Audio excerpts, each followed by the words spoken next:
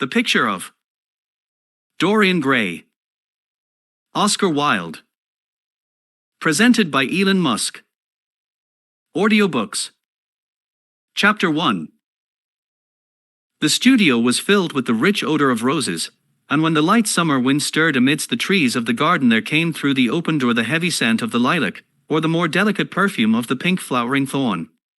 From the corner of the divan of Persian saddlebags on which he was lying, smoking, as usual, innumerable cigarettes, Lord Henry Wotton could just catch the gleam of the honeysuite and honey-coloured blossoms of the laburnum, whose tremulous branches seemed hardly able to bear the burden of a beauty so flame-like as theirs, and now and then the fantastic shadows of birds in flight flitted across the long tussore silk curtains that were stretched in front of the huge window, producing a kind of momentary Japanese effect, and making him think of those pallid jade-faced painters who, in an art that is necessarily immobile, seek to convey the sense of swiftness and motion. The sullen murmur of the bees, shouldering their way through the long unmown grass, or circling with monotonous insistence round the black croquet spires of the early June hollyhocks, seemed to make the stillness more oppressive, and the dim roar of London was like the burdened note of a distant organ.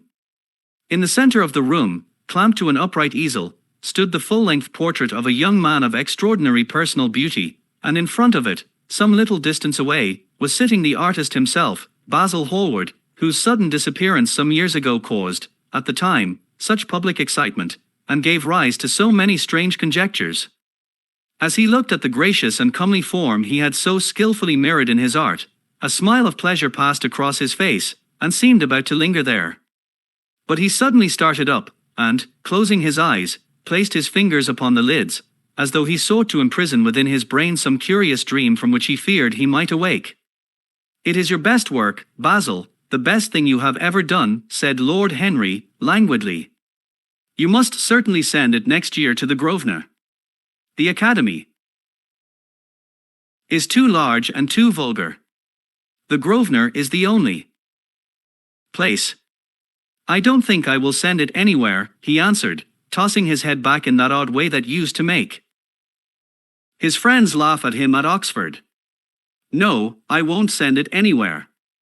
Lord Henry elevated his eyebrows, and looked at him in amazement through the thin blue wreaths of smoke that curled up in such fanciful whirls from his heavy opium-tainted cigarette.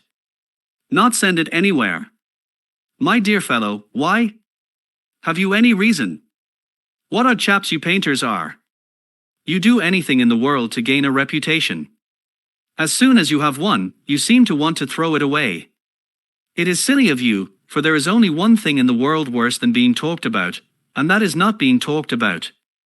A portrait like this would set you far above all the young men in England, and make the old men quite jealous, if old men are ever capable of any emotion." "I know you will laugh at me," he replied, "but I really can't exhibit it.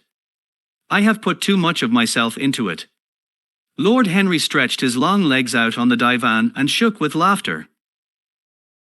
"Yes, I knew you would laugh, but it is quite true, all the same. Too much of yourself in it. Upon my word, Basil, I didn't know you were so vain, and I really can't see any resemblance between you, with your rugged strong face and your coal-black hair, and this young Adonis, who looks as if he was made of ivory and rose leaves. Why, my dear Basil, he is a Narcissus, and you, well, of course you have an intellectual expression, and all that. But beauty, real beauty, ends where an intellectual expression begins. Intellect is in itself an exaggeration, and destroys the harmony of any face. The moment one sits down to think, one becomes all nose, or all forehead, or something horrid. Look at the successful men in any of the learned professions. How perfectly hideous they are. Except, of course, in the church. But then in the church they don't think. A bishop keeps on saying at the age of 80 what he was told to say when he was a boy of 18, and consequently he always looks absolutely delightful. Your mysterious young friend, whose name you have never told me, but whose picture really fascinates me, never thinks. I feel quite sure of that. He is a brainless, beautiful thing, who should be always here in winter when we have no flowers to look at, and always here in summer when we Want something to chill our intelligence. Don't flatter yourself, Basil, you are not in the least like him. You don't understand me, Harry. Of course I am not like him. I know that perfectly well. Indeed, I should be sorry to look like him. You shrug your shoulders. I am telling you the truth. There is a fatality about all physical and intellectual distinction, the sort of fatality that seems to dog through history the faltering steps of kings. It is better not to be different from one's fellows. The ugly and the stupid have the best of it in this world. They can sit quietly and gape at the play. If they know nothing of victory, they are at least spared the knowledge of defeat. They live as we all should live, undisturbed, indifferent, and without disquiet. They neither bring ruin upon others nor ever receive it from alien hands. Your rank and wealth, Harry, my brains, such as they are, my fame, whatever it may be worth, Dorian Gray's good looks, we will all suffer for what the gods have given us, suffer terribly. Dorian Gray? Is that his name? Said Lord Henry, walking across the studio towards Basil Hallward. Yes, that is his name. I didn't intend to tell it to you. But why not? Oh, I can't explain. When I like people immensely I never tell their names to anyone. It seems like surrendering a part of them. You know how I love secrecy. It is the only thing that can make modern life wonderful or mysterious to us. The commonest thing is delightful if one only hides it. When I leave town I never tell my people where I am going. If I did, I would lose all my pleasure. It is a silly habit, I dare say, but somehow it seems to bring a great deal of romance into one's life. I suppose you think me awfully foolish about it. Not at all, answered Lord Henry, laying his hand upon his shoulder, not at all, my dear Basil. You seem to forget that I am married, and the one charm of marriage is that it makes a life of deception necessary for both parties. I never know where my wife is, and my wife never knows what I am doing. When we meet, we do meet occasionally, when we dine out together, or go down to the Duke's, we tell each other the most absurd stories with the most serious faces. My wife is very good at it, much better, in fact, than I am. She never gets confused over her dates, and I always do. But when she does find me out, she makes no row at all. I sometimes wish she would, but she merely laughs at me. I hate the way you talk about your married life, Harry, said Basil Hallward, shaking his hand off, and strolling towards the door that led into the garden. I believe that you are really a very good husband, but that you are thoroughly ashamed of your own virtues. You are an extraordinary fellow. You never say a moral thing, and you never do a wrong thing. Your cynicism is simply a pose. Being natural is simply a pose, and the most irritating pose I know, cried Lord Henry, laughing, and the two young men went out into the garden together, and for a time they did not speak. After a long pause Lord Henry pulled out his watch. I am afraid I must be going, Basil, he murmured, and before I go I insist on your answering a question I put to you some time ago. What is that? Asked Basil Hallward, keeping his eyes fixed on the ground. You know quite well. I do not, Harry. Well, I will tell you what it is. Please don't. I must. I want you to explain to me why you won't exhibit Dorian Gray's picture. I want the real reason. I told you the real reason. No, you did not. You said it was because there was too much of yourself in it. Now, that is childish. Harry, said Basil Hallward, looking him straight in the face, every portrait that is painted with feeling is a portrait of the artist, not of the sitter. The sitter is merely the accident, the occasion. It is not he who is revealed by the painter, it is rather the painter who, on the colored canvas, reveals himself. The reason I will not exhibit this picture is that I am afraid that I have shown with it the secret of my own soul. Lord Harry laughed. And what is that? He asked. I will tell you, said Hallward, and an expression of perplexity came over his face. I am all expectation, Basil, murmured his companion, looking at him. Oh, there is really very little to tell, Harry," answered the young painter, "and I am afraid you will hardly understand it. Perhaps you will hardly believe it." Lord Henry smiled, and, leaning down, plucked a pink-petaled daisy from the grass, and examined it. "I am quite sure I shall understand it," he replied, gazing intently at the little golden white-feathered disc, "and I can believe anything, provided that it is incredible." The wind shook some blossoms from the trees, and the heavy lilac blooms, with their clustering stars, moved to and fro in the languid air. A grasshopper began to chirrup in the grass, and a long thin dragonfly floated by on its brown gauze wings. Lord Henry felt as if he could hear Basil Hallward's heart beating, and he wondered what was coming. "Well, this is incredible," repeated Hallward, rather bitterly, "incredible to me at times. I don't know what it means. The story is simply this. 2 months ago I went to a crush at Lady Brandon's. You know we poor painters have to show ourselves in society from time to time, just to remind the public that we are not savages. With an evening coat and a white tie, as you told me once, anybody, even a stockbroker, can gain a reputation for being civilized. Well, after I had been in the room about 10 minutes, talking to huge overdressed dowagers and tedious academicians, I suddenly became conscious that someone was looking at me. I turned halfway round, and saw Dorian Gray for the first time. When our eyes met, I felt that I was growing pale. A curious instinct of terror came over me.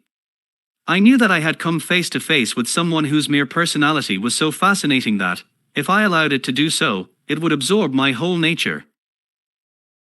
My whole soul, my very art itself. I did not want any external influence in my life. You know yourself, Harry, how independent I am by nature. My father destined me for the army. I insisted on going to Oxford. Then he made me enter my name at the Middle Temple. Before I had eaten half a dozen dinners I gave up the bar, and announced my intention of becoming a painter. I have always been my own master, had at least always been so, till I met Dorian Gray. Then, but I don't know how to explain it to you. Something seemed to tell me that I was on the verge of a terrible crisis in my life. I had a strange feeling that fate had in store for me exquisite joys and exquisite sorrows. I knew that if I spoke to Dorian I would become absolutely devoted to him, and that I ought not to speak to him. I grew afraid, and turned to quit the room. It was not conscience that made me do so, it was cowardice. I take no credit to myself for trying to escape. Conscience and cowardice are really the same things, Basil. Conscience is the trade name of the firm. That is all. I don't believe that, Harry. However, whatever was my motive, and it may have been pride, for I used to be very proud, I certainly struggled to the door. There, of course, I stumbled against Lady Brandon. "You are not going to run away so soon, Mr. Hallward," she screamed out. You know her shrill horrid voice. "Yes, she is a peacock in everything but beauty," said Lord Henry, pulling the daisy to bits with his long, nervous fingers. I could not get rid of her. She brought me up to royalties, and people with stars and garters, and elderly ladies with gigantic tiaras and hooked noses. She spoke of me as her dearest friend. I had only met her once before, but she took it into her head to lionize me. I believe some picture of mine had made a great success at the time, at least had been chattered about in the penny newspapers, which is the 19th century standard of immortality. Suddenly I found myself face to face with the young man whose personality had so strangely stirred me. We were quite close, almost touching. Our eyes met again. It was mad of me, but I asked Lady Brandon to introduce me to him. Perhaps it was not so mad, after all. It was simply inevitable. We would have spoken to each other without any introduction. I am sure of that. Dorian told me so afterwards. He, too, felt that we were destined to know each other. And how did Lady Brandon describe this wonderful young man? I know she goes in for giving a rapid précis of all her guests. I remember her bringing me up to a most truculent and red-faced old gentleman covered all over with orders and ribbons, and hissing into my ear, in a tragic whisper which must have been perfectly audible to everybody in the room, something like, "Sir Humpty Dumpty, you know, Afghan frontier, Russian intrigues, very successful man, wife killed by an elephant, quite inconsolable, wants to marry a beautiful American widow, everybody does nowadays, hates Mr. Gladstone, but very much interested in beetles, ask him what he thinks of Scavroloff." I simply fled. I like to find out people for myself. But poor Lady Brandon treats her guests exactly as an auctioneer treats his goods. She either explains them entirely away, or tells one everything about them except what one wants to know. But what did she say about Mr. Dorian Gray? "Oh," she murmured, "charming boy, poor dear mother and I quite inseparable, engaged to be married to the same man, I mean married on the same day, how very silly of me. Quite forget what he does, afraid he doesn't do anything, oh, yes, plays the piano, or is it the violin, dear Mr. Gray?" We could neither of us help laughing, and we became friends at once. Laughter is not a bad beginning for a friendship, and it is the best ending for one, said Lord Henry, plucking another daisy. Hallward buried his face in his hands. "You don't understand what friendship is, Harry," he murmured, "or what enmity is, for that matter. You like every one, that is to say, you are indifferent to every one." "How horribly unjust of you," cried Lord Henry, tilting his hat back, and looking up at the little clouds that were drifting across the hollowed turquoise of the summer sky, like ravelled skeins of glossy white silk. "Yes, horribly unjust of you. I make a great difference between people. I choose my friends for their good looks, my acquaintances for their characters, and my enemies for their brains. A man can't be too careful in the choice of his enemies. I have not got one who is a fool. They are all men of some intellectual power, and consequently they all appreciate me.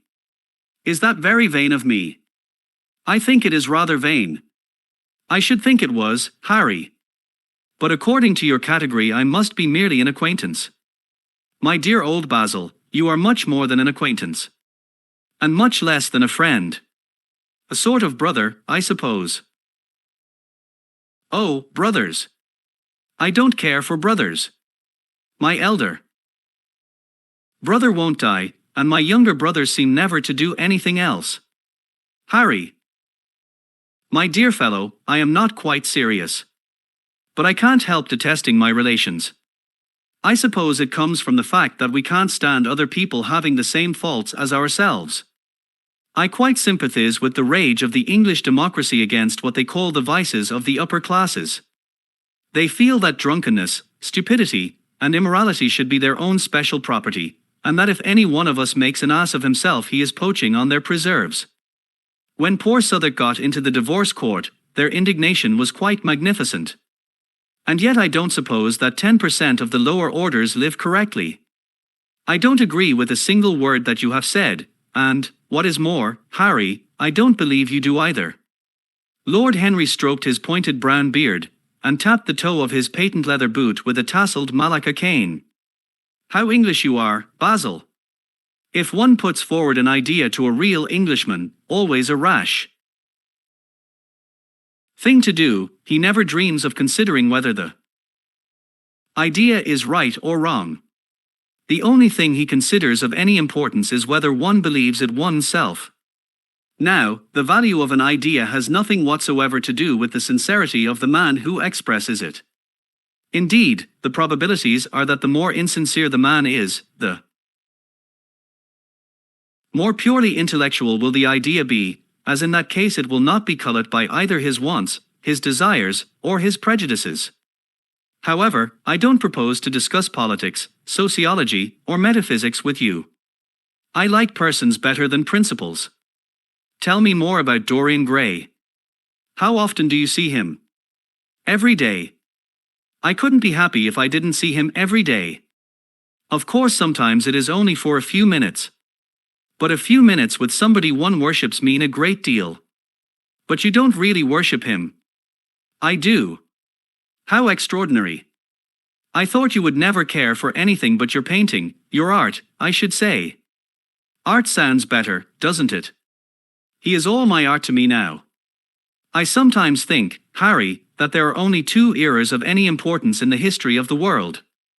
The first is the appearance of a new medium for art, and the second is the appearance of a new personality for art also. What the invention of oil painting was to the Venetians, the face of Antinous was too late. Greek sculpture, and the face of Dorian Gray will someday be to me. It is not merely that I paint from him, draw from him, model from him. Of course I have done all that. He has stood as Paris in dainty armor, and as Adonis with huntsman's cloak and polished boar spear. Crowned with heavy lotus blossoms, he has sat on the prow of Adrian's barge, looking into the green, turbid Nile. He has leaned over the still pool of some Greek woodland, and seen in the water's silent silver the wonder of his own beauty. But he is much more to me than that. I won't tell you that I am dissatisfied with what I have done of him, or that his beauty is such that art cannot express it. There is nothing that art cannot express, and I know that the work I have done since I met Dorian Gray is good work, is the best work of my life.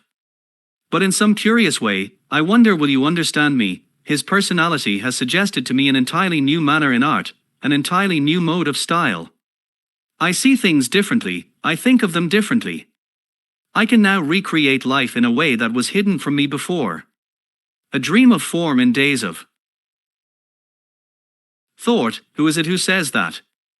I forget, but it is what Dorian Gray has been to me.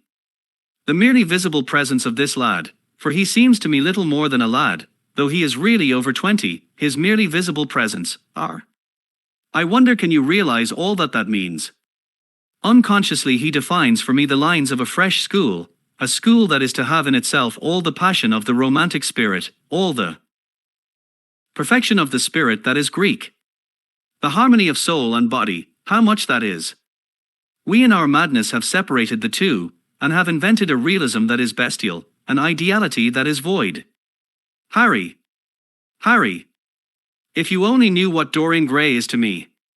You remember that landscape of mine, for which Agnew offered me such a huge price, but which I would not part with. It is one of the best things I have ever done. And why is it so? Because, while I was painting it, Dorian Gray sat beside me. Basil, this is quite wonderful. I must see Dorian Gray. Hallward got up from the seat, and walked up and down the garden. After some time he came back. You don't understand, Harry, he said. Dorian Gray is merely to me a motive in art.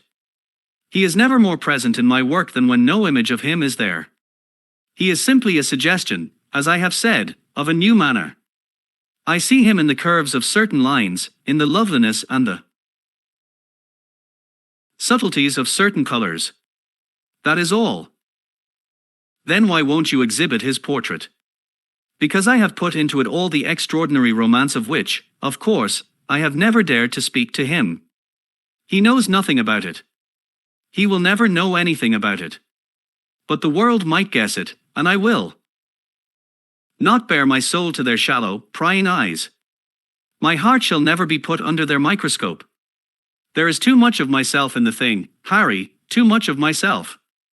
Poets are not so scrupulous as you are. They know how useful passion is for publication. Nowadays a broken heart will run to many editions. I hate them for it. An artist should create beautiful things, but should put nothing of his own life into them. We live in an age when men treat art as if it were meant to be a form of autobiography. We have lost the abstract sense of beauty. If I live, I will show the world what it is, and for that reason the world shall never see my portrait of Dorian Gray. I think you are wrong, Basil, but I won't argue with you. It is only the intellectually lost who ever argue. Tell me, is Dorian Gray very fond of you? Hallward considered for a few moments. He likes me, he answered, after a pause. I know he likes me. Of course I flatter him dreadfully. I find a strange pleasure in saying things to him that I know I shall be sorry for having said. I give myself away. As a rule, he is charming to me, and we walk home together from the club arm in arm, or sit in the studio and talk of 1,000 things. Now and then However, he is horribly thoughtless, and seems to take a real delight in giving me pain. Then I feel, Harry, that I have given away my whole soul to someone who treats it as if it were a flower to put in his coat, a bit of decoration to charm his vanity, an ornament for a summer's day. Days in summer, Basil, are apt to linger. Perhaps you will tire sooner than he will. It is a sad thing to think of, but there is no doubt that genius lasts longer than beauty. That accounts for the fact that we all take such pains to overeducate ourselves. In the wild struggle for existence, we want to have something that endures, and so we fill our minds with rubbish and facts, in the silly hope of keeping our place. The thoroughly well-informed man, that is the modern ideal. And the mind of the thoroughly well-informed man is a dreadful thing. It is like a bric-a-brac shop, all monsters and dust, and everything priced above its proper value. I think you will tire first, all the same. Someday you will look at Gray, and he will seem to you to be a little out of drawing, or you won't like his tone of color, or something. You will bitterly reproach him in your own heart, and seriously think that he has behaved very badly to you. The next time he calls, you will be perfectly cold and indifferent. It will be a great pity, for it will alter you. The worst of having a romance is that it leaves one so unromantic. Harry, don't talk like that. As long as I live, the personality of Dorian Gray will dominate me. You can't feel what I feel. You change too often. My dear Basil, that is exactly why I can feel it. Those who are faithful know only the pleasures of love, it is the faithless who know love's tragedies. And Lord Henry struck a light on a dainty silver case, and began to smoke a cigarette with a self-conscious and self-satisfied air, as if he had summed up life in a phrase. There was a rustle of chirping sparrows in the ivy, and the blue cloud shadows chased themselves across the grass like swallows. How pleasant it was in the garden! And how delightful other people's emotions were, much more delightful than their ideas, it seemed to him. One's own soul, and the passions of one's friends, those were the fascinating things in life. He thought with pleasure of the tedious luncheon that he had missed by staying so long with Basil Hallward. Had he gone to his aunt's, he would have been sure to meet Lord Goodbody there, and the whole conversation would have been about the housing of the poor, and the necessity for model lodging houses. It was charming to have escaped all that. As he thought of his aunt, an idea seemed to strike him. He turned to Hallward, and said, "My dear fellow, I have just remembered." "Remembered what, Harry?" "Where I heard the name of Dorian Gray." "Where was it?" asked Hallward, with a slight frown. "Don't look so angry, Basil." "It was at my aunt's, Lady Agatha's. She told me she had discovered a wonderful young man, who was going to help her in the East End, and that his name was Dorian Gray. I am bound to state that she never told me he was good-looking. Women have no appreciation of good looks. At least, good women have not. She said that he was very earnest, and had a beautiful nature. I at once pictured to myself a creature with spectacles and lank hair, horridly freckled, and tramping about on huge feet. I wish I had known it was your friend. I am very glad you didn't, Harry." "Why?" "I don't want you to meet him." "Mr. Dorian Gray is in the studio, sir," said the butler, coming into the garden. "You must introduce me now," cried Lord Henry, laughing. Basil Hallward turned to the servant, who stood blinking in the sunlight. "Ask Mr. Gray to wait, Parker, I will be in a few moments." The man bowed, and went up the walk. Then he looked at Lord Henry. "Dorian Gray is my dearest friend," he said. "He has a simple and a beautiful nature. Your aunt was quite right in what she said of him. Don't spoil him for me. Don't try to influence him. Your influence would be bad. The world is wide, and has many marvelous people in it. Don't take away from me the one person that makes life absolutely lovely to me, and that gives to my art whatever wonder or charm it possesses. Mind, Harry, I trust you." He spoke very slowly, and the words seemed wrung out of him almost against his will. "What nonsense you talk," said Lord Henry, smiling, and, taking Hallward by the arm, he almost led him into the house. Chapter 2. As they entered they saw Dorian Gray. He was seated at the piano, with his back to them, turning over the pages of a volume of Schumann's Forest Scenes. "You must lend me these, Basil," he cried. "I want to learn them. They are perfectly charming." "That entirely depends on how you sit today, Dorian."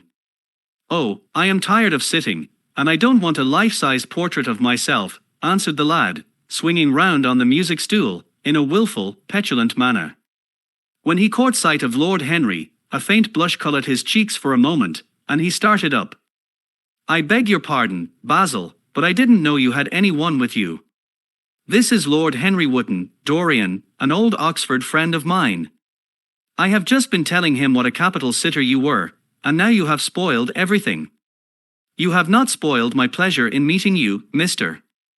Gray," said Lord Henry, stepping forward and shaking him by the hand. "My aunt has often spoken to me about you. You are one of her favourites, and, I am afraid, one of her victims also." "I am in Lady Agatha's black books at present," answered Dorian, with a funny look of penitence. "I promised to go to her club in Whitechapel with her last Tuesday, and I really forgot all about it. We were to have played a duet together, 3 duets, I believe. I don't know what she will say to me. I am far too frightened to call. Oh, I will make your peace with my aunt. She is quite devoted to you. And I don't think it really matters about your not being there. The audience probably thought it was a duet.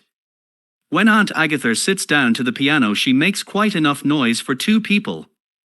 That is very horrid to her, and not very nice to me," answered Dorian, laughing. Lord Henry looked at him. Yes, he was certainly wonderfully handsome, with his finely curved scarlet lips, his frank blue eyes, his crisp gold hair. There was something in his face that made one trust him at once. All the candour of youth was there, as well as all youths. Passionate purity. One felt that he had kept himself unspotted from the world. No wonder Basil Hallward worshipped him. He was made to be worshipped. "You are too charming to go in for philanthropy, Mr. Gray, far too charming." And Lord Henry flung himself down on the divan, and opened his cigarette case. Hallward had been busy mixing his colours and getting his brushes ready. He was looking worried, and when he heard Lord Henry's last remark he glanced at him, hesitated for a moment, and then said, "Harry, I want to finish this picture today. Would you think it awfully rude of me if I asked you to go away?" Lord Henry smiled, and looked at Dorian Gray. "Am I to go, Mr. Gray?" he asked. "Oh, please don't, Lord Henry. I see that Basil is in one of his sulky moods, and I can't bear him when he sulks. Besides, I want you to tell me why I should not go in for philanthropy." "I don't know that I shall tell you that, Mr. Gray. But I certainly will not run away, now that you have asked me to stop. You don't really mind, Basil, do you? You have often told me that you liked your sitters to have someone to chat to." Hallward bit his lip. "If Dorian wishes it, of course you must stay. Dorian's whims are laws to everybody, except himself." Lord Henry took up his hat and gloves. "You are very pressing, Basil, but I am afraid I must go. I have promised to meet a man at the Orleans Dot. Goodbye, Mr. Gray. Come and see me some afternoon in Curzon Street. I am nearly always at home at 5 o'clock. Write to me when you are coming. I should be sorry to miss you." "Basil," cried Dorian Gray, "if Lord Henry goes I shall go too. You never open your lips while you are painting, and it is horribly dull standing on a platform and trying to look pleasant. Ask him to stay. I insist upon it." "Stay, Harry, to oblige Dorian, and to oblige me," said Hallward, gazing intently at his picture. "It is quite true, I never talk when I am working, and never listen either, and it must be dreadfully tedious for my unfortunate sitters. I beg you to stay. But what about my man at the Orleans?" Hallward laughed. "I don't think there will be any difficulty about that. Sit down again, Harry. And now. Dorian, get up on the platform, and don't move about too much, or pay any attention to what Lord Henry says. He has a very bad influence over all his friends, with the exception of myself. Dorian stepped up on the dais, with the air of a young Greek martyr, and made a little moue of discontent to Lord Henry, to whom he had rather taken a fancy. He was so unlike Hallward. They made a delightful contrast. And he had such a beautiful voice. After a few moments he said to him, "Have you really a very bad influence, Lord Henry? As bad as Basil says. There is no such thing as a good influence, Mr. Gray. All influence is immoral, immoral from the scientific point of view. Why? Because to influence a person is to give him one's own soul. He does not think his natural thoughts, or burn with his natural passions. His virtues are not real to him. His sins, if there are such things as sins, are borrowed. He becomes an echo of someone else's music, an actor of a part that has not been written for him. The aim of life is self-development.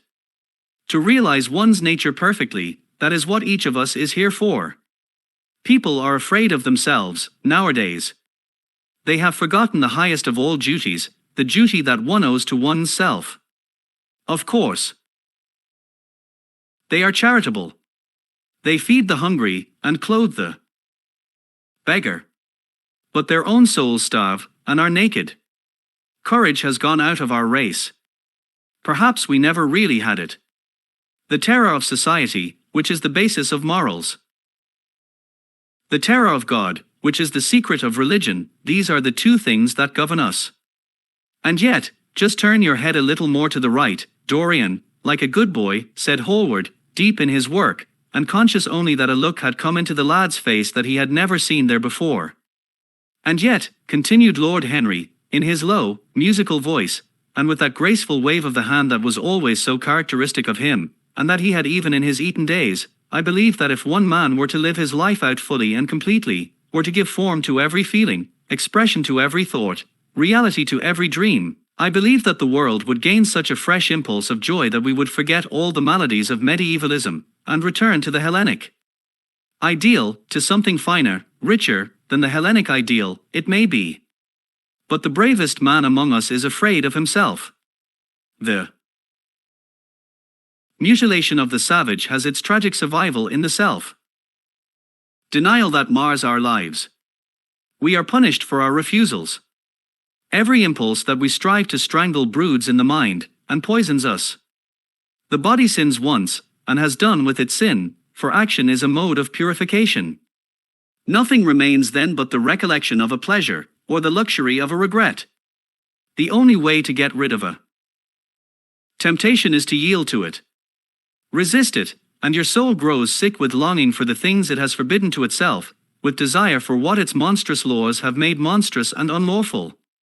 It has been said that the great events of the world take place in the brain.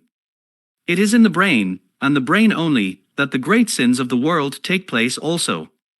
You, Mr. Gray, you yourself, with your rose-red youth and your rose-white boyhood, you have had passions that have made you afraid, thoughts that have filled you with terror, daydreams and sleeping dreams whose mere memory might stain your cheek with shame. Stop, murmured Dorian Gray, stop. You bewilder me. I don't know what to say. There is some answer to you, but I cannot find it. Don't speak. Let me think, or, rather, let me try not to think. For nearly 10 minutes he stood there motionless, with parted lips, and eyes strangely bright. He was dimly conscious that entirely fresh impulses were at work within him, and they seemed to him to have come really from himself. The few words that Basil's friend had said to him, words spoken by chance, no doubt, and with willful paradox in them, had yet touched some secret chord that had never been touched before, but that he felt was now vibrating and throbbing to curious pulses. Music had stirred him like that. Music had troubled him many times. But music was not articulate.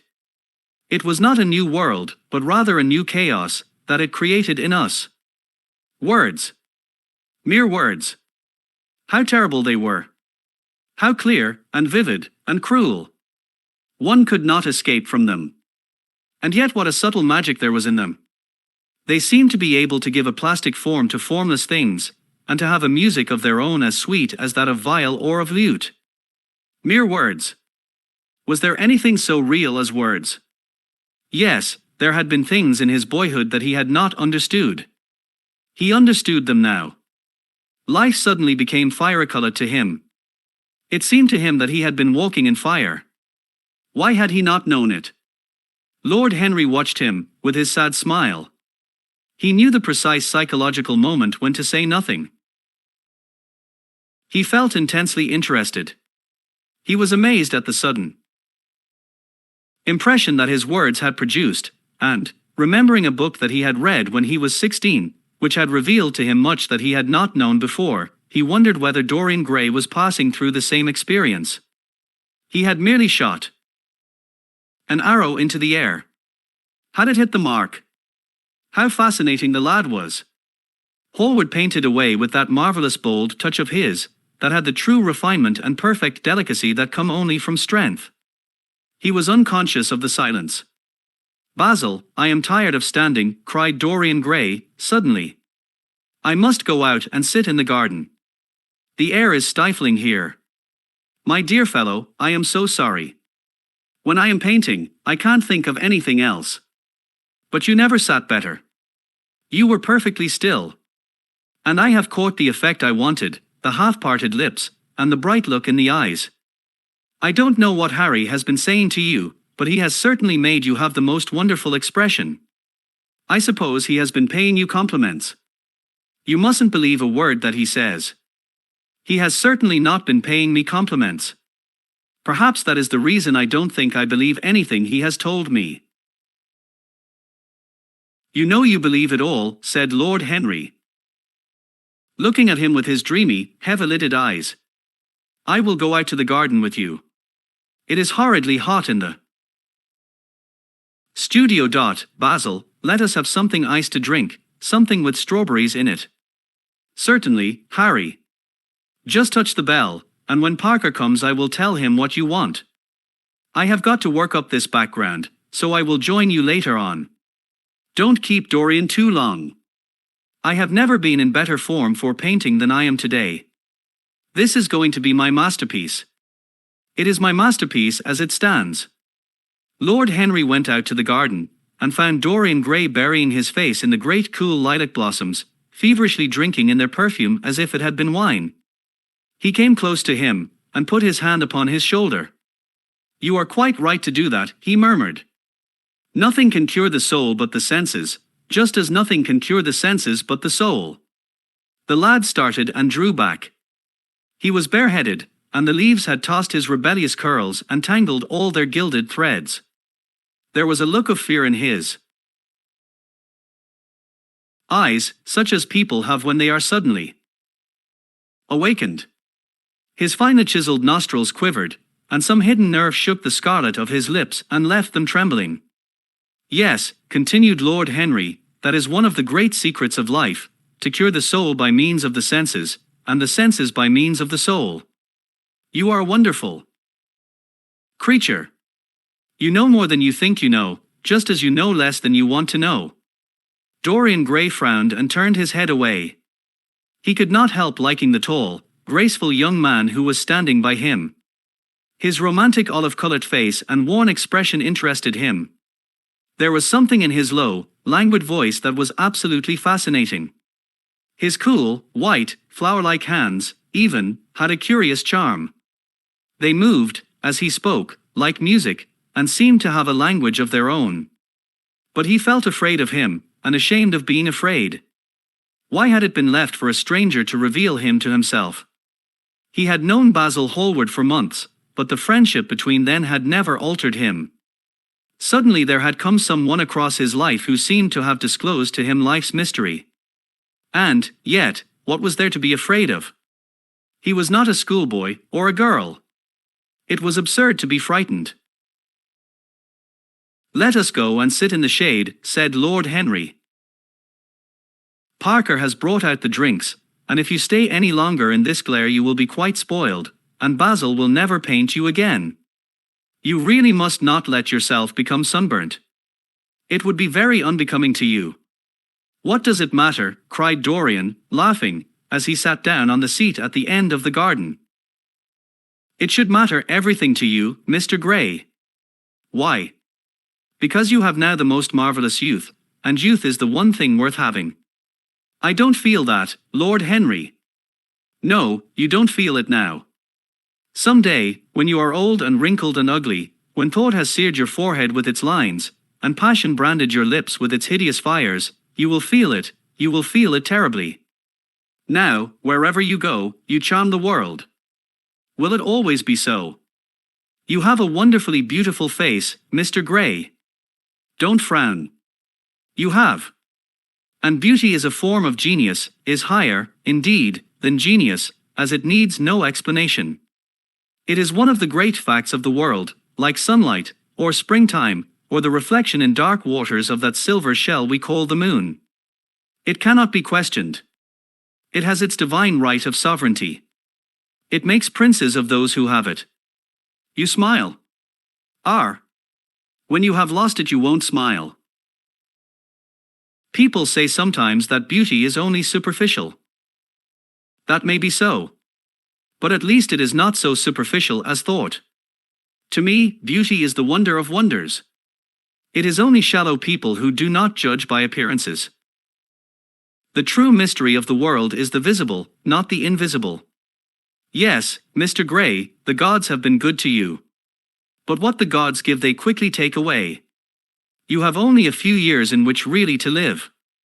When your youth goes, your beauty will go with it, and then you will suddenly discover that there are no triumphs left for you, or have to content yourself with those mean triumphs that the memory of your past will make more bitter than defeats. Every month as it wanes brings you nearer to something dreadful. Time is jealous of you, and wars against your lilies and your roses. You will become sallow, and hollow-cheeked, and dull-eyed. You will suffer horribly. Realize your youth while you have it. Don't squander the gold of your days, listening to the tedious, trying to improve the hopeless failure, or giving away your life to the ignorant, the common, and the vulgar, which are the aims, the false ideals, of our age. Live the wonderful life that is in you. Let nothing be lost upon you. Be always searching for new sensations. Be afraid of nothing. A new hedonism, that is what our century wants. You might be its visible symbol. With your personality there is nothing you could not do. The world belongs to you for a season. The moment I met you I saw that you were quite unconscious of what you really are, what you really might be. There was so much about you that charmed me that I felt I must tell you something about yourself. I thought how tragic it would be if you were wasted.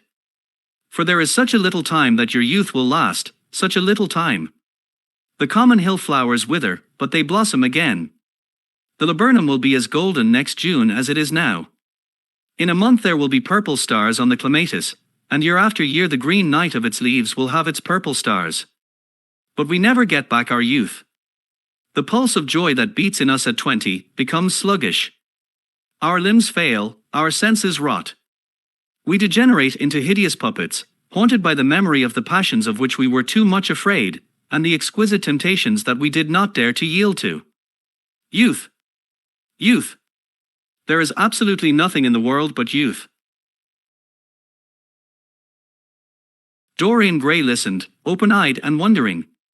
The spray of lilac fell from his hand upon the gravel. A furry became and buzzed round it for a moment. Then it began to scramble all over the fretted purple of the tiny blossoms.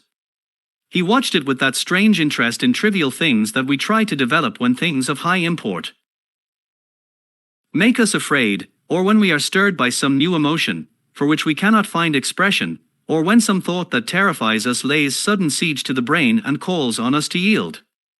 After a time it flew away. He saw it creeping into the stained trumpet of a Tyrian convolvulus. The flower seemed to quiver, and then swayed gently to and fro. Suddenly Hallward appeared at the door of the studio, and made frantic signs for them to come in. They turned to each other and smiled. "I am waiting," cried Hallward. "Do come in. The light is quite perfect, and you can bring your drinks." They rose up and sauntered down the walk together. 2 green and white butterflies fluttered past them, and in the pear tree at the end of the garden a thrush began to sing. "You are glad you have met me, Mr. Gray," said Lord Henry, looking at him.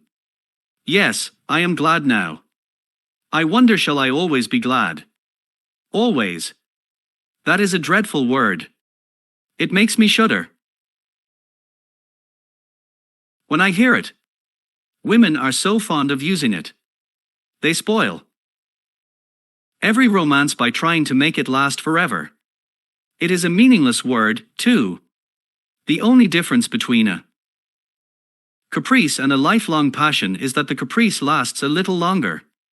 As they entered the studio, Dorian Gray put his hand upon Lord Henry's arm.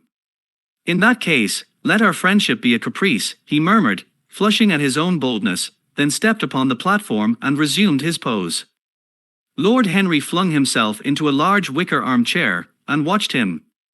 The sweep and dash of the brush on the canvas made the only sound that broke the stillness, except when Hallward stepped back now and then to look at his work from a distance. In the slanting beams that streamed through the open doorway the dust danced and was golden. The heavy scent of the roses seemed to brood over everything. After about a quarter of an hour, Hallward stopped painting, looked for a long time at Dorian Gray, and then for a long time at the picture, biting the end of one of his huge brushes, and smiling. "It is quite finished," he cried at last, and stooping down he wrote his name in thin vermilion letters on the left-hand corner of the canvas. Lord Henry came over and examined the picture. It was certainly a wonderful work of art, and a wonderful likeness as well. "My dear fellow, I congratulate you most warmly," he said. "Mr. Gray, come and look at yourself."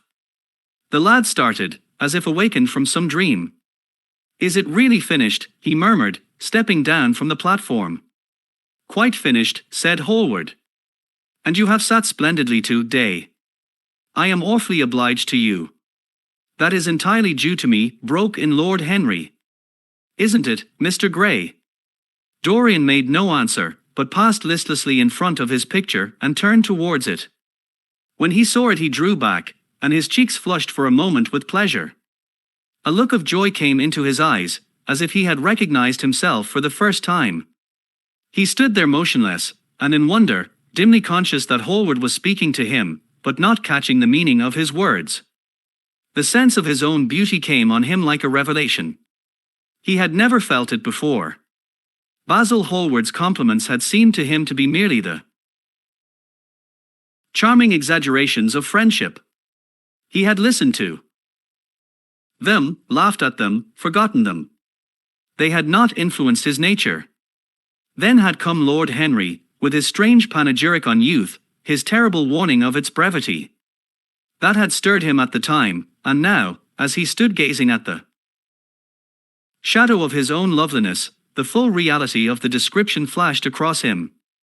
Yes, there would be a day when his face would be wrinkled and wizen, his eyes dim and colorless, the grace of his figure broken and deformed. The scarlet would pass away from his lips, and the gold steal from his hair. The life that was to make his soul would mar his body. He would become ignoble, hideous, and uncouth. As he thought of it, a sharp pang of pain struck like a knife across him, and made each delicate fiber of his nature quiver. His eyes deepened into amethyst, and a mist of tears came across them. He felt as if a hand of ice had been laid upon his heart. "Don't you like it?" cried Hallward at last, stung a little by the lad's silence, and not understanding what it meant. "Of course he likes it," said Lord Henry. "Who wouldn't like it? It is one of the greatest things in modern art. I will give you anything you like to ask for it. I must have it." "It is not my property, Harry." "Whose property is it?" "Dorian's, of course. He is a very lucky fellow." "How sad it is," murmured Dorian Gray, with his eyes still fixed upon his own portrait. "How sad it is. I shall grow old, and horrid, and dreadful. But this picture will remain always young. It will never be older than this particular day of June. If it was only the other way. If it was I who were to be always young, and the picture that were to grow old. For this, I would give everything. Yes, there is nothing in the whole world I would not give. You would hardly care for that arrangement, Basil, cried Lord Henry, laughing. It would be rather hard lines on you. I should object very strongly, Harry. Dorian Gray turned and looked at him. I believe you would, Basil. You like your art better than your friends. I am no more to you than a green bronze figure. Hardly as much, I dare say. Hallward stared in amazement. It was so unlike Dorian to speak like that. What had happened? He seemed almost angry. His face was flushed and his cheeks burning. Yes, he continued, I am less to you than your ivory. Hermes or your silver fawn. You will like them always. How long will you like me? Till I have my first wrinkle, I suppose. I know, now, that when one loses one's good looks, whatever they may be, one loses everything. Your picture has taught me that. Lord Henry is perfectly right. Youth is the only thing worth having.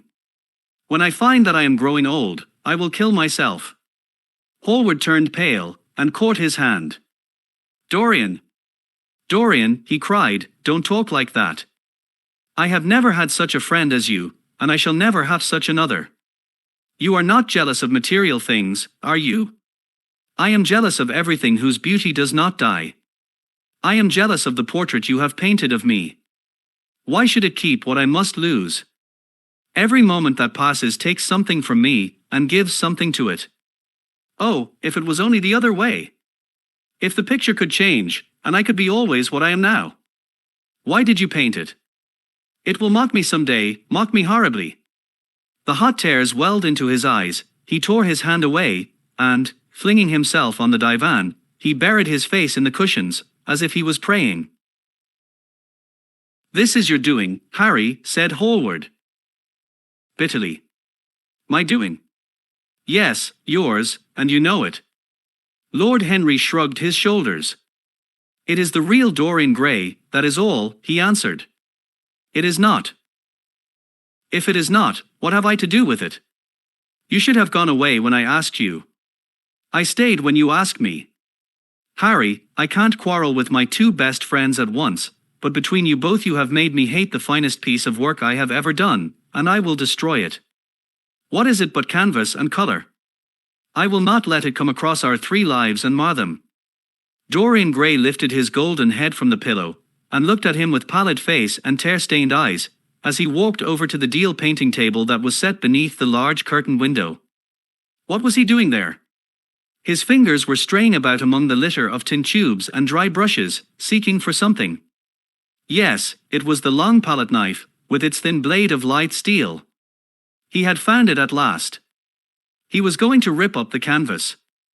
With a stifled sob he leaped from the couch, and, rushing over to Hallward, tore the knife out of his hand. And flung it to the end of the studio. Don't, Basil, don't! He cried. It would be murder. I am glad you appreciate my work at last, Dorian, said Hallward, coldly, when he had recovered from his surprise.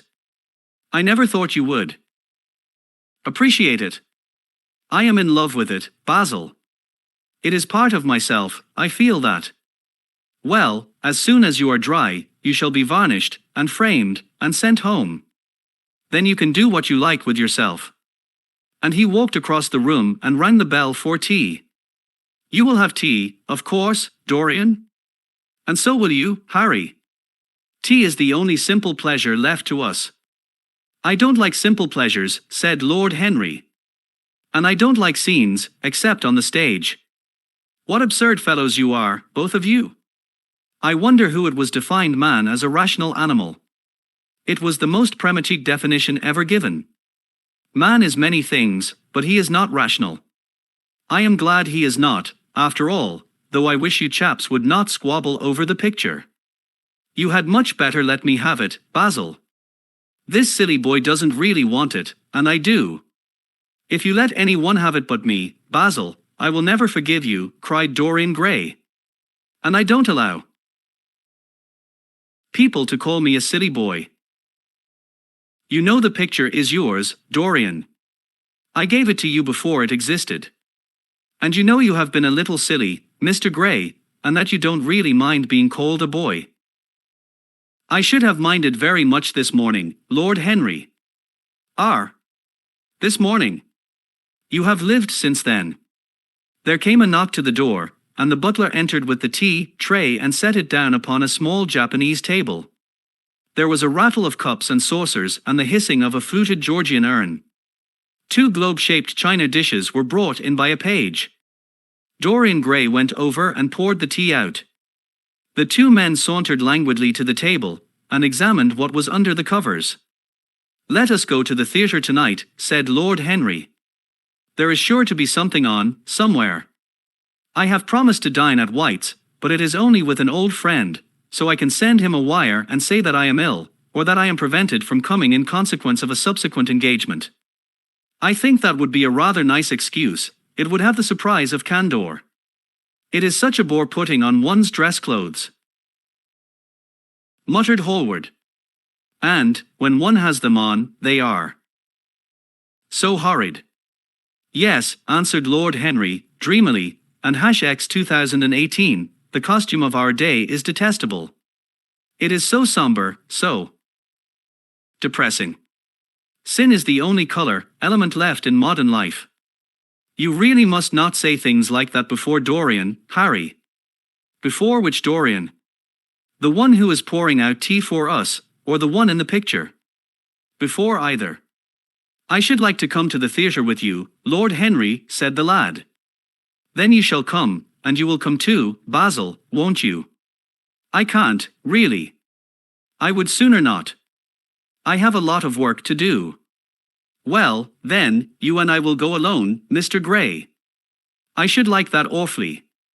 Basil Hallward bit his lip and walked over, cup in hand, to the picture. I will stay with the real Dorian, he said, sadly. Is it the real Dorian? Cried the original of the portrait, running across to him. Am I really like that? Yes, you are just like that. How wonderful, Basil. At least you are like it in appearance. But it will never alter, said Hallward. That is something. What a fuss people make about fidelity, murmured Lord Henry. And, after all, it is purely a question for physiology. It has nothing to do with our own will.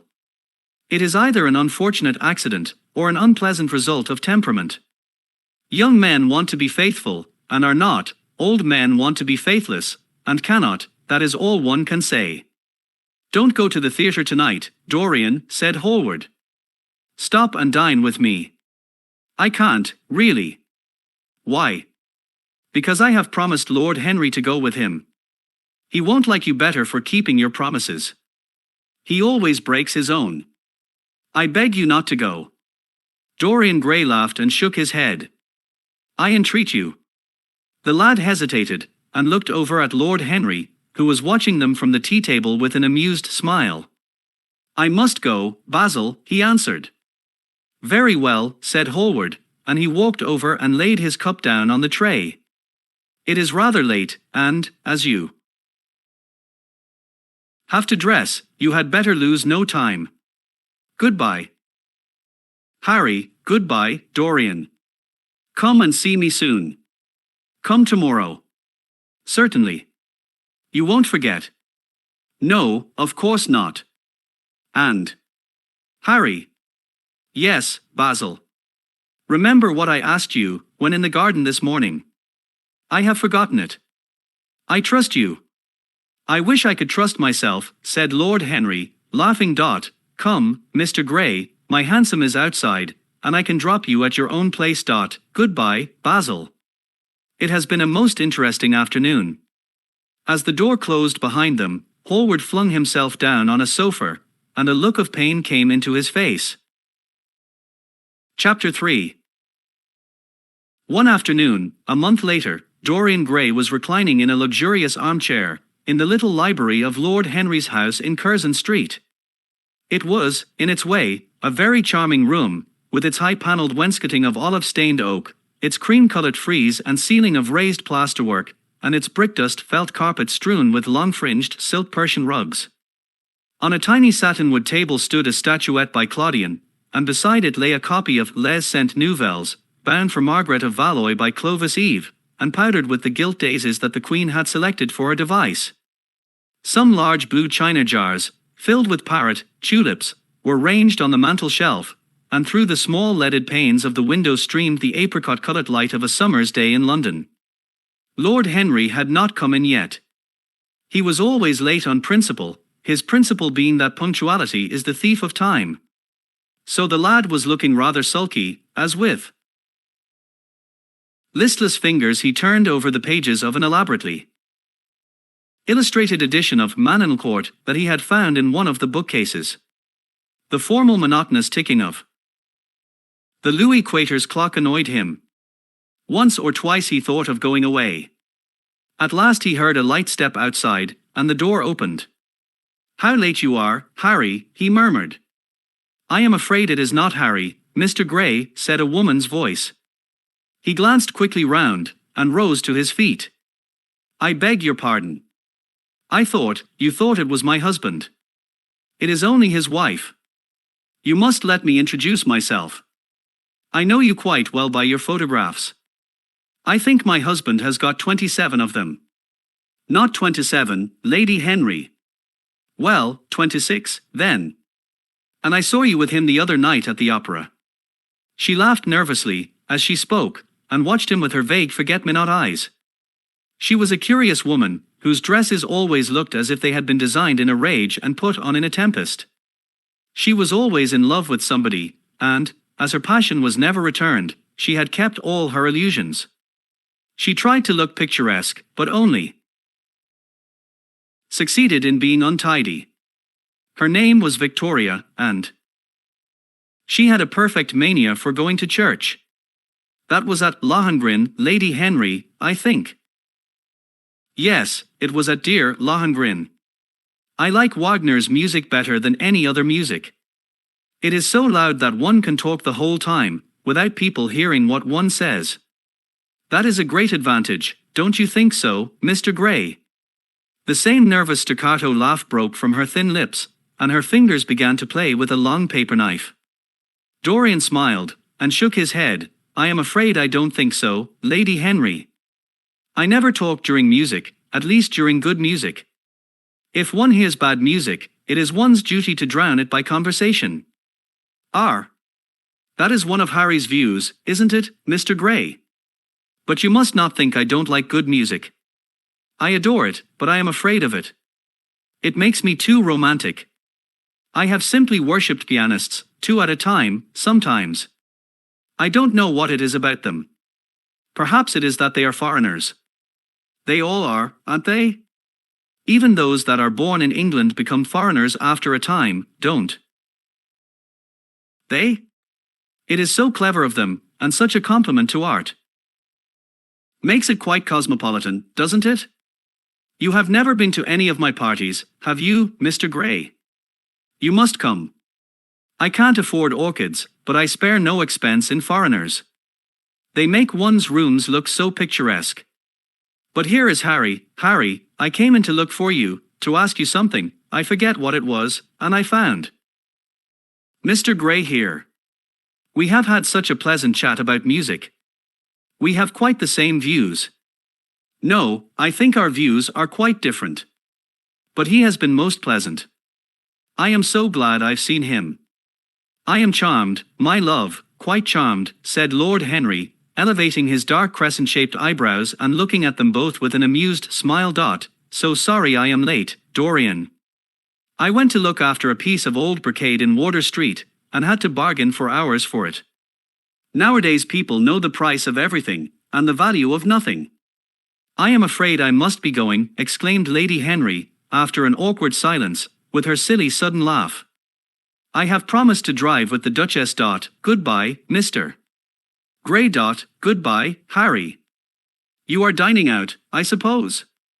So am I. Perhaps I shall see you at Lady Thornbury's.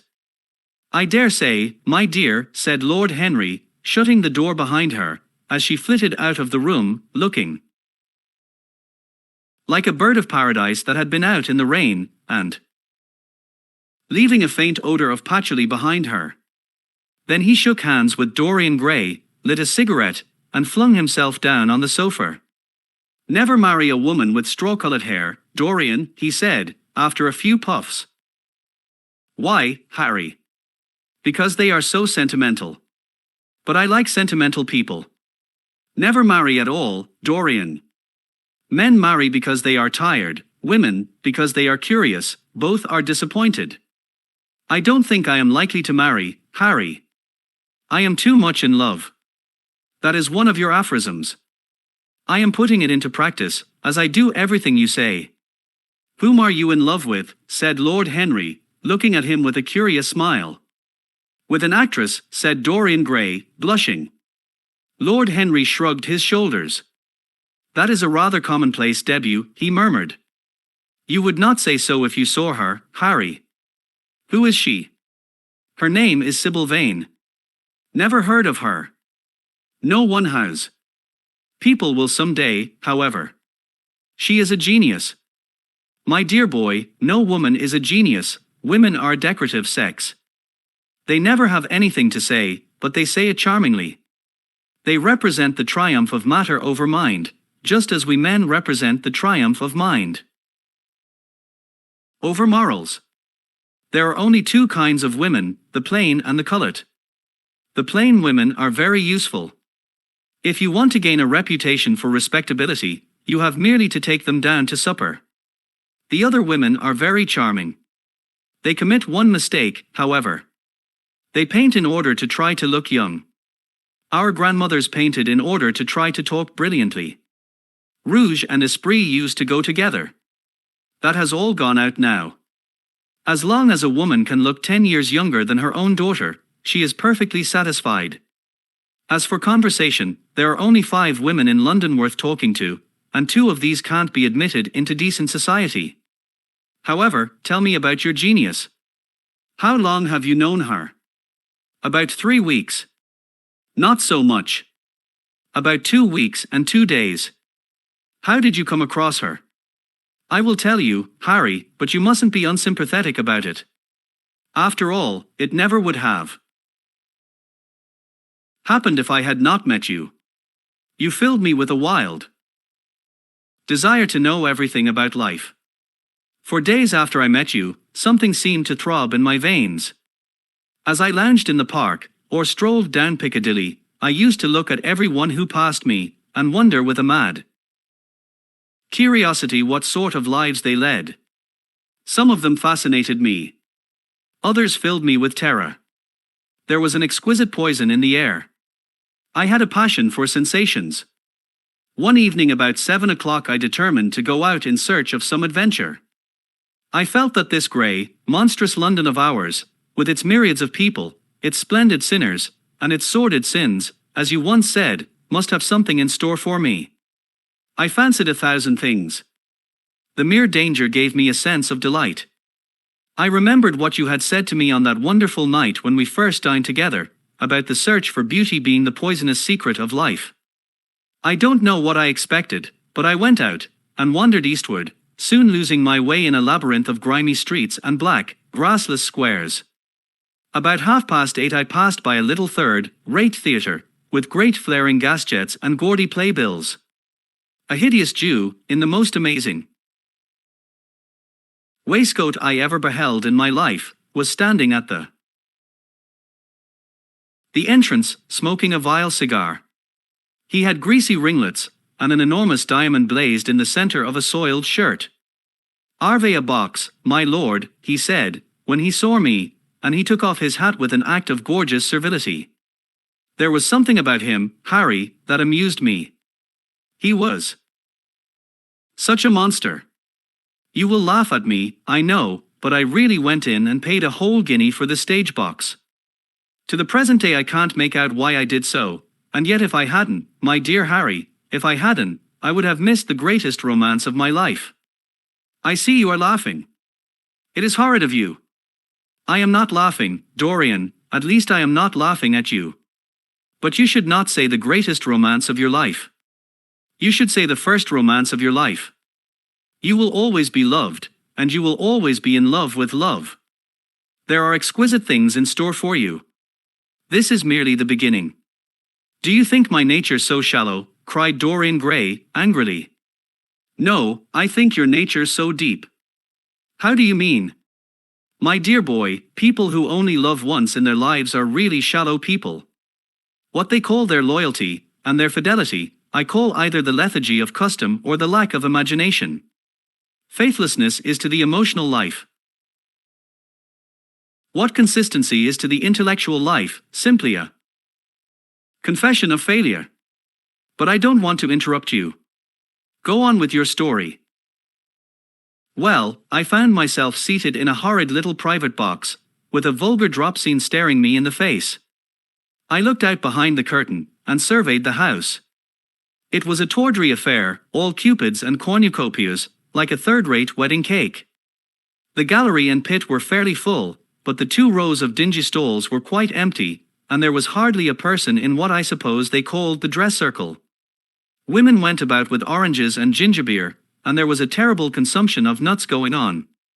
It must have been just like the palmy days of the British drama. Just like, I should fancy, and very horrid. I began to wonder what on earth I should do, when I caught sight of the playbill. What do you think the play was, Harry?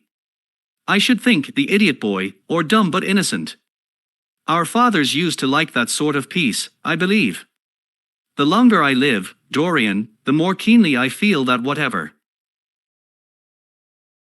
was good enough for our fathers is not good enough for us. In art, as in politics, les grands pères ont toujours tort. This play was good enough for us, Harry. It was Romeo and Juliet. I must admit I was rather annoyed at the idea of seeing Shakespeare done in such a wretched hole of a place. Still, I felt interested, in a sort of way. At any rate, I determined to wait for the first act. There was a dreadful orchestra, presided over by a young Jew who sat at a cracked piano, that nearly drove me away, but at last the drop scene was drawn up, and the play began. Romeo was a stout elderly gentleman, with corked eyebrows, a husky tragedy voice, and a figure like a beer barrel. Mercutio was almost as bad. He was played by the low comedian, who had introduced gags of his own and was on most familiar terms with the pit. They were as grotesque as the scenery, and that looked as if it had come out of a pantomime of 50 years ago. But Juliet. Harry, imagine a girl, hardly 17 years of age, with a little flower-like face, a small Greek head with plaited coils of dark brown hair, eyes that were violet wells of passion, lips that were like the petals of a rose. She was the loveliest thing I had ever seen in my life. You said to me once that pathos left you unmoved, but that beauty, mere beauty, could fill your eyes with tears. I tell you, Harry, I could hardly see this girl for the mist of tears that came across me. And her voice, I never heard such a voice. It was very low at first, with deep mellow notes, that seemed to fall singly upon one's ear. Then it became a little louder, and sounded like a flute or a distant hautboy. In the garden scene it had all the tremulous ecstasy that one hears just before dawn when nightingales are singing. There were moments, later on, when it had the wild passion of violins. You know how a voice can stir one. Your voice and the voice of Sybil Vane are 2 things that I shall never forget. When I close my eyes, I hear them, and each of them says something different. I don't know which to follow. Why should I not love her? Harry, I do love her. She is everything to me in life. Night after night I go to see her play. One evening she is Rosalind, and the next evening she is Imogen. I have seen her die in the gloom of an Italian tomb, sucking the poison from her lover's lips. I have watched her wandering through the forest of Arden, disguised as a pretty boy in hose and doublet and dainty cap. She has been mad, and has come into the presence of a guilty king, and given him rue to wear, and bitter herbs to taste of. She has been innocent, and the black hands of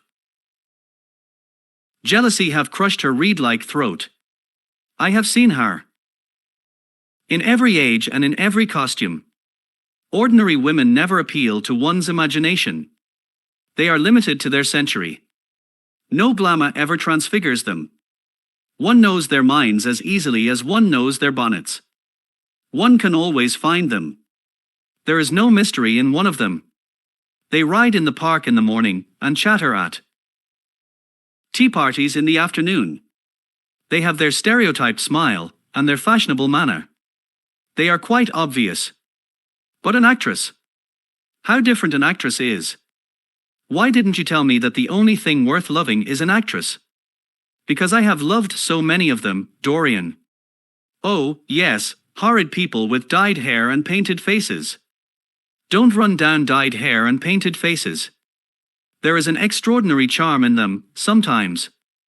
I wish now I had not told you about Sybil Vane. You could not have helped telling me, Dorian. All through your life you will tell me everything you do. Yes, Harry, I believe that is true. I cannot help telling you things. You have a curious influence over me. If I ever did a crime, I would come and confide it to you. You would understand me. People like you, the willful sunbeams of life, don't commit crimes, Dorian. But I am much obliged for the compliment, all the same. And now tell me, reach me. The matches, like a good boy, thanks, tell me, what are your relations with Sybil Vane? Dorian Gray leaped to his feet, with flushed cheeks and burning eyes. Harry, Sybil Vane is sacred. It is only the sacred things that are worth touching, Dorian, said Lord Henry, with a strange touch of pathos in his voice. But why should you be annoyed? I suppose she will be yours some day. When one is in love, one always begins by deceiving oneself, and one always ends by deceiving others. That is what the world calls romance. You know her, at any rate, I suppose. Of course I know her. On the first night I was at the theatre, the horrid old Jew came round to the box after the performance was over, and offered to bring me behind the scenes and introduce me to her. I was furious with him, and told him that Juliet had been dead for hundreds of years, and that her body was lying in a marble tomb in Verona. I think, from his blank look of amazement, that he thought I had taken too much champagne, or something. I am not surprised. I was not surprised either. Then he asked me if I wrote for any of the newspapers. I told him I never even read them. He seemed terribly disappointed at that, and confided to me that all the dramatic critics were in a conspiracy against him, and that they were all to be bought. I believe he was quite right there. But, on the other hand, most of them are not at all expensive. Well, he seemed to think they were beyond his means. By this time the lights were being put out in the theatre, and I had to go. He wanted me to try some cigars which he strongly recommended. I declined. The next night, of course, I arrived at the theatre again. When he saw me he made me a low bow, and assured me that I was a patron of art. He was a most offensive brute, though he had an extraordinary passion for Shakespeare. He told me once, with an air of pride, that his 3 bankruptcies were entirely due to the poet, whom he insisted on calling the bard. He seemed to think it a distinction. It was a distinction, my dear Dorian, a great distinction. But when did you first speak to Miss Sybil Vane? The 3rd night. She had been playing Rosalind. I could not help going round. I had thrown her some flowers, and she had looked at me, at least I fancied that. She had. The old Jew was persistent. He seemed determined to bring me behind, so I consented. It was curious my not wanting to know her, wasn't it? No, I don't think so. My dear Harry, why? I will tell you some other time. Now I want to know about the girl. Sybil? Oh, she was so shy, and so gentle. There is something of a child about her. Her eyes opened wide in exquisite wonder when I told her what I thought of her performance, and she seemed quite unconscious of her power. I think we were both rather nervous. The old Jew stood grinning at the doorway of the dusty green room, making elaborate speeches about us both, while we stood looking at each other like children. He would insist on calling me my lord, so I had to assure Sybil that I was not anything of the kind. She said quite simply to me, "You look more like a prince, upon my word, Dorian. Miss Sybil knows how to pay compliments." "You don't understand her, Harry. She regarded me merely as a person in a play. She knows nothing of life. She lives with her mother, a faded tired woman who played Lady Capulet in a sort of magenta dressing wrapper on the first night, and who looks as if she had seen better days. I know that look. It always depresses me." The Jew wanted to tell me her history, but I said it did not interest me. "You were quite right. There is always something infinitely mean about other people's tragedies. Sybil is the only thing I care about. What is it to me where she came from? From her little head to her little feet, she is absolutely and entirely divine. I go to see her act every night of my life, and every night she is more marvelous. That is the reason, I suppose, that you will never dine with me now. I thought you must have some curious romance on hand. You have, but it is not quite what I expected. My dear Harry, we either lunch or sup together every day, and I have been to the opera with you several times. You always come dreadfully late. Well, I can't help going to see Sybil play, even if it is only for an act. I get hungry for her presence, and when I think of the wonderful soul that is hidden away in that little ivory body, I am filled with awe. You can dine with me tonight, Dorian, can't you?" He shook his head. "Tonight she is Imogen," he answered, "and tomorrow night she will be Juliet." "When is she Sybil Vane?" "Never." "I congratulate you." "How horrid you are. She is all the great heroines of the world in one. She is more than an individual. You laugh, but I tell you she has genius. I love her, and I must make her love me. You, who know all the secrets of life, tell me how to charm Sybil Vane to love me. I want to make Romeo jealous. I want the dead lovers of the world to hear our laughter, and grow sad. I want a breath of our passion to stir their dust into consciousness, to wake their ashes into pain. My God, Harry, how I worship her." He was walking up and down the room as he spoke.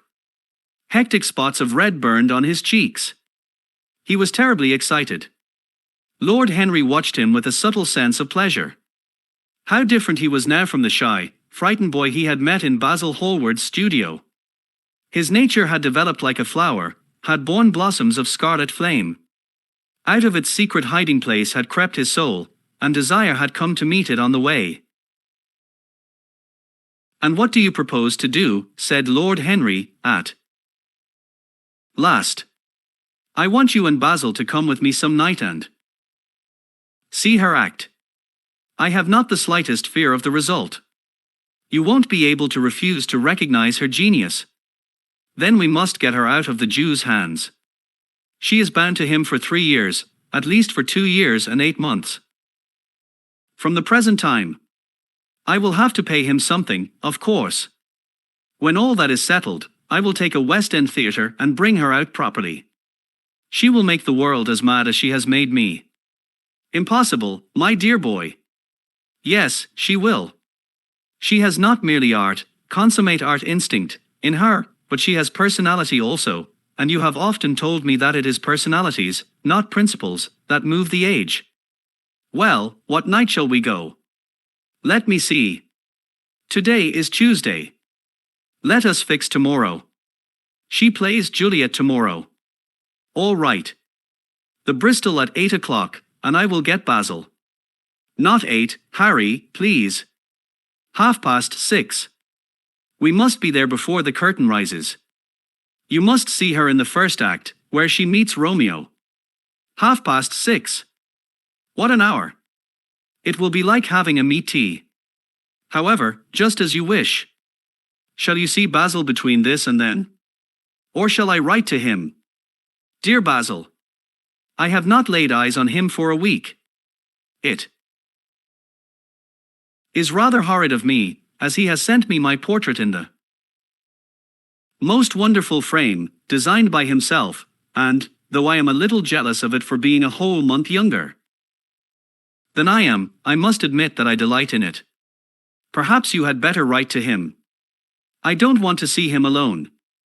He says things that annoy me. Lord Henry smiled. He gives you good advice, I suppose. People are very fond of giving away what they need most themselves. You don't mean to say that Basil has got any passion or any romance in him? I don't know whether he has any passion, but he certainly has romance, said Lord Henry, with an amused look in his eyes. Has he never let you know that? Never. I must ask him about it. I am rather surprised to hear it.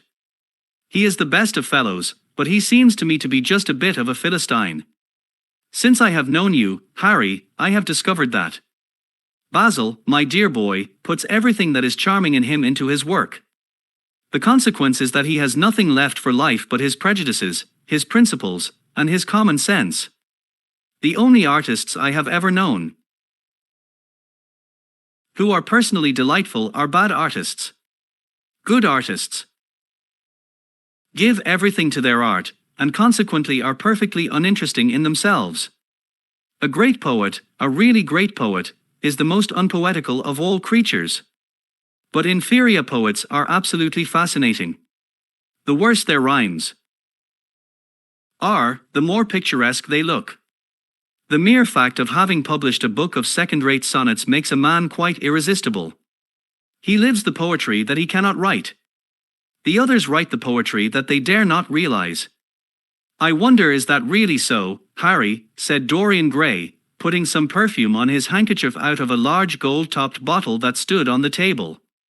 It must be, if you say so. And now I must be off. Imogen is waiting for me. Don't forget about tomorrow. Good-bye. As he left the room, Lord Henry's heavy eyelids drooped, and he began to think. Certainly few people had ever interested him so much as Dorian Gray, and yet the lad's mad adoration of someone else caused him not the slightest pang of annoyance or jealousy. He was pleased by it. It made him a more interesting study. He had been always enthralled by the methods of science, but the ordinary subject matter of science had seemed to him trivial and of no import. And so he had begun by vivisecting himself, as he had ended by vivisecting others. Human life, that appeared to him the one thing worth investigating. There was nothing else of any value, compared to it. It was true that as one watched life in its curious crucible of pain and pleasure, one could not wear over one's face a mask of glass, or keep the sulphurous fumes from troubling the brain and making the imagination turbid with monstrous fancies and misshapen dreams. There were poisons so subtle that to know their properties one had to sicken of them. There were maladies so strange that one had to pass through them if one sought to understand their nature. And, yet, what a great reward one received! How wonderful the whole world became to one! To note the curious hard logic of passion, and the emotional colored life of the intellect, to observe where they met, and where they separated, at what point they became one, and at what point they were at discord, there was a delight in that. What matter what the cost was? One could never pay too high a price for any sensation. He was conscious, and the thought brought a gleam of pleasure into his brown agate eyes, that it was through certain words of his, musical words said with musical utterance, that Dorian Gray's soul had turned to this white girl and bowed in worship before her. To a large extent, the lad was his own creation. He had made him prematique. That was something. Ordinary people waited till life disclosed to them its secrets, but to the few, to the elect, the mysteries of life were revealed before the veil was drawn away. Sometimes this was the effect of art, and chiefly of the art of literature, which dealt immediately with the passions and the intellect. But now and then a complex personality took the place and assumed the office of art, was indeed, in its way, a real work of art, life having its elaborate masterpieces, just as poetry has, or sculpture, or painting. Yes, the lad was prematique. He was gathering his harvest while it was yet spring. The pulse and passion of youth were in him, but he was becoming self-conscious. It was delightful to watch him. With his beautiful face, and his beautiful soul, he was a thing to wonder at. It was no matter how it all ended, or was destined to end. He was like one of those gracious figures in a pageant or a play, whose joys seem to be remote from one, but whose sorrows stir one's sense of beauty, and whose wounds are like red roses. Soul and body, body and soul, how mysterious they were. There was animalism in the soul, and the body had its moments of spirituality.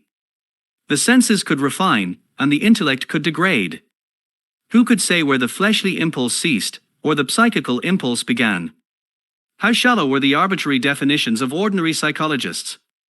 And yet how difficult to decide between the claims of the various schools. Was the soul a shadow seated in the house of sin? Or was the body really in the soul, as Giordano Bruno thought? The separation of spirit from matter was a mystery, and the union of spirit with matter was a mystery also. He began to wonder whether we should ever make psychology so absolute a science that each little spring of life would be revealed to us. As it was, we always misunderstood ourselves, and rarely understood others. Experience was of no ethical value. It was merely the name we gave to our mistakes. Men had, as a rule, regarded it as a mode of warning, had claimed for it a certain moral efficacy in the formation of character, had praised it as something that taught us what to follow and showed us what to avoid. But there was no motive power in experience. It was as little of an active cause as conscience itself. All that it really demonstrated was that our future would be the same as our past, and that the sin we had done once, and with loathing, we would do many times, and with joy. It was clear to him that the experimental method was the only method by which one could arrive at any scientific analysis of the passions, and certainly Dorian Gray was a subject made to his hand, and seemed to promise rich and fruitful results. His sudden mad love for Sybil Vane was a psychological phenomenon of no small interest. There was no doubt that curiosity had much to do with it, curiosity and the desire for new experiences, yet it was not a simple but rather a very complex passion. What there was in it of the purely sensuous instinct of boyhood had been transformed by the workings of the imagination, changed into something that seemed to the boy himself to be remote from sense, and was for that very reason all the more dangerous. It was the passions about whose origin we deceived ourselves that tyrannized most strongly over us. Our weakest motives were those of whose nature we were conscious.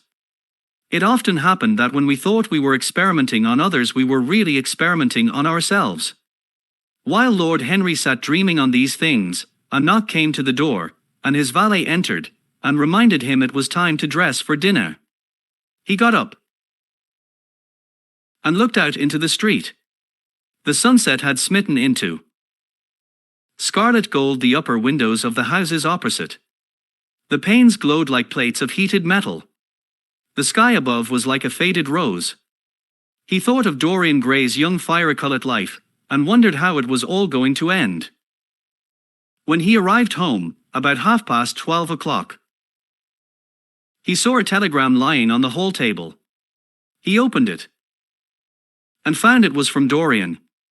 It was to tell him that he was engaged to be married to Sybil Vane. Chapter 4.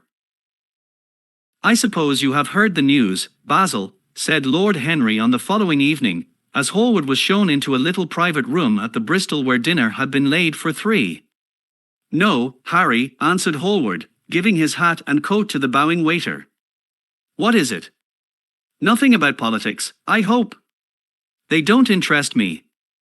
There is hardly a single person in the House of Commons worth painting, though many of them would be the better for a little whitewashing. Dorian Gray is engaged to be married, said Lord Henry, watching him as he spoke. Hallward turned perfectly pale, and a curious look flashed for a moment into his eyes, and then passed away, leaving them dull. Dorian engaged to be married, he cried. Impossible. It is perfectly true. To whom? To some little actress or other. I can't believe it. Dorian is far too sensible. Dorian is far too wise not to do foolish things now and then, my dear Basil. Marriage is hardly a thing that one can do now and then, Harry, said Hallward, smiling. Except in America. But I didn't say he was married. I said he was engaged to be married. There is a great difference. I have a distinct remembrance of being married, but I have no recollection at all of being engaged. I am inclined to think that I never was engaged. But think of Dorian's birth, and position, and wealth. It would be absurd for him to marry so much beneath him. If you want him to marry this girl, tell him that, Basil. He is sure to do it then. Whenever a man does a thoroughly stupid thing, it is always from the noblest motives. I hope the girl is good, Harry. I don't want to see Dorian tied to some vile creature, who might degrade his nature and ruin his intellect. Oh, she is more than good, she is beautiful, murmured Lord Henry, sipping a glass of vermouth and orange bitters. Dorian says she is beautiful, and he is not. Often wrong about things of that kind. Your portrait of him has quickened his appreciation of the personal appearance of other people. It has had that excellent effect, among others. We are to see her tonight, if that boy doesn't forget his appointment. But do you approve of it, Harry? Asked Hallward, walking up and down the room, and biting his lip. You can't approve of it, really. It is some silly infatuation. I never approve, or disapprove, of anything now. It is an absurd attitude to take towards life. We are not sent into the world to air our moral prejudices. I never take any notice of what common people say, and I never interfere with what charming people do. If a personality fascinates me, whatever the personality chooses to do is absolutely delightful to me. Dorian Gray falls in love with a beautiful girl who acts Shakespeare, and proposes to marry her. Why not? If he wedded Messalina, he would be none the less interesting. You know I am not a champion of marriage. The real drawback to marriage is that it makes one unselfish. And unselfish people are colorless. They lack individuality. Still, there are certain temperaments that marriage makes more complex. They retain their egotism, and add to it many other egos. They are forced to have more than one life. They become more highly organized. Besides, every experience is of value, and, whatever one may say against marriage, it is certainly an experience. I hope that Dorian Gray will make this girl his wife, passionately adore her for 6 months, and then suddenly become fascinated by someone else. He would be a wonderful study. You don't mean all that, Harry, you know you don't. If Dorian Gray's life were spoiled, no one would be sorrier than yourself. You are much better than you pretend to be. Lord Henry laughed. The reason we all like to think so well of others is that we are all afraid for ourselves. The basis of optimism is sheer terror. We think that we are generous because we credit our neighbor with those virtues that are likely to benefit ourselves. We praise the banker that we may overdraw our account, and find good qualities in the highwayman in the hope that he may spare our pockets. I mean everything that I have said. I have the greatest contempt for optimism. And as for a spoiled life, no life is spoiled but one whose growth is arrested. If you want to mar nature, you have merely to reform it. But here is Dorian himself. He will tell you more than I can. My dear Harry, my dear Basil, you must both congratulate me, said the boy, throwing off his evening cape with its satin-lined wings, and shaking each of his friends by the hand in turn. I have never been so happy. Of course it is sudden, all really delightful things are. And yet it seems to me to be the one thing I have been looking for all my life. He was flushed with excitement and pleasure, and looked extraordinarily handsome. I hope you will always be very happy, Dorian, said Hallward, but I don't quite forgive you for not having let me know of your engagement. You let Harry know. And I don't forgive you for being late for dinner, broke in Lord Henry, putting his hand on the lad's shoulder, and smiling as he spoke. Come, let us sit down and try what the new chef here is like, and then you will tell us how it all came about. There is really not much to tell, cried Dorian, as they took their seats at the small round table. What happened was simply this. After I left you yesterday evening, Harry, I had some dinner at that curious little Italian restaurant in Rupert Street you introduced me to, and went down Afterwards to the theatre. Sybil was playing Rosalind. Of course the scenery was dreadful, and the Orlando absurd. But Sybil, you should have seen her. When she came on in her boy's dress she was perfectly wonderful. She wore a moss-colored velvet jerkin with cinnamon sleeves, slim brown cross-gartered hose, a dainty little green cap with a hawk's feather caught in a jewel, and a hooded cloak lined with dull red. She had never seemed to me more exquisite. She had all the delicate grace of that Tanagra figurine that you have in your studio, Basil. Her hair clustered round her face like dark leaves round a pale rose. As for her acting, well, you will see her tonight. She is simply a born artist. I sat in the dingy box absolutely enthralled. I forgot that I was in London and in the 19th century. I was away with my love in a forest that no man had ever seen. After the performance was over I went behind, and spoke to her. As we were sitting together, suddenly there came a look into her eyes that I had never seen there before. My lips moved towards hers. We kissed each other. I can't describe to you what I felt at that moment. It seemed to me that all my life had been narrowed to one perfect point of rose-colored joy. She trembled all over, and shook like a white narcissus. Then she flung herself on her knees and kissed my hands. I feel that I should not tell you all this, but I can't help it. Of course our engagement is a dead secret. She has not even told her own mother. I don't know what my guardians will say. Lord Radley is sure to be furious. I don't care. I shall be of age in less than a year, and then I can do what I like. I have been right, Basil, haven't I, to take my love out of poetry, and to find my wife in Shakespeare's plays. Lips that Shakespeare taught to speak have whispered their secret in my ear. I have had the arms of Rosalind around me, and kissed Juliet on the mouth. Yes, Dorian, I suppose you were right, said Hallward, slowly. Have you seen her today? Asked Lord Henry. Dorian Gray shook his head. I left her in the Forest of Arden. I shall find her in an orchard in Verona. Lord Henry sipped his champagne in a meditative manner. At what particular point did you mention the word marriage, Dorian? And what did she say in answer? Perhaps you forgot all about it. My dear Harry, I did not treat it as a business transaction, and I did not make any formal proposal. I told her that I loved her, and she said she was not worthy to be my wife. Not worthy? Why, the whole world is nothing to me compared to her. Women are wonderfully practical, murmured Lord Henry, much more practical than we are. In situations of that kind we often forget to say anything about marriage, and they always remind us.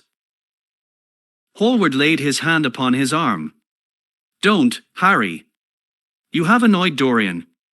He is not like other men. He would never bring misery upon anyone. His nature is too fine for that. Lord Henry looked across the table. Dorian is never annoyed with me, he answered. I ask the question for the best reason possible, for the only reason, indeed, that excuses one for asking any question, simple curiosity. I have a theory that it is always the women who propose to us, and not we who propose to the women, except, of course, in middle-class life. But then the middle classes are not modern. Dorian Gray laughed, and tossed his head. You are quite incorrigible, Harry, but I don't mind. It is impossible to be angry with you. When you see Sybil Vane you will feel that the man who could wrong her would be a beast without a heart. I cannot understand how any one can wish to shame what he loves. I love Sybil Vane. I wish to place her on a pedestal of gold, and to see the world worship the woman who is mine. What is marriage? An irrevocable vow. And it is an irrevocable vow that I want to take. Her trust makes me faithful, her belief makes me good. When I am with her, I regret all that you have taught me. I become different from what you have known me to be. I am changed, and the mere touch of Sybil Vane's hand makes me forget you and all your wrong, fascinating, poisonous, delightful theories. You will always like me, Dorian, said Lord Henry. Will you have some coffee, you fellows? Waiter, bring coffee, and fine champagne, and some cigarettes. No, don't mind the cigarettes, I have some. Basil, I can't allow you to smoke cigars. You must have a cigarette. A cigarette is the perfect type of a perfect pleasure. It is exquisite, and it leaves one unsatisfied. What more can you want? Yes, Dorian, you will always be fond of me. I represent to you all the sins you have never had the courage to commit. What nonsense you talk, Harry, cried Dorian Gray, lighting his cigarette from a fire-breathing silver dragon that the waiter had placed on the table. Let us go down to the theatre. When you see Sybil you will have a new ideal of life. She will represent something to you that you have never known. I have known everything, said Lord Henry, with a sad look in his eyes, but I am always ready for a new emotion. I am afraid that there is no such thing, for me at any rate. Still, your wonderful girl may thrill me. I love acting. It is so much more real than life. Let us go. Dorian, you will come with me. I am so sorry, Basil, but there is only room for two in the brougham. You must follow us in a hansom. They got up and put on their coats, sipping their coffee standing. Hallward was silent and preoccupied. There was a gloom over him. He could not bear this marriage, and yet it seemed to him to be better than many other things that might have happened. After a few moments, they all passed downstairs. He drove off by himself, as had been arranged, and watched the flashing lights of the little brougham in front of him. A strange sense of loss came over him. He felt that Dorian Gray would never again be to him all that he had been in the past. His eyes darkened, and the crowded flaring streets became blurred to him. When the cab drew up at the doors of the theatre, it seemed to him that he had grown years older. Chapter 5. For some reason or other, the house was crowded that night, and the fat Jew manager who met them at the door was beaming from ear to ear with an oily, tremulous smile. He escorted them to their box with a sort of pompous humility, waving his fat jeweled hands, and talking at the top of his voice. Dorian Gray loathed him more than ever. He felt as if he had come to look for Miranda and had been met by Caliban. Lord Henry, upon the other hand, rather liked him. At least he declared he did, and insisted on shaking him by the hand, and assured him that he was proud to meet a man who had discovered a real genius and gone bankrupt over Shakespeare. Hallward amused himself with watching the faces in the pit. The heat was terribly oppressive, and the huge sunlight flamed like a monstrous dahlia with petals of fire. The youths in the gallery had taken off their coats and waistcoats and hung them over the side. They talked to each other across the theatre, and shared their oranges with the tawdry painted girls who sat by them. Some women were laughing in the pit, their voices were horribly shrill and discordant. The sound of the popping of corks came from the bar. What a place to find one's divinity in, said Lord Henry. Yes, answered Dorian Gray. It was here I found her, and she is divine beyond all living things. When she acts you will forget everything. These common people here, with their coarse faces and brutal gestures, become quite different when she is on the stage. They sit silently and watch her. They weep and laugh as she wills them to do. She makes them as responsive as a violin. She spiritualizes them, and one feels that they are of the same flesh and blood as one's self. Oh, I hope not, murmured Lord Henry, who was scanning the occupants of the gallery through his opera glass. Don't pay any attention to him, Dorian, said Hallward. I understand what you mean, and I believe in this girl. Any one you love must be marvelous, and any girl that has the effect you describe must be fine and noble. To spiritualize one's age, that is something worth doing. If this girl can give a soul to those who have lived without one, if she can create the sense of beauty in people whose lives have been sordid and ugly, if she can strip them of their selfishness and lend them tears for sorrows that are not their own, she is worthy of all your adoration, worthy of the adoration of the world. This marriage is quite right. I did not think so at first, but I admit it now. God made Sybil vain for you. Without her you would have been incomplete. Thanks, Basil, answered Dorian Gray, pressing his hand. I knew that you would understand me. Harry is so cynical, he terrifies me. But here is the orchestra. It is quite dreadful, but it only lasts for about 5 minutes. Then the curtain rises, and you will see the girl to whom I am going to give all my life, to whom I have given everything that is good in me. A quarter of an hour afterwards, amidst an extraordinary turmoil of applause, Sybil Vane stepped onto the stage. Yes, she was certainly lovely to look at, one of the loveliest creatures, Lord Henry thought, that he had ever seen. There was something of the fawn in her shy grace and startled eyes. A faint blush, like the shadow of a rose in a mirror of silver, came to her cheeks as she glanced at the crowded, enthusiastic house. She stepped back a few paces, and her lips seemed to tremble. Basil Hallward leaped to his feet and began to applaud. Dorian Gray sat motionless, gazing on her, like a man in a dream. Lord Henry peered through his opera glass, murmuring, "Charming! Charming!" The scene was the hall of Capulet's house, and Romeo in his pilgrim's dress had entered with Mercutio and his friends. The band, such as it was, struck up a few bars of music, and the dance began. Through the crowd of ungainly, shabbily dressed actors, Sybil Vane moved like a creature from a finer world. Her body swayed, as she danced, as a plant sways in the water. The curves of her throat were like the curves of a white lily. Her hands seemed to be made of cool ivory. Yet she was curiously listless. She showed no sign of joy when her eyes rested on Romeo. The few lines she had to speak, "Good pilgrim, you do wrong your hand too much," which manly devotion shows in this, for saints have hands that pilgrims' hands do touch, and palm to palm is holy palmer's kiss. With the brief dialogue that follows, were spoken in a thoroughly artificial manner. The voice was exquisite, but from the point of view of tone it was absolutely false. It was wrong in color. It took away all the life from the verse. It made the passion unreal. Dorian Gray grew pale as he watched her. Neither of his friends dared to say anything to him.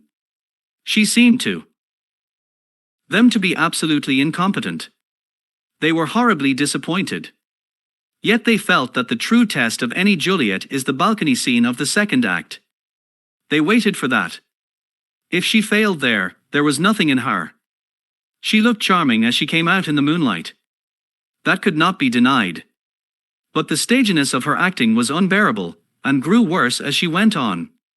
Her gestures became absurdly artificial. She overemphasized everything that she had to say. The beautiful passage, "Thou knowest the mask of night is on my face, else would a maiden blush be paint my cheek for that which thou hast heard me speak tonight," was declaimed with the painful precision of a schoolgirl who has been taught to recite by some second-rate professor of elocution. When she leaned over the balcony and came to those wonderful lines, "Although I joy in thee, I have no joy of this contract tonight, it is too rash, too unadvised, too sudden, too like the lightning, which doth cease to be ere one can say, it lightens. Sweet, good night. This bud of love by summer's ripening breath may prove a beauteous flower when next we meet."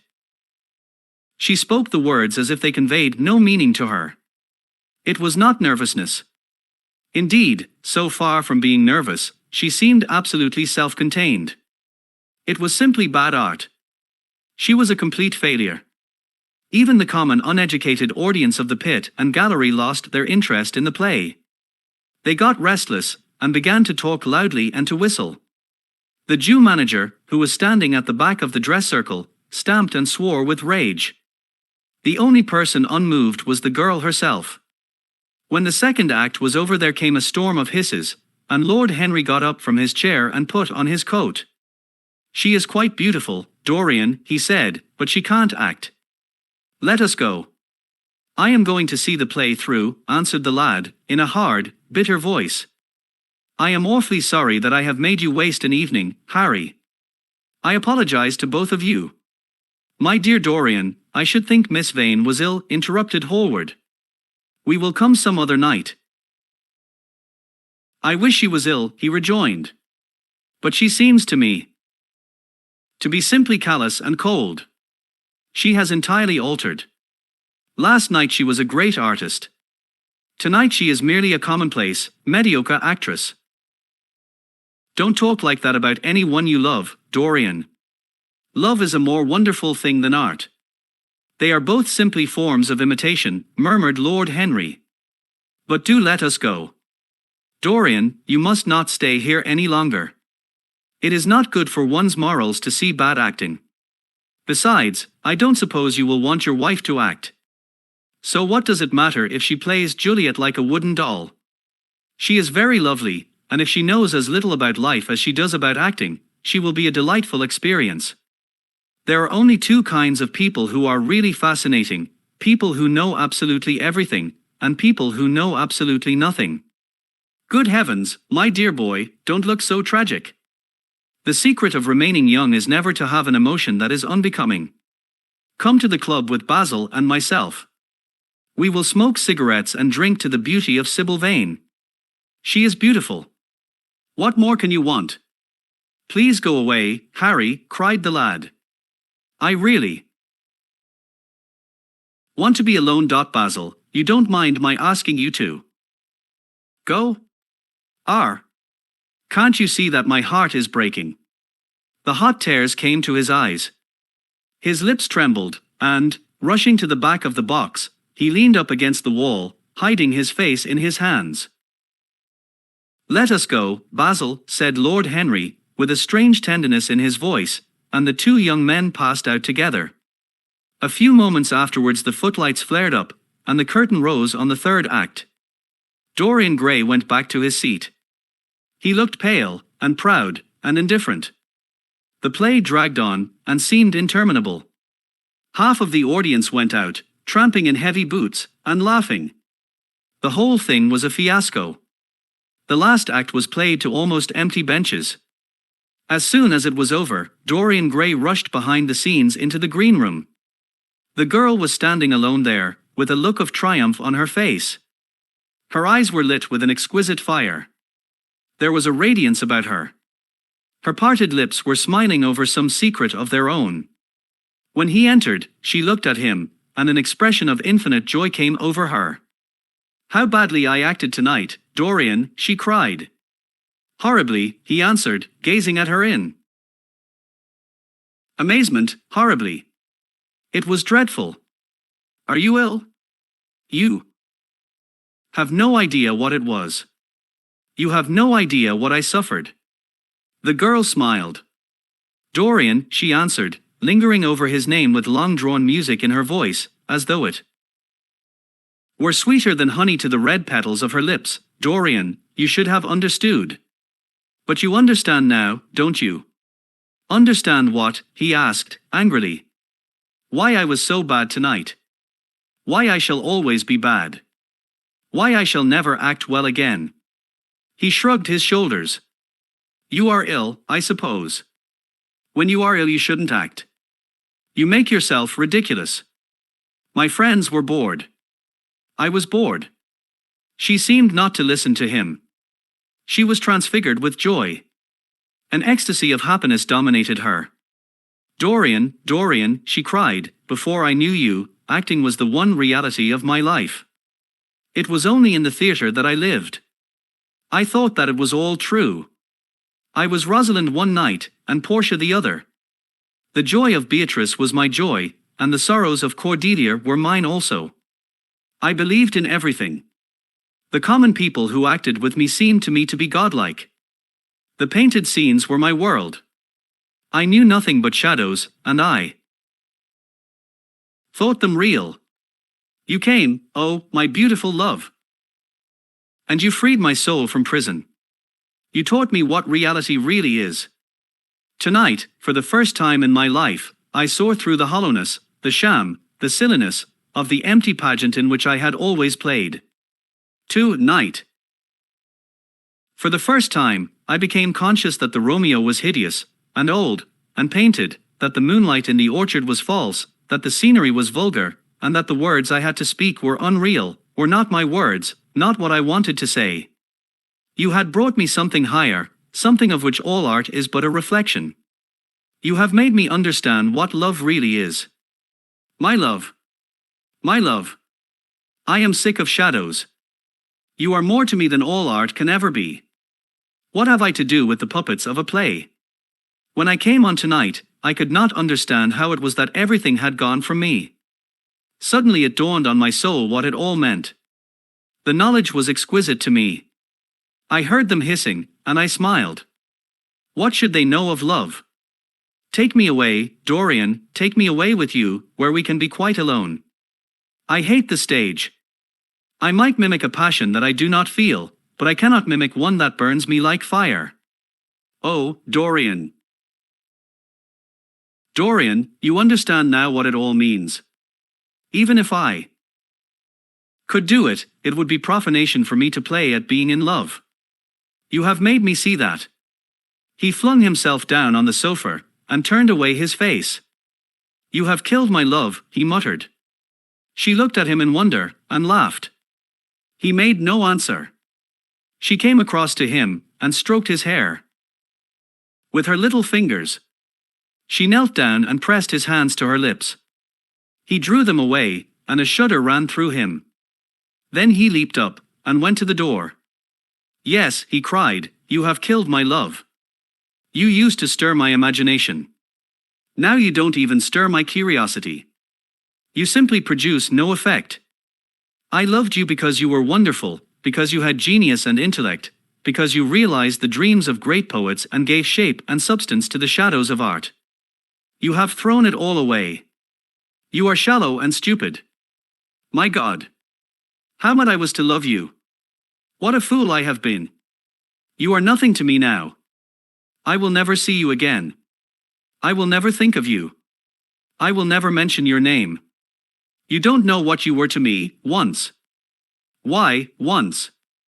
Oh, I can't bear to think of it. I wish I had never laid eyes upon you. You have spoiled the romance of my life. How little you can know of love, if you say it mars your art. What are you without your art? Nothing. I would have made you famous, splendid, magnificent. The world would have worshipped you, and you would have belonged to me. What are you now? A third-rate actress with a pretty face. The girl grew white, and trembled. She clenched her hands together, and her voice seemed to catch in her throat. You are not serious, Dorian, she murmured. You are acting. Acting. I leave that to you. You do it so well, he answered, bitterly. She rose from her knees, and, with a piteous expression of pain in her face, came across the room to him. She put her hand upon his arm, and looked into his eyes. He thrust her back. Don't touch me, he cried. A low moan broke from her, and she flung herself at his feet, and lay there like a trampled flower. Dorian, Dorian, don't leave me, she whispered. I am so sorry I didn't act well. I was thinking of you all the time. But I will try, indeed, I will try. It came so suddenly across me, my love for you. I think I should never have known it if you had not kissed me, if we had not kissed each other. Kiss me again, my love. Don't go away from me. I couldn't bear it. Can't you forgive me for tonight? I will. Work so hard, and try to improve. Don't be cruel to me. Because I love you better than anything in the world. After all, it is only once that I have not pleased you. But you are quite right, Dorian. I should have shown myself more of an artist. It was foolish of me, and yet I couldn't help it. Oh, don't leave me, don't leave me. A fit of passionate sobbing choked her.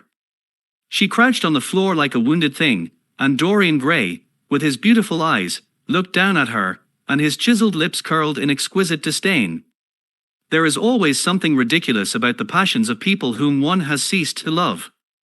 Sybil Vane seemed to him to be absurdly melodramatic.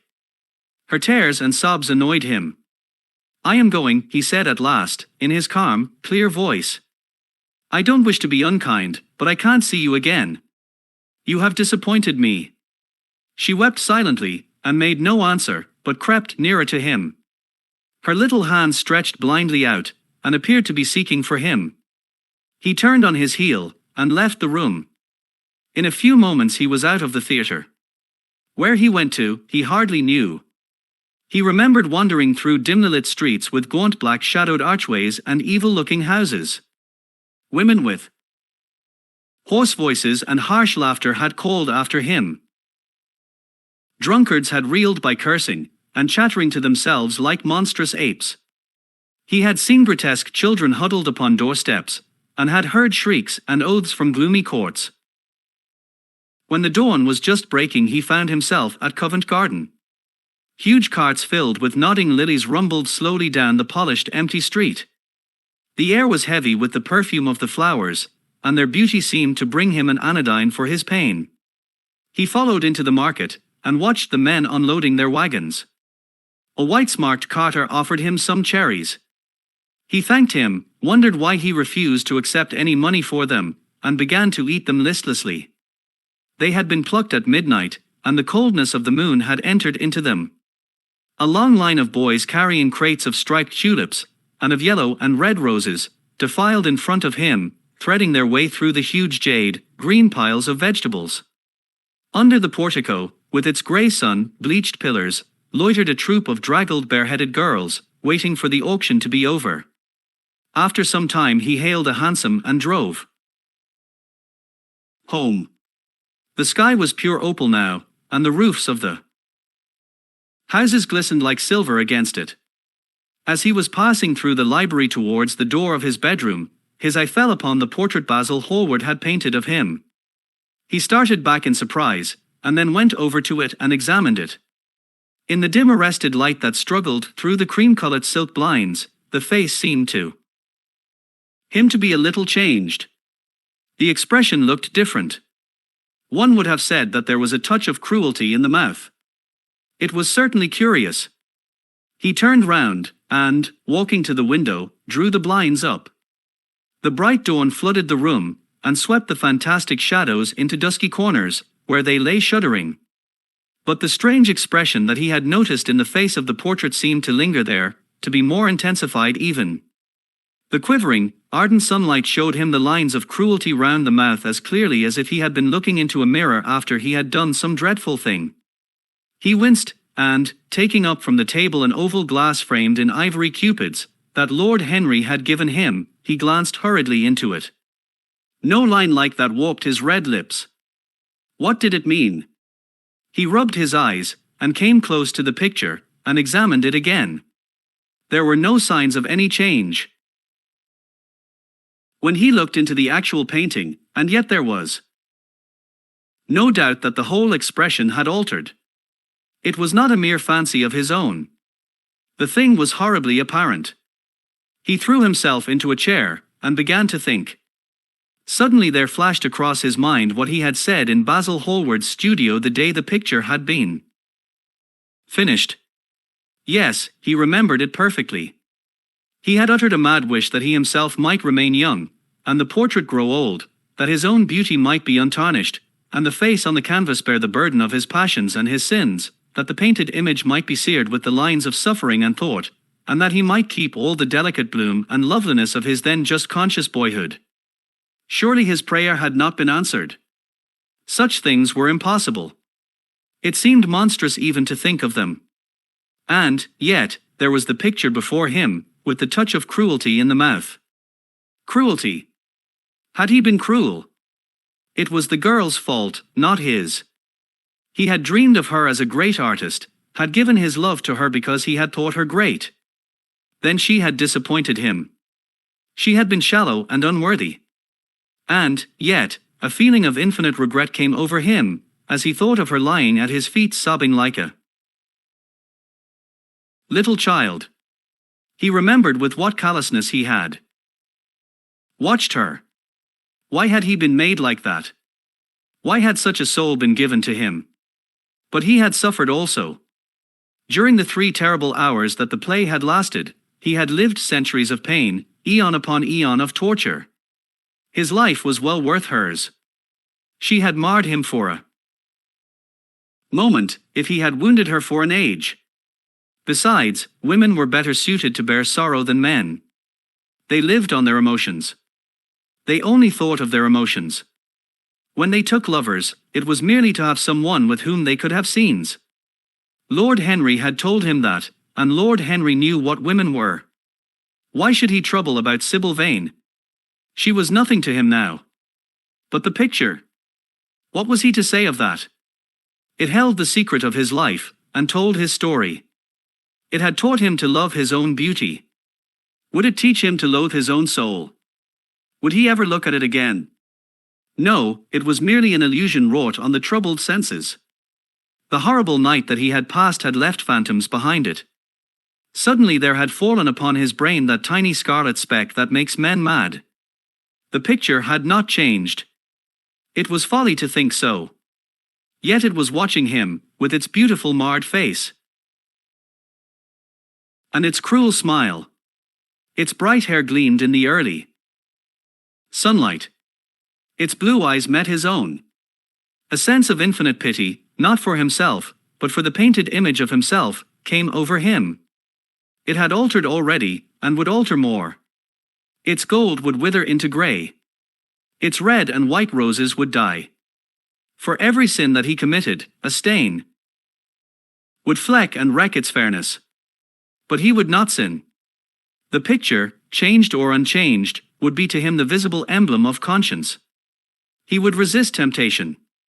He would not see Lord Henry any more, would not, at any rate, listen to those subtle poisonous theories that in Basil Hallward's garden had first stirred within him the passion for impossible things. He would go back to Sybil Vane, make her amends, marry her, try to love her again. Yes, it was his duty to do so. She must have suffered more than he had. Poor child. He had been selfish and cruel to her. The fascination that she had exercised over him would return. They would be happy together. His life with her would be beautiful and pure. He got up from his chair, and drew a large screen right in front of the portrait, shuddering as he glanced at it. How horrible, he murmured to himself, and he walked across to the window and opened it. When he stepped out on the grass, he drew a deep breath. The fresh morning air seemed to drive away all his somber passions. He thought only of Sybil Vane. A faint echo of his love came back to him. He repeated her name over and over again. The birds that were singing in the dew-drenched garden seemed to be telling the flowers about her. Chapter 6. It was long past noon when he awoke.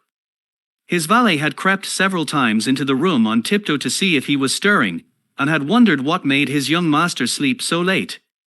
Finally his bell sounded, and Victor came in softly with a cup of tea, and a pile of letters, on a small tray of old Sevres china, and drew back the olive satin curtains, with their shimmering blue lining, that hung in front of the 3 tall windows. "Monsieur has well slept this morning," he said, smiling. "What o'clock is it, Victor?" asked Dorian Gray, sleepily. 1 hour and a quarter, monsieur." How late it was. He sat up, and, having sipped some tea, turned over his letters. One of them was from Lord Henry, and had been brought by hand that morning. He hesitated for a moment, and then put it aside. The others he opened listlessly. They contained the usual collection of cards, invitations to dinner, tickets for private views, programs of charity concerts, and the like, that are showered on fashionable young men every morning. During the season, there was a rather heavy bill for a chaste silver Louis Quinze toilet set that he had not yet had the courage to send on to his guardians, who were extremely old-fashioned people and did not realize that we live in an age when only unnecessary things are absolutely necessary to us, and there were several very courteously worded communications from German street money lenders offering to advance any sum of money at a moment's notice and at the most reasonable rates of interest. After about 10 minutes he got up, and, throwing on an elaborate dressing gown, passed into the onyx-paved bathroom. The cool water refreshed him after his long sleep. He seemed to have forgotten all that he had gone through. A dim sense of having taken part in some strange tragedy came to him once or twice, but there was the unreality of a dream about it. As soon as he was dressed, he went into the library and sat down to a light French breakfast that had been laid out For him on a small round table close to an open window. It was an exquisite day. The warm air seemed laden with spices. A bee flew in, and buzzed round the blue dragon bowl, filled with sulphur-yellow roses, that stood in front of him. He felt perfectly happy. Suddenly his eye fell on the screen that he had placed in front of the portrait, and he started. "Too cold for monsieur?" asked his valet, putting an omelette on the table. I shut the window. Dorian shook his head. "I am not cold," he murmured. Was it all true? Had the portrait really changed? Or had it been simply his own imagination that had made him see a look of evil where there had been a look of joy? Surely a painted canvas could not alter. The thing was absurd. It would serve as a tale to tell Basil some day. It would make him smile. And, yet, how vivid was his recollection of the whole thing. First in the dim twilight, and then in the bright dawn, he had seen the touch of cruelty in the warped lips. He almost dreaded his valet leaving the room. He knew that when he was alone he would have to examine the portrait. He was afraid of certainty. When the coffee and cigarettes had been brought and the man turned to go, he felt a mad desire to tell him to remain. As the door closed behind him, he called him back. The man stood waiting for his orders. Dorian looked at him for a moment. "I am not at home to anyone, Victor," he said, with a sigh. The man bowed and retired. He rose from the table, lit a cigarette, and flung himself down on a luxuriously cushioned couch that stood facing the screen. The screen was an old one of gilt Spanish leather, stamped and wrought with a rather florid Louis Quatorze pattern. He scanned it curiously, wondering if it had ever before concealed the secret of a man's life.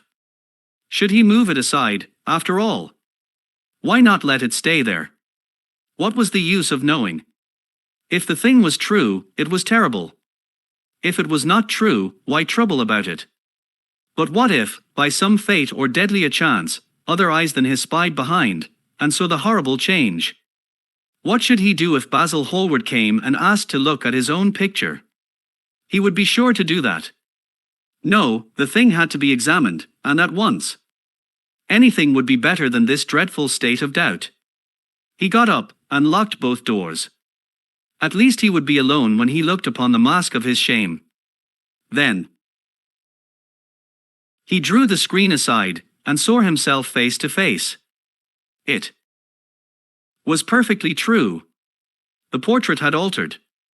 As he often remembered afterwards, and always with no small wonder, he found himself at first gazing at the portrait with a feeling of almost scientific interest. That such a change should have taken place was incredible to him. And yet it was a fact. Was there some subtle affinity between the chemical atoms that shaped themselves into form and color on the canvas, and the soul that was within him? Could it be that what that soul thought, they realized, that what it dreamed, they made true? Or was there some other, more terrible reason? He shuddered, and felt afraid, and, going back to the couch, lay there, gazing at the picture in sickened horror. One thing, however, he felt that it had done for him. It had made him conscious how unjust, how cruel, he had been to Sybil Vane. It was not too late to make reparation for that. She could still be his wife.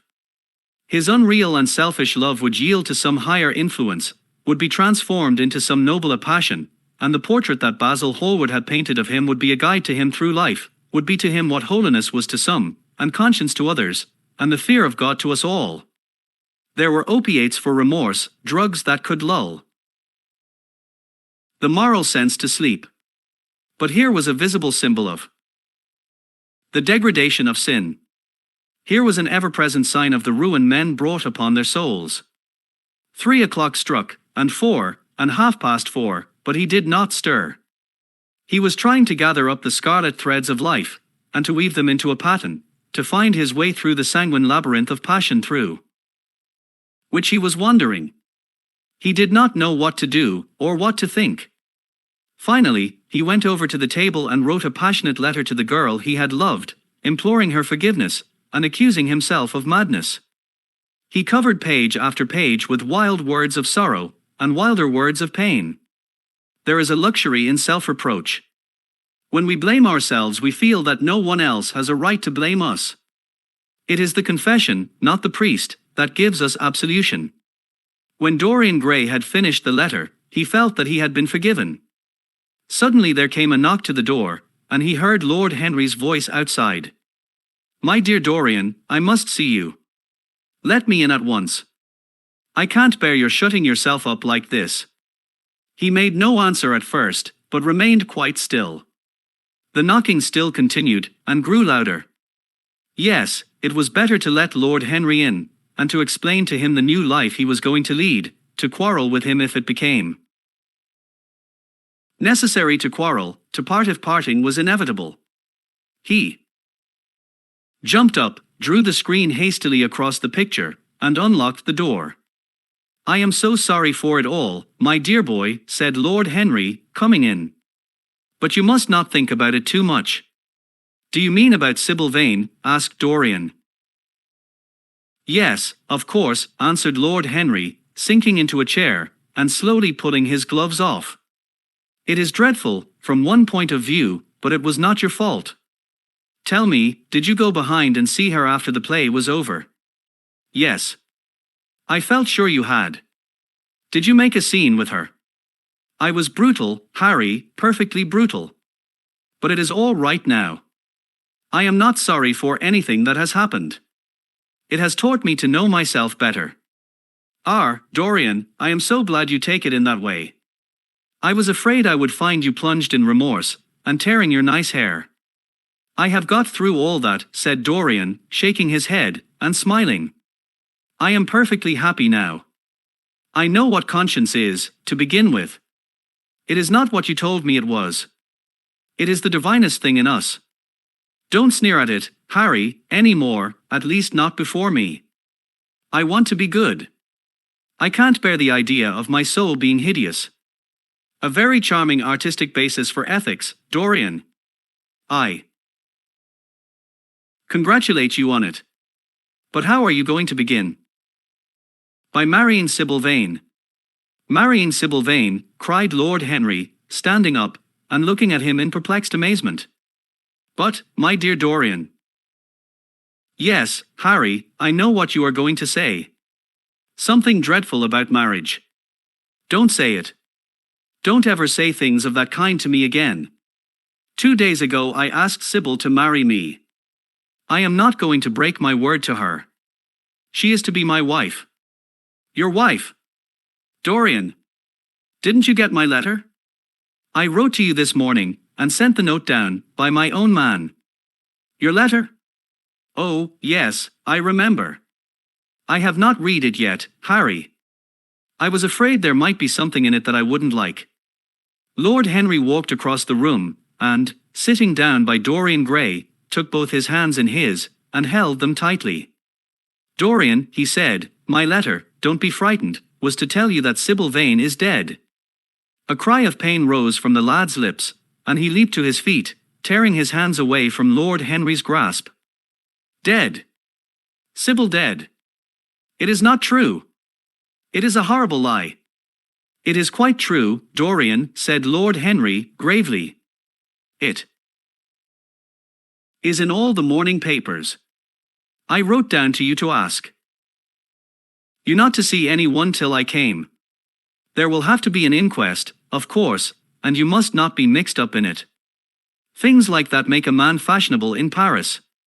But in London people are so prejudiced. Here, one should never make one's debut with a scandal. One should reserve that to give an interest to one's old age. I don't suppose they know your name at the theatre. If they don't, it is all right. Did anyone see you going round to her room? That is an important point." Dorian did not answer for a few moments. He was dazed with horror. Finally he murmured, in a stifled voice, "Harry, did you say an inquest? What did you mean by that? Did Sybil? Oh, Harry, I can't bear it. But be quick. Tell me everything at once." "I have no doubt it was not an accident, Dorian, though it must be put in that way to the public. As she was leaving the theatre with her mother, about 12:30 or so, she said she had forgotten something upstairs. They waited some time for her, but she did not come down again. They ultimately found her lying dead on the floor of her dressing room. She had swallowed something by mistake, some dreadful thing they use at theaters. I don't know what it was, but it had either prussic acid or white lead in it. I should fancy it was prussic acid, as she seems to have died instantaneously. It is very tragic, of course, but you must not get yourself mixed up in it. I see by the standard that she was 17. I should have thought she was almost younger than that. She looked such a child, and seemed to know so little about acting. Dorian, you mustn't let this thing get on your nerves. You must come and dine with me, and afterwards we will look in at the opera. It is a patty night, and everybody will be there. You can come to my sister's box. She has got some smart women with her. So I have murdered Sybil Vane, said Dorian Gray, half to himself, murdered her as certainly as if I had cut her little throat with a knife. And the roses are not less lovely for all that. The birds sing just as happily in my garden. And tonight I am to dine with you, and then go on to the opera, and sup somewhere, I suppose, afterwards. How extraordinarily dramatic life is. If I had read all this in a book, Harry, I think I would have wept over it. Somehow, now that it has happened actually, and to me, it seems far too wonderful for tears. Here is the first passionate love letter I have ever written in my life. Strange, that my first passionate love letter should have been addressed to a dead girl. Can they feel, I wonder, those white silent people we call the dead? Sybil. Can she feel, or know, or listen? Oh, Harry, how I loved her once. It seems years ago to me now. She was everything to me. Then came that dreadful night, was it really only last night, when she played so badly, and my heart almost broke. She explained it all to me. It was terribly pathetic. But I was not moved a bit. I thought her shallow. Then something happened that made me afraid. I can't tell you what it was, but it was awful. I said I would go back to her. I felt I had done wrong. And now she is dead. My God. My God. Harry, what shall I do? You don't know the danger I am in, and there is nothing to keep me straight. She would have done that for me. She had no right to kill herself. It was selfish of her. My dear Dorian, the only way a woman can ever reform a man is by boring him so completely that he loses all possible interest in life. If you had married this girl, you would have been wretched. Of course you would have treated her kindly. One can always be kind to people about whom one cares nothing. But she would have soon found out that you were absolutely indifferent to her. And when a woman finds that out about her husband, she either becomes dreadfully dowdy, or wears very smart bonnets that some other woman's husband has to pay for. I say nothing about the social mistake, but I assure you that in any case the whole thing would have been an absolute failure. I suppose it would, muttered the lad, walking up and down the room, and looking horribly pale. But I thought it was my duty. It is not my fault that this terrible tragedy has prevented my doing what was right. I remember your saying once that there is a fatality about good resolutions, that they are always made too late. Mine certainly were. Good resolutions are simply a useless attempt to interfere with scientific laws. Their origin is pure vanity. Their result is absolutely nil. They give us, now and then, some of those luxurious sterile emotions that have a certain charm for us. That is all that can be said for them. Harry, cried Dorian Gray, coming over and sitting down beside him, why is it that I cannot feel this tragedy as much as I want to? I don't think I am heartless. Do you? You have done too many foolish things in your life to be entitled to give yourself that name, Dorian, answered Lord Henry, with his sweet, melancholy smile. The lad frowned. I don't like that explanation, Harry, he rejoined, but I am glad you don't think I am heartless. I am nothing of the kind. I know I am not. And yet I must admit that this thing that has happened does not affect me as it should. It seems to me to be simply like a wonderful ending to a wonderful play. It has all the terrible beauty of a great tragedy, a tragedy in which I took part, but by which I have not been wounded. It is an interesting question, said Lord Henry, who found an exquisite pleasure in playing on the lad's unconscious egotism, an extremely interesting question. I fancy that the explanation is this. It often happens that the real tragedies of life occur in such an inartistic manner that they hurt us by their crude violence, their absolute incoherence, their absurd want of meaning, their entire lack of style. They affect us just as vulgarity affects us. They give us an impression of sheer brute force, and we revolt against that. Sometimes, however, a tragedy that has artistic elements of beauty crosses our lives. If these elements of beauty are real, the whole thing simply appeals to our sense of dramatic effect. Suddenly we find that we are no longer the actors, but the spectators of the play. Or rather, we are both. We watch ourselves. And the mere wonder of the spectacle enthralls us.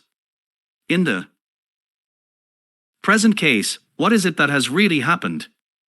Someone has killed herself for love of you. I wish I had ever had such an experience. It would have made me in love with love for the rest of my life.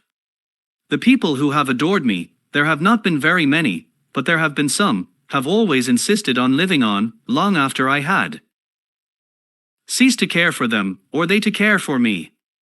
They have become stout and tedious, and when I meet them they go in at once for reminiscences. That awful memory of woman. What a fearful thing it is.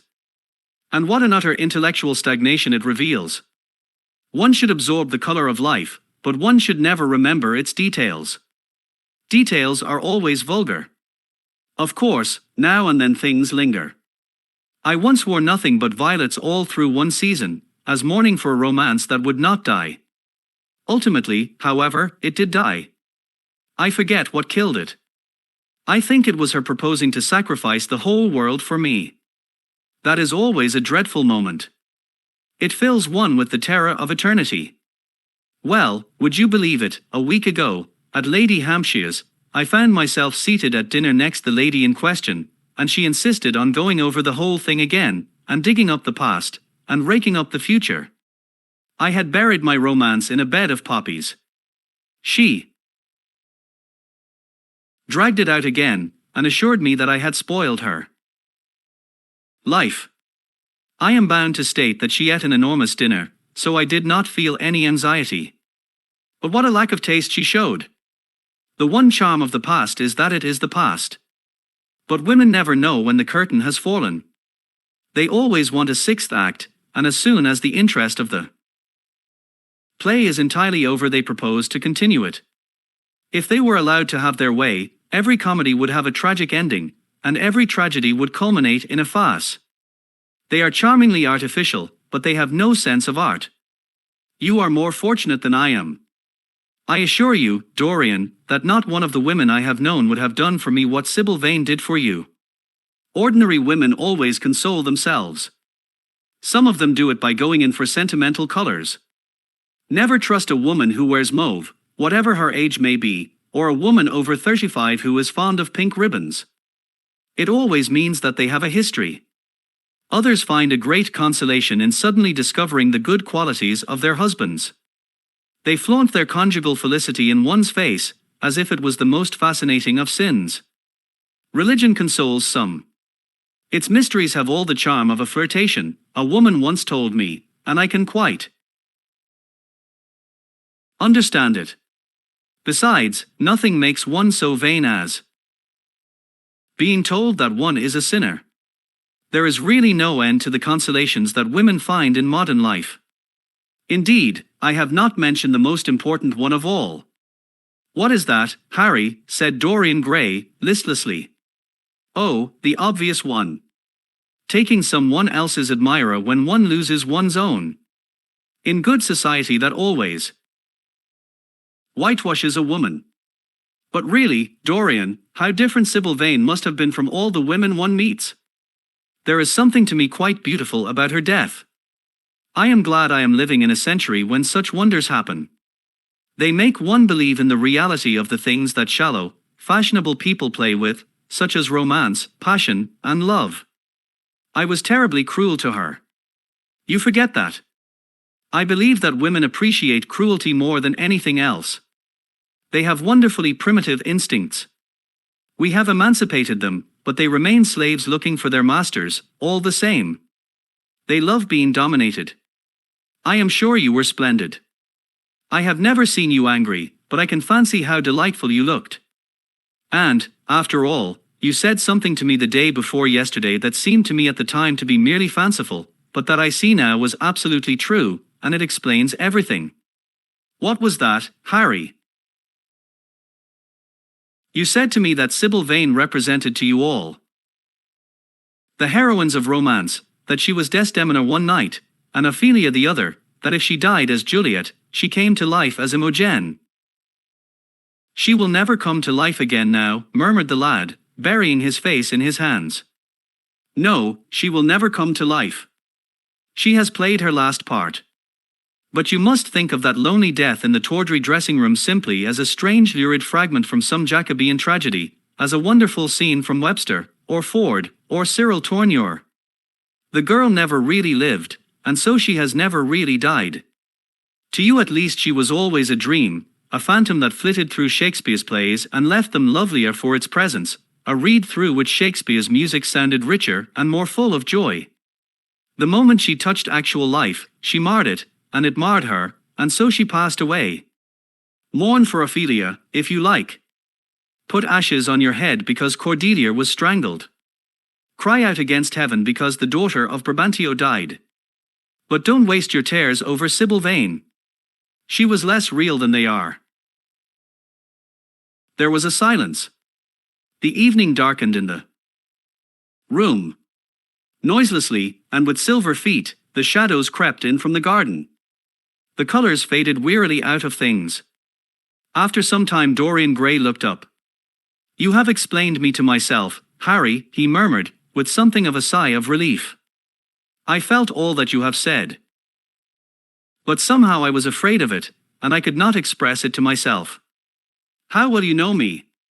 But we will not talk again of what has happened. It has been a marvelous experience. That is all. I wonder if life has still in store for me anything as marvelous. Life has everything in store for you, Dorian. There is nothing that you, with your extraordinary good looks, will not be able to do. But suppose, Harry, I became haggard, and grey, and wrinkled. What then? Then, said Lord Henry, rising to go, then, my dear Dorian, you would have to fight for your victories. As it is, they are brought to you. No, you must keep your good looks. We live in an age that reads too much to be wise, and that thinks too much to be beautiful. We cannot spare you. And now you had better dress, and drive down to the club. We are rather late, as it is. I think I shall join you at the opera, Harry. I feel too tired to eat anything. What is the number of your sister's box? 27, I believe. It is on the grand tier. You will see her name on the door. But I am sorry you won't come and dine. I don't feel up to it, said Dorian, wearily. But I am awfully obliged to you for all that you have said to me. You are certainly my best friend. No one has ever understood me as you have. We are only at the beginning of our friendship, Dorian, answered Lord Henry, shaking him by the hand. Goodbye. I shall see you before 9:30, I hope. Remember, Patty is singing. As he closed the door behind him, Dorian Gray touched the bell, and in a few minutes Victor appeared with the lamps and drew the blinds down. He waited impatiently for him to go. The man seemed to take an interminable time about everything. As soon as he had left, he rushed to the screen, and drew it back. No, there was no further change in the picture. It had received the news of Sybil Vane's death before he had known of it himself. It was conscious of the events of life as they occurred. The vicious cruelty that marred the fine lines of the mouth had, no doubt, appeared at the very moment that the girl had drunk the poison. Whatever it was. Or was it indifferent to results? Did it merely take cognizance of what passed within the soul? He wondered, and hoped that someday he would see the change taking place before his very eyes, shuddering as he hoped it. Poor Sybil. What a romance it had all been. She had often mimicked death on the stage, and at last death himself had touched her, and brought her with him. How had she played that dreadful scene? Had she cursed him, as she died? No, she had died for love of him, and love would always be a sacrament to him now. She had atoned for everything, by the sacrifice she had made of her life. He would not think any more of what she had made him go through, that horrible night at the theatre. When he thought of her, it would be as a wonderful tragic figure to show love had been a great reality. A wonderful tragic figure? Tears came to his eyes as he remembered her childlike look and winsome fanciful ways and shy tremulous grace. He wiped them away hastily, and looked again at the picture. He felt that the time had really come for making his choice. Or had his choice already been made? Yes, life had decided that for him, life, and his own infinite curiosity about life. Eternal youth, infinite passion, pleasures subtle and secret, wild joys and wilder sins, he was to have all these things. The portrait was to bear the burden of his shame, that was all. A feeling of pain came over him as he thought of the desecration that was in store for the fair face on the canvas. Once, in boyish mockery of Narcissus, he had kissed, or feigned to kiss, those painted lips that now smiled so cruelly at him. Morning after morning he had sat before the portrait wondering at its beauty, almost enamored of it, as it seemed to him at times. Was it to alter now with every mood to which he yielded? Was it to become a hideous and loathsome thing, to be hidden away in a locked room, to be shut out from the sunlight that had so often touched to brighter gold the waving wonder of the hair? The pity of it! The pity of it! For a moment he thought of praying that the horrible sympathy that existed between him and the picture might cease. It had changed in answer to a prayer, perhaps in answer to a prayer it might remain unchanged. And, yet, who, that knew anything about life, would surrender the chance of remaining always young, however fantastic that chance might be, or with what fateful consequences it might be fraught? Besides, was it really under his control? Had it indeed been prayer that had produced the substitution? Might there not be some curious scientific reason for it all? If thought could exercise its influence upon a living organism, might not thought exercise an influence upon dead and inorganic things? Nay, without thought or conscious desire, might not things external to ourselves vibrate in unison with our moods and passions, atom calling to atom, in secret love or strange affinity? But the reason was of no importance. He would never again tempt by a prayer any terrible power.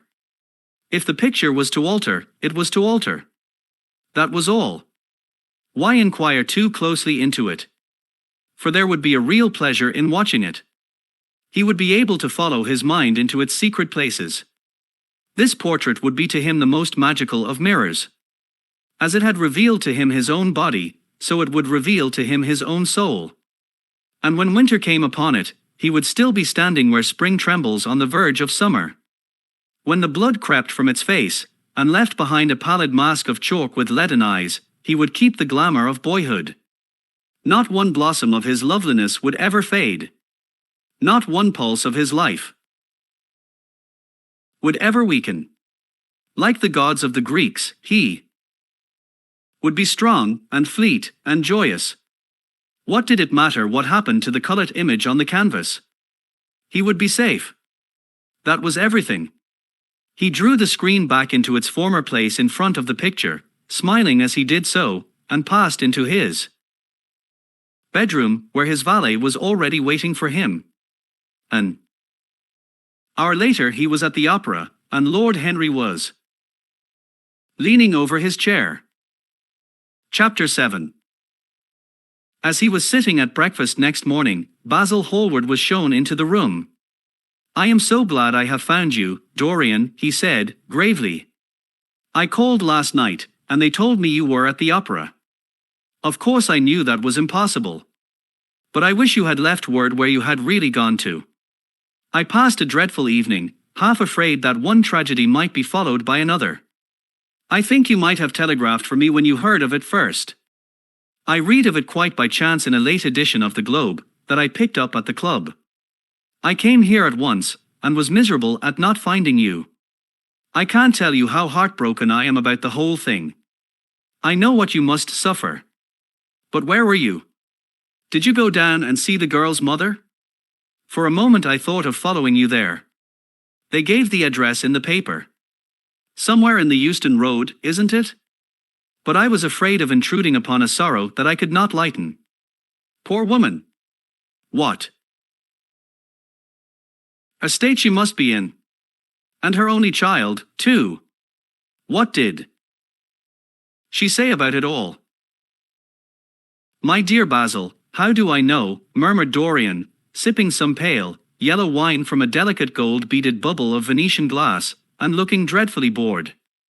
I was at the opera. You should have come on there.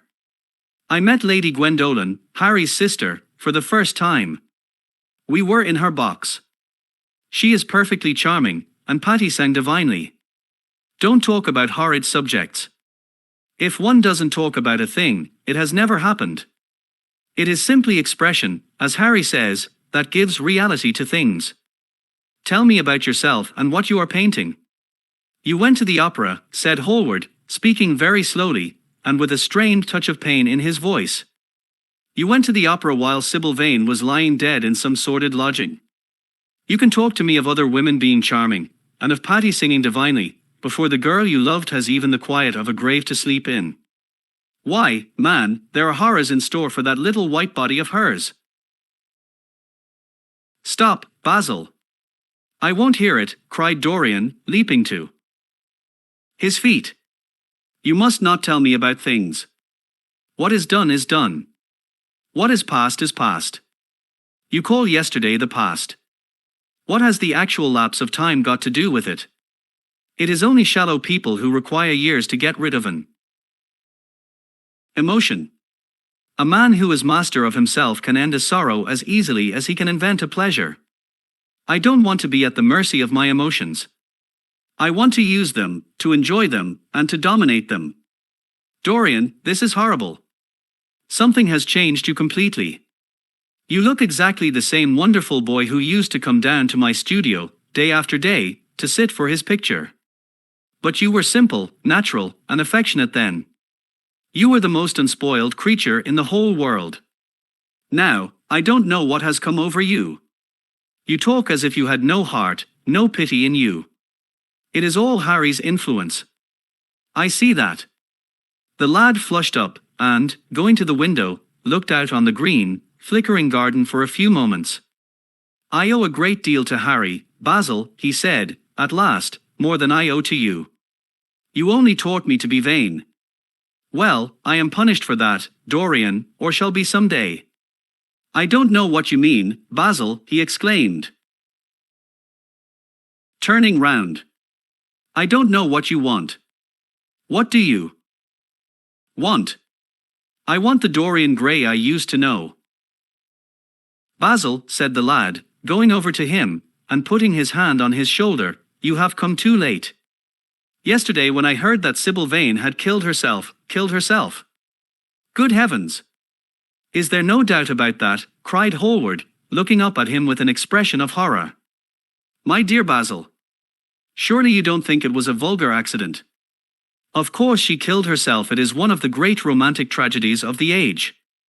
As a rule, people who act lead the most commonplace lives. They are good husbands, or faithful wives, or something tedious. You know what I mean, middle-class virtue, and all that kind of thing. How different Sybil was. She lived her finest tragedy. She was always a heroine. The last night she played, the night you saw her, she acted badly because she had known the reality of love.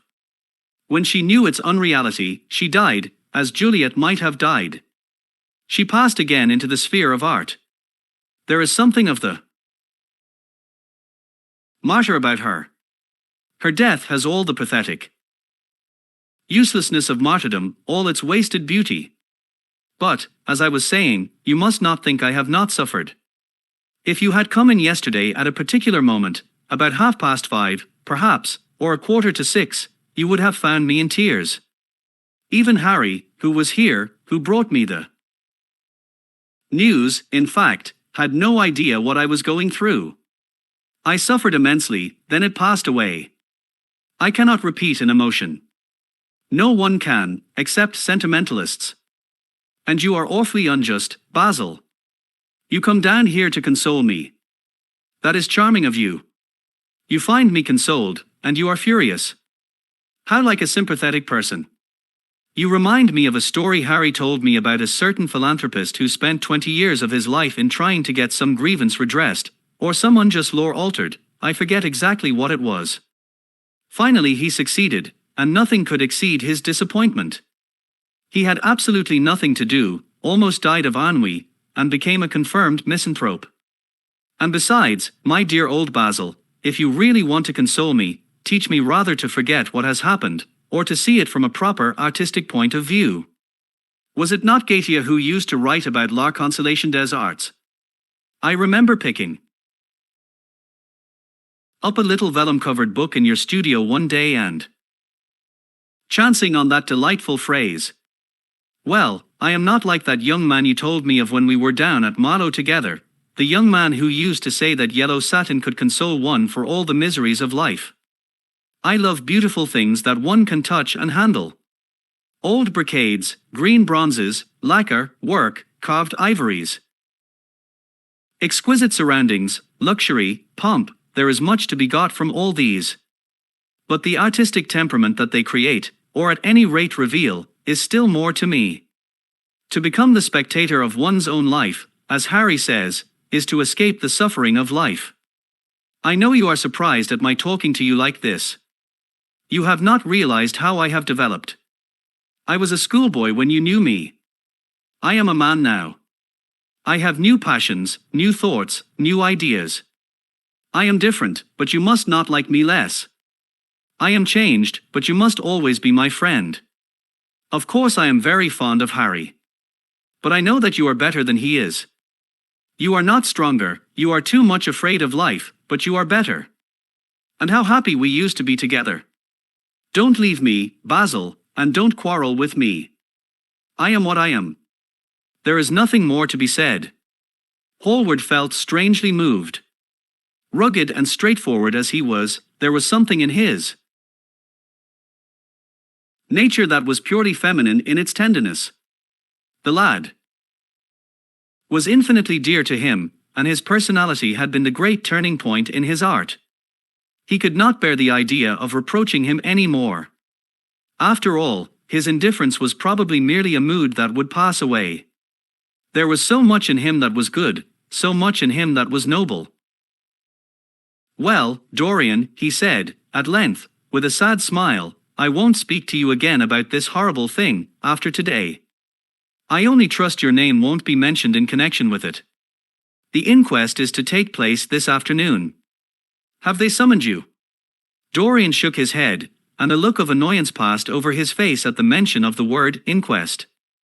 There was something so crude and vulgar about everything of the kind. They don't know my name, he answered. But surely she did. Only my Christian name, and that I am quite sure she never mentioned to anyone. She told me once that they were all rather curious to learn who I was, and that she invariably told them my name was Prince Charming. It was pretty of her. You must do me a drawing of her, Basil. I should like to have something more of her than the memory of a few kisses and some broken pathetic words. I will try and do something, Dorian, if it would please. You. But you must come and sit to me yourself again. I can't get on without you. I will never sit to you again, Basil.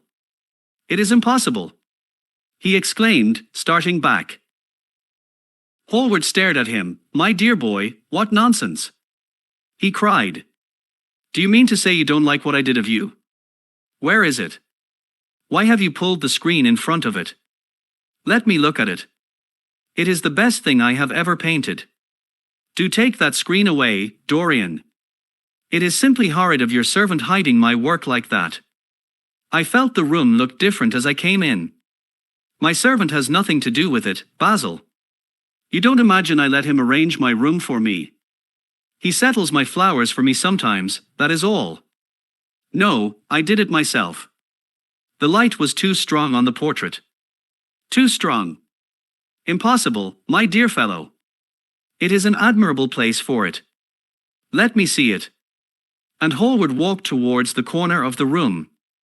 A cry of terror broke from Dorian Gray's lips, and he rushed between Hallward and the screen. Basil, he said, looking very pale, you must not look at it. I don't wish you to. Not look at my own work. You are not serious. Why? Shouldn't I look at it? Exclaimed Hallward, laughing. If you try to look at it, Basil, on my word of honor I will never speak to you again as long as I live. I am quite serious. I don't offer any explanation, and you are not to ask for any. But, remember, if you touch this screen, everything is over between us. Hallward was thunderstruck. He looked at Dorian Gray in absolute amazement. He had never seen him like this before. The lad was absolutely pallid with rage. His hands were clenched, and the pupils of his eyes were like discs of blue fire. He was trembling all over. Dorian! Don't speak. But what is the matter? Of course I won't look at it if you don't want me to, he said, rather coldly, turning on his heel, and going over towards the window. But, really, it seems rather absurd that I shouldn't see my own work, especially as I am going to exhibit it in Paris in the autumn. I shall probably have to give it another coat of varnish before that, so I must see it some day, and why not today? To exhibit it. You want to exhibit it, exclaimed Dorian Gray, a strange sense of terror creeping over him. Was the world going to be shown his secret? Were people to gape at the mystery of his life? That was impossible. Something, he did not know what, had to be done at once. Yes, I don't suppose you will object to that. Georges Petit is going to collect all my best pictures for a special exhibition in the Rue d'Arces, which will open the first week in October. The portrait will only be away a month. I should think you could easily spare it for that time. In fact, you are sure to be out of town.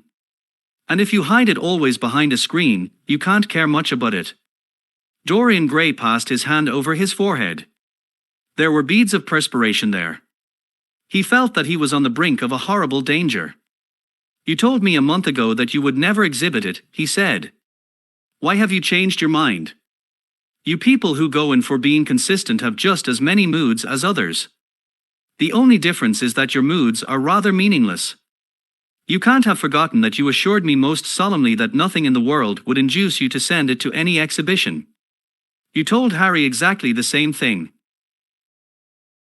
He stopped suddenly, and a gleam of light came into his eyes. He remembered that Lord Henry had said to him once, half seriously and half in jest, if you want to have an interesting quarter of an hour, get Basil to tell you why he won't exhibit your picture. He told me why he wouldn't, and it was a revelation to me. Yes, perhaps Basil, too, had his secret. He would ask him and try. Basil, he said, coming over quite close, and looking him straight in the face, we have each of us a secret. Let me know yours, and I will tell you mine. What was your reason for refusing to exhibit my picture? Hallward shuddered in spite of himself. Dorian, if I told you, you might like me less than you do, and you would certainly laugh at me. I could not bear your doing either of those two things. If you wish me never to look at your picture again, I am content. I have always you to look at. If you wish the best work I have ever done to be hidden from the world, I am satisfied. Your friendship is dearer to me than any fame or reputation. No, Basil, you must tell me, murmured Dorian Gray. I think I have a right to know. His feeling of terror had passed away, and curiosity had taken its place. He was determined to find out Basil Hallward's mystery. Let us sit down, Dorian, said Hallward, looking pale and pained. Let us sit down. I will sit in the shadow, and you shall sit in the sunlight. Our lives are like that. Just answer me one question. Have you noticed in the picture something that you did not like, something that probably at first did not strike you, but that revealed itself to you suddenly? Basil, cried the lad, clutching the arms of his chair with trembling hands, and gazing at him with wild, startled eyes. I see you did. Don't speak. Wait till you hear what I have to say. It is quite true that I have worshipped you with far more romance of feeling than a man usually gives to a friend. Somehow, I had never loved a woman. I suppose I never had time. Perhaps, as Harry says, a really grande passion is the privilege of those who have nothing to do, and that is the use of the idle classes in a country. Well, from the moment I met you, your personality had the most extraordinary influence over me. I quite admit that I adored you madly, extravagantly, absurdly.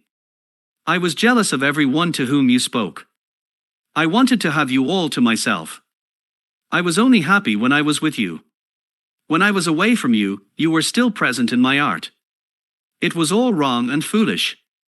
It is all wrong and foolish still. Of course I never let you know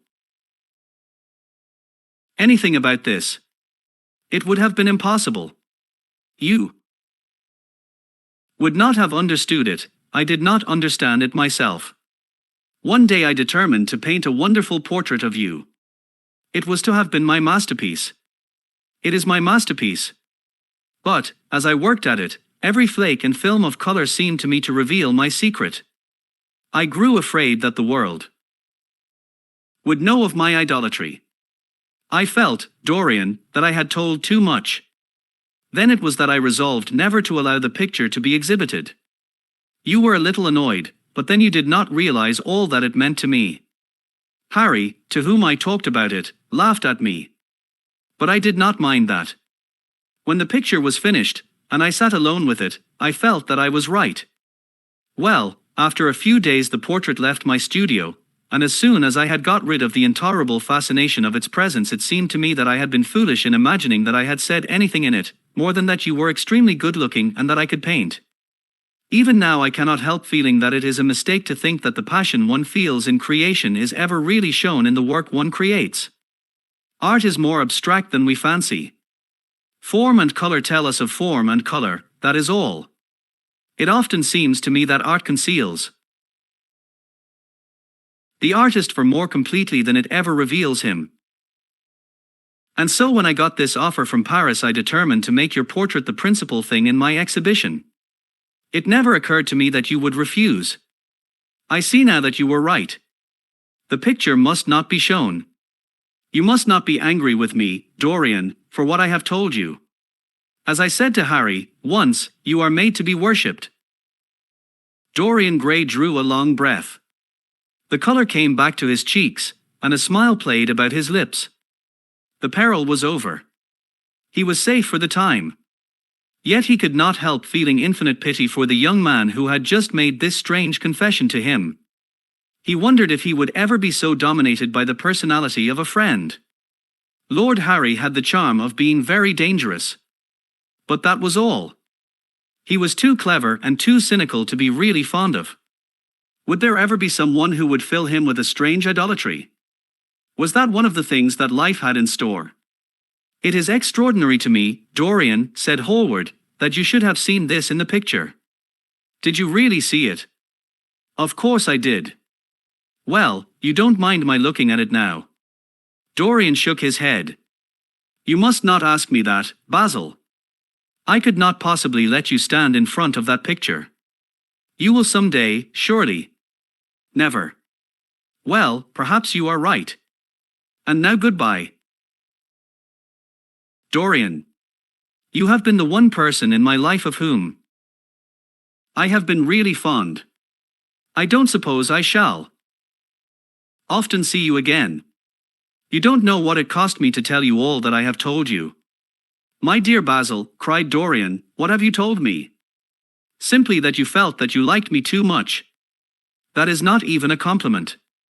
It was not intended as a compliment. It was a confession.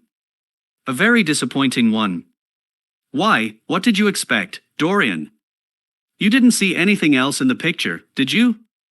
There was nothing else to see. No, there was nothing else to see. Why do you ask? But you mustn't talk about not meeting me again, or anything of that kind. You and I are friends, Basil, and we must always remain so. You have got Harry, said Hallward, sadly. Oh, Harry, cried the lad, with a ripple of laughter. Harry spends his days in saying what is incredible, and his evenings in doing what is improbable. Just the sort of life I would like to lead.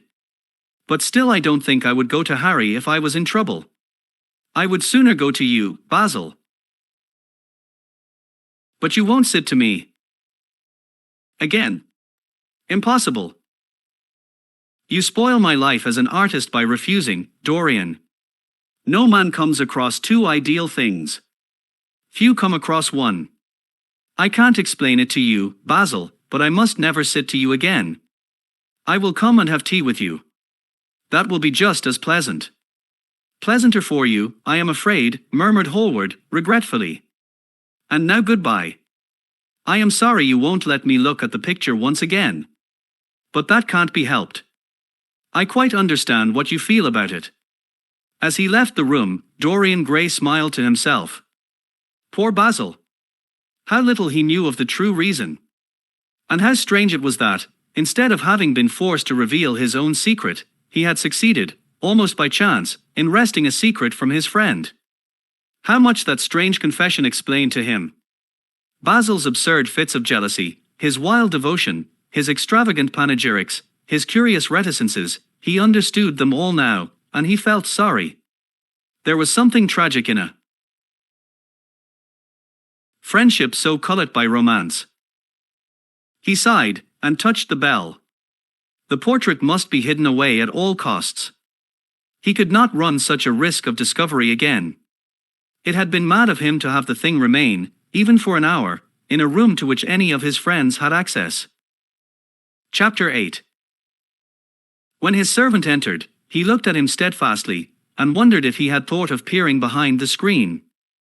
The man was quite impassive, and waited for his orders. Dorian lit a cigarette, and walked over to the glass and glanced into it. He could see the reflection of Victor's face perfectly. It was like a placid mask of servility. There was nothing to be afraid of, there. Yet he thought it best to be on his guard.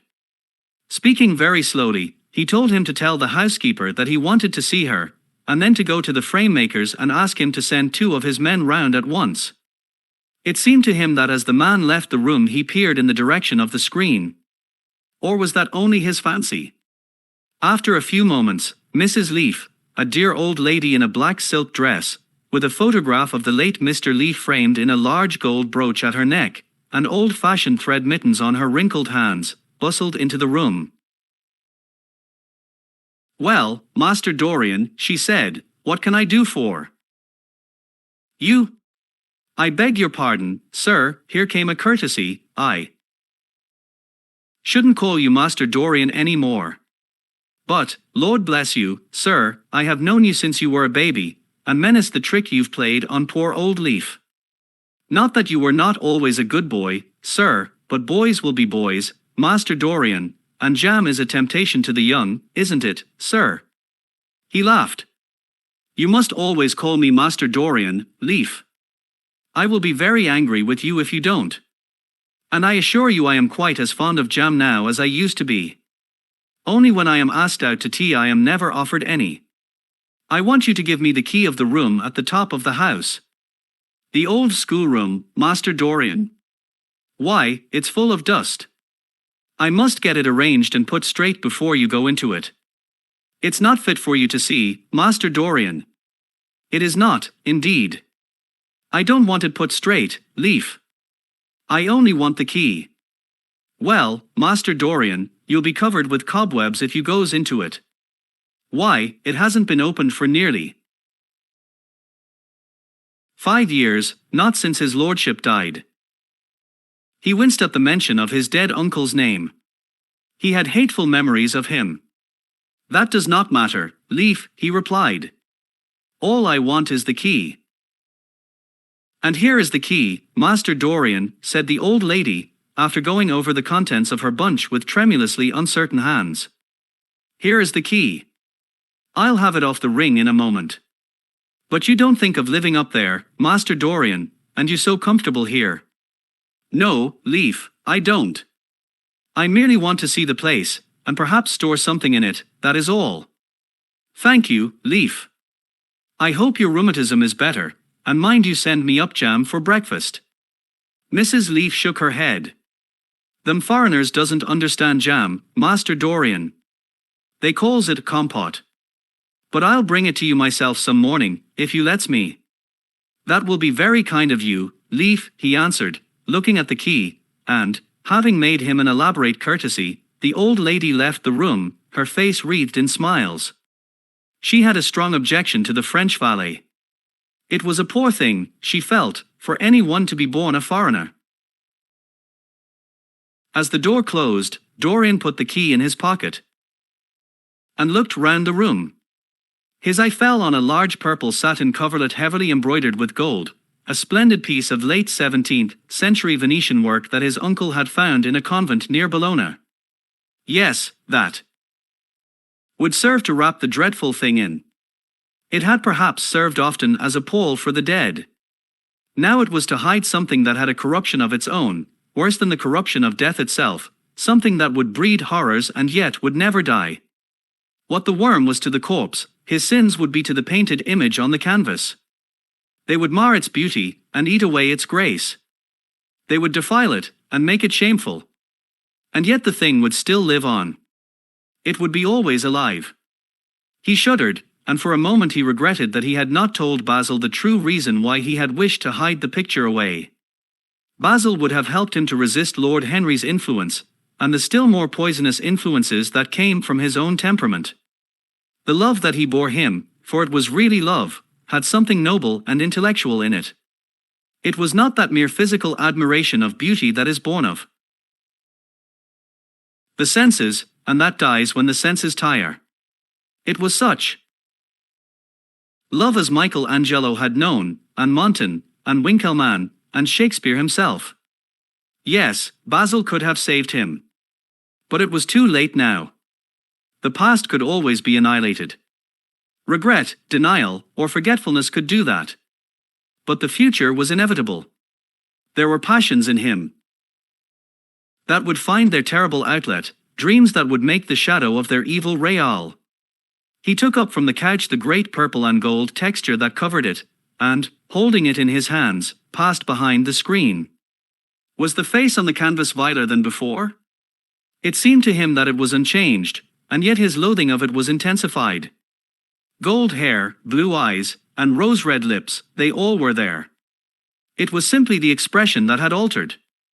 That was horrible in its cruelty.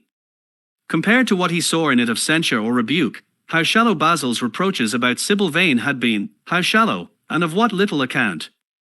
His own soul was looking out at him from the canvas and calling him to judgment. A look of pain came across him, and he flung the rich pall over the picture. As he did so, a knock came to the door. He passed out as his servant entered.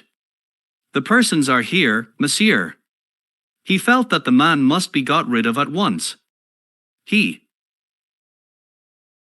must not be allowed to know where the picture was being taken to. There was something sly about him, and he had thoughtful, treacherous eyes. Sitting down at the writing table, he scribbled a note to Lord Henry, asking him to send him round something to read, and reminding him that they were to meet at 8:15 that evening. "Wait for an answer," he said, handing it to him, "and show the men in here." In 2 or 3 minutes there was another knock, and Mr. Ashton himself, the celebrated frame maker of South Audley Street, came in with a somewhat rough-looking young assistant. Mr. Ashton was a florid, red-whiskered little man, whose admiration for art was considerably tempered by the inveterate impecuniosity of most of the artists who dealt with him. As a rule, he never left his shop. He waited for people to come to him. But he always made an exception in favor of Dorian Gray. There was something about Dorian that charmed everybody. It was a pleasure even to see him. "What can I do for you, Mr. Gray?" he said, rubbing his fat freckled hands. "I thought I would do myself the honor of coming round in person. I have just got a beauty of a Frame, sir. Picked it up at a sale. Old Florentine. Came from Fonthiel, I believe. Admirably suited for a religious picture, Mr. Gray. I am so sorry you have given yourself the trouble of coming round, Mr. Ashton. I will certainly drop in and look at the frame, though I don't go in much for religious art, but today I only want a picture carried to the top of the house for me. It is rather heavy, so I thought I would ask you to lend me a couple of your men. No trouble at all, Mr. Gray. I am delighted to be of any service to you. Which is the work of art, sir? This, replied Dorian, moving the screen back. Can you move it, covering and all, just as it is? I don't want it to get scratched going upstairs. There will be no difficulty, sir, said the genial frame maker, beginning, with the aid of his assistant, to unhook the picture from the long brass chains by which it was suspended. And, now, where shall we carry it to, Mr. Gray? I will show you the way, Mr. Ashton, if you will kindly follow me. Or perhaps you had better go in front. I am afraid it is right at the top of the house. We will go up by the front staircase, as it is wider. He held the door open for them, and they passed out into the hall and began the ascent. The elaborate character of the frame had made the picture extremely bulky, and now and then, in spite of the obsequious protests of Mr. Ashton, who had a true tradesman's dislike of seeing a gentleman doing anything useful, Dorian put his hand to it so as to help them. Something of a load to carry, sir, gasped the little man, when they reached the top landing. And he wiped his shiny forehead. A terrible load to carry, murmured Dorian, as he unlocked the door that opened into the room that was to keep for him the curious secret of his life and hide his soul from the eyes of men. He had not entered the place for more than 4 years, not, indeed, since he had used it first as a playroom when he was a child and then as a study when he grew somewhat older.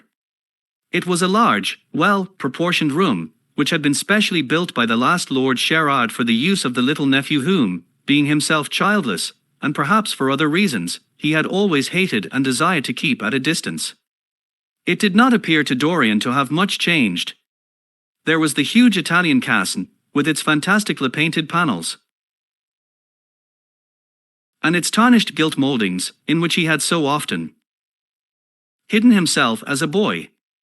There was the satinwood bookcase filled with his dog-eared schoolbooks. On the wall behind it was hanging the same ragged Flemish tapestry where a faded king and queen were playing chess. In a garden, while a company of hawkers rode by, carrying hooded birds on their gauntleted wrists. How well he recalled it all! Every moment of his lonely childhood came back to him, as he looked round. He remembered the stainless purity of his boyish life, and it seemed horrible to him that it was here that the fatal portrait was to be hidden away. How little he had thought, in those dead days, of all that was in store for him. But there was no other place in the house so secure from prying eyes as this. He had the key, and no one else could enter it. Beneath its purple pall, the face painted on the canvas could grow bestial, sodden, and unclean. What did it matter? No one could see it. He himself would not see it. Why should he watch the hideous corruption of his soul? He kept his youth, that was enough. And, besides, might not his nature grow finer, after all? There was no reason that the future should be so full of shame. Some love might come across his life, and purify him, and shield him from those sins that seemed to be already stirring in spirit and in flesh, those curious unpictured sins whose very mystery lent them their subtlety and their charm. Perhaps, some day, the cruel look would have passed away from the scarlet sensitive mouth, and he might show to the world Basil Hallward's masterpiece. No, that was impossible. The thing upon the canvas was growing old, hour by hour, and week by week. Even if it escaped the hideousness of sin, the hideousness of age was in store for it. The cheeks would become hollow or flaccid. Yellow crow's feet would creep round the fading eyes and make them horrible. The hair would lose its brightness, the mouth would gape or droop, would be foolish or gross, as the mouths of old men are. There would be the wrinkled throat, the cold blue-veined hands, the twisted body, that he remembered in the uncle who had been so stern to him in his boyhood.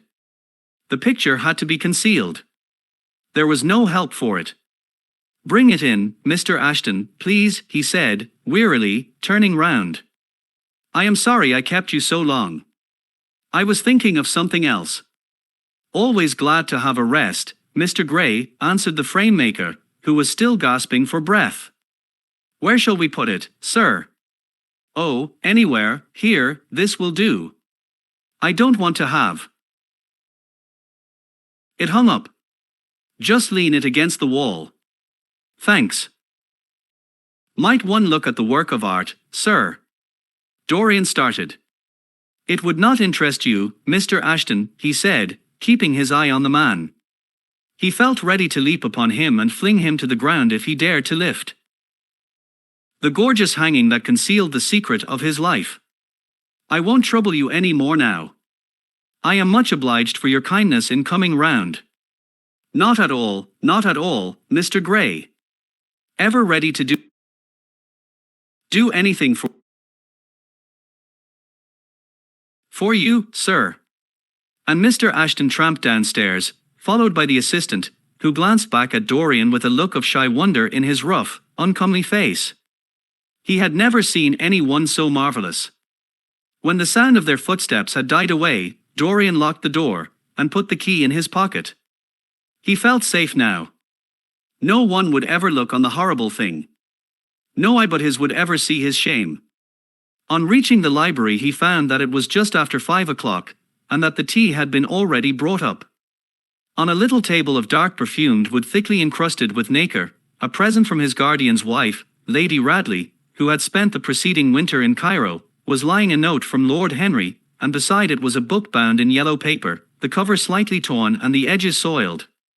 A copy of the 3rd edition of the St. James's Gazette had been placed on the tea tray. It was evident that Victor had returned. He wondered if he had met the men in the hall as they were leaving the house and had wormed out of them what they had been doing. He would be sure to miss the picture, had no doubt missed it already, while he had been laying the tea things.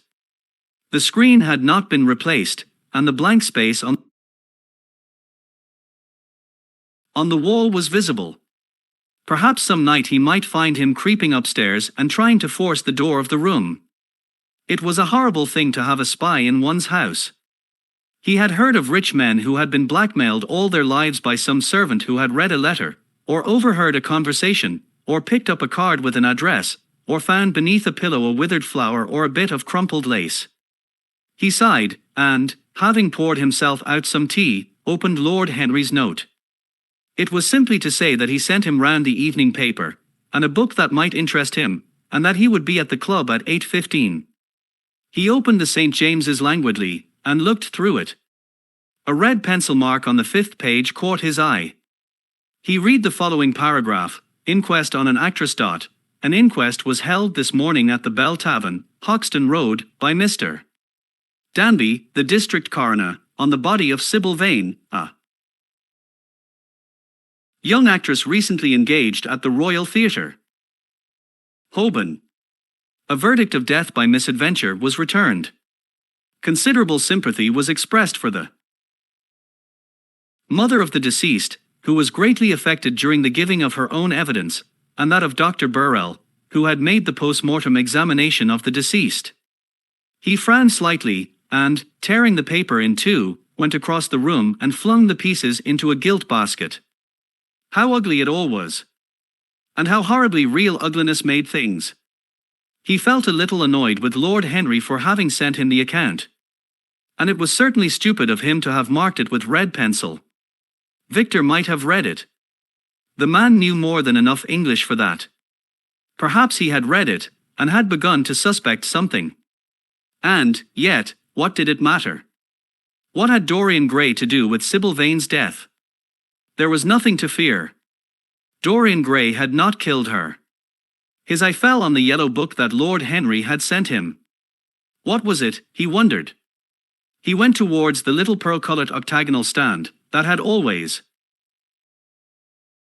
looked to him like the work of some strange Egyptian. Bees who wrought in silver, and took the volume up. He flung himself into an armchair, and began to turn over the leaves. After a few minutes, he became absorbed. It was the strangest book he had ever read. It seemed to him that, in exquisite raiment, and to the delicate sound of flutes, the sins of the world were passing in dumb show before him. Things that he had dimly dreamed of were suddenly made real to him. Things of which he had never dreamed were gradually revealed. It was a novel without a plot, and with only one character, being, indeed, simply a psychological study of a certain young Parisian, who spent his life trying to realize in the 19th century all the passions and modes of thought that belonged to every century except his own, and to sum up, as it were, in himself the various moods through which the world spirit had ever passed, loving for their mere artificiality those renunciations that men have unwisely called virtue, as much as those natural rebellions that wise men still call sin. The style in which it was written was that curious jeweled style, vivid and obscure at once, full of argot and of archaisms, of technical expressions and of elaborate paraphrases, that characterizes the work of some of the finest artists of the French school of decadence. There were in it metaphors as monstrous as orchids, and as evil in color. The life of the senses was described in the terms of mystical philosophy. One hardly knew at times whether one was reading the spiritual ecstasies of some medieval saint or the morbid confessions of a modern sinner. It was a poisonous book. The heavy odor of incense seemed to cling about its pages and to trouble the brain. The mere cadence of the sentences, the subtle monotony of their music, so full as it was of complex refrains and movements elaborately repeated, produced in the mind of the lad, as he passed from chapter to chapter, a form of reverie, a malady of dreaming, that made him unconscious of the falling day and the creeping shadows. Cloudless, and pierced by one solitary star, a copper-green sky gleamed through the windows. He read on by its one light till he could read no more. Then, after his valet had reminded him several times of the lateness of the hour, he got up, and, going into the next room, placed the book on the little Florentine table that always stood at his bedside, and began to dress for dinner. It was almost 9 o'clock before he reached the club, where he found Lord Henry sitting alone, in the morning room, looking very bored. "I am so sorry, Harry," he cried, "but really it is entirely your fault. That book you sent me so fascinated me that I forgot what the time was." "I thought you would like it," replied his host, rising from his chair. "I didn't say I liked it, Harry. I said it fascinated me. There is a great difference." If you have discovered that, you have discovered a great deal," murmured Lord Henry, with his curious smile. "Come, let us go into dinner. It is dreadfully late, and I am afraid the champagne will be too much iced."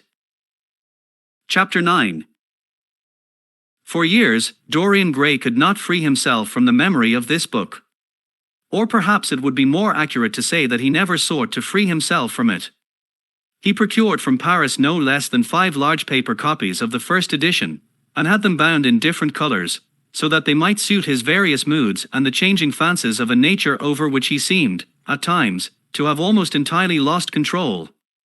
The hero, the wonderful young Parisian, in whom the romantic temperament and the scientific temperament were so strangely blended, became to him a kind of prefiguring type of himself. And, indeed, the whole book seemed to him to contain the story of his own life, written before he had lived it. In one point he was more fortunate than the book's fantastic hero. He never knew, never, indeed, had any cause to know, that somewhat grotesque dread of mirrors, and polished metal surfaces, and still water, which came upon the young Parisian so early in his life, and was occasioned by the sudden decay of a beauty that had once, apparently, been so remarkable. It was with an almost cruel joy, and perhaps in nearly every joy, as certainly in every pleasure, cruelty has its place, that he used to read the latter part of the book, with its really tragic, if somewhat overemphasized, account of the sorrow and despair of one who had himself lost what in others, and in the world, he had most valued. He, at any rate, had no cause to fear that the boyish beauty that had so fascinated Basil Hallward, and many others besides him, seemed never to leave him. Even those who had heard the most evil things against him, and from time to time strange rumors about his mode of life crept through London and became the chatter of the clubs, could not believe anything to his dishonor when they saw him. He had always the look of one who had kept himself unspotted from the world. Men who talked grossly became silent when Dorian Gray entered the room.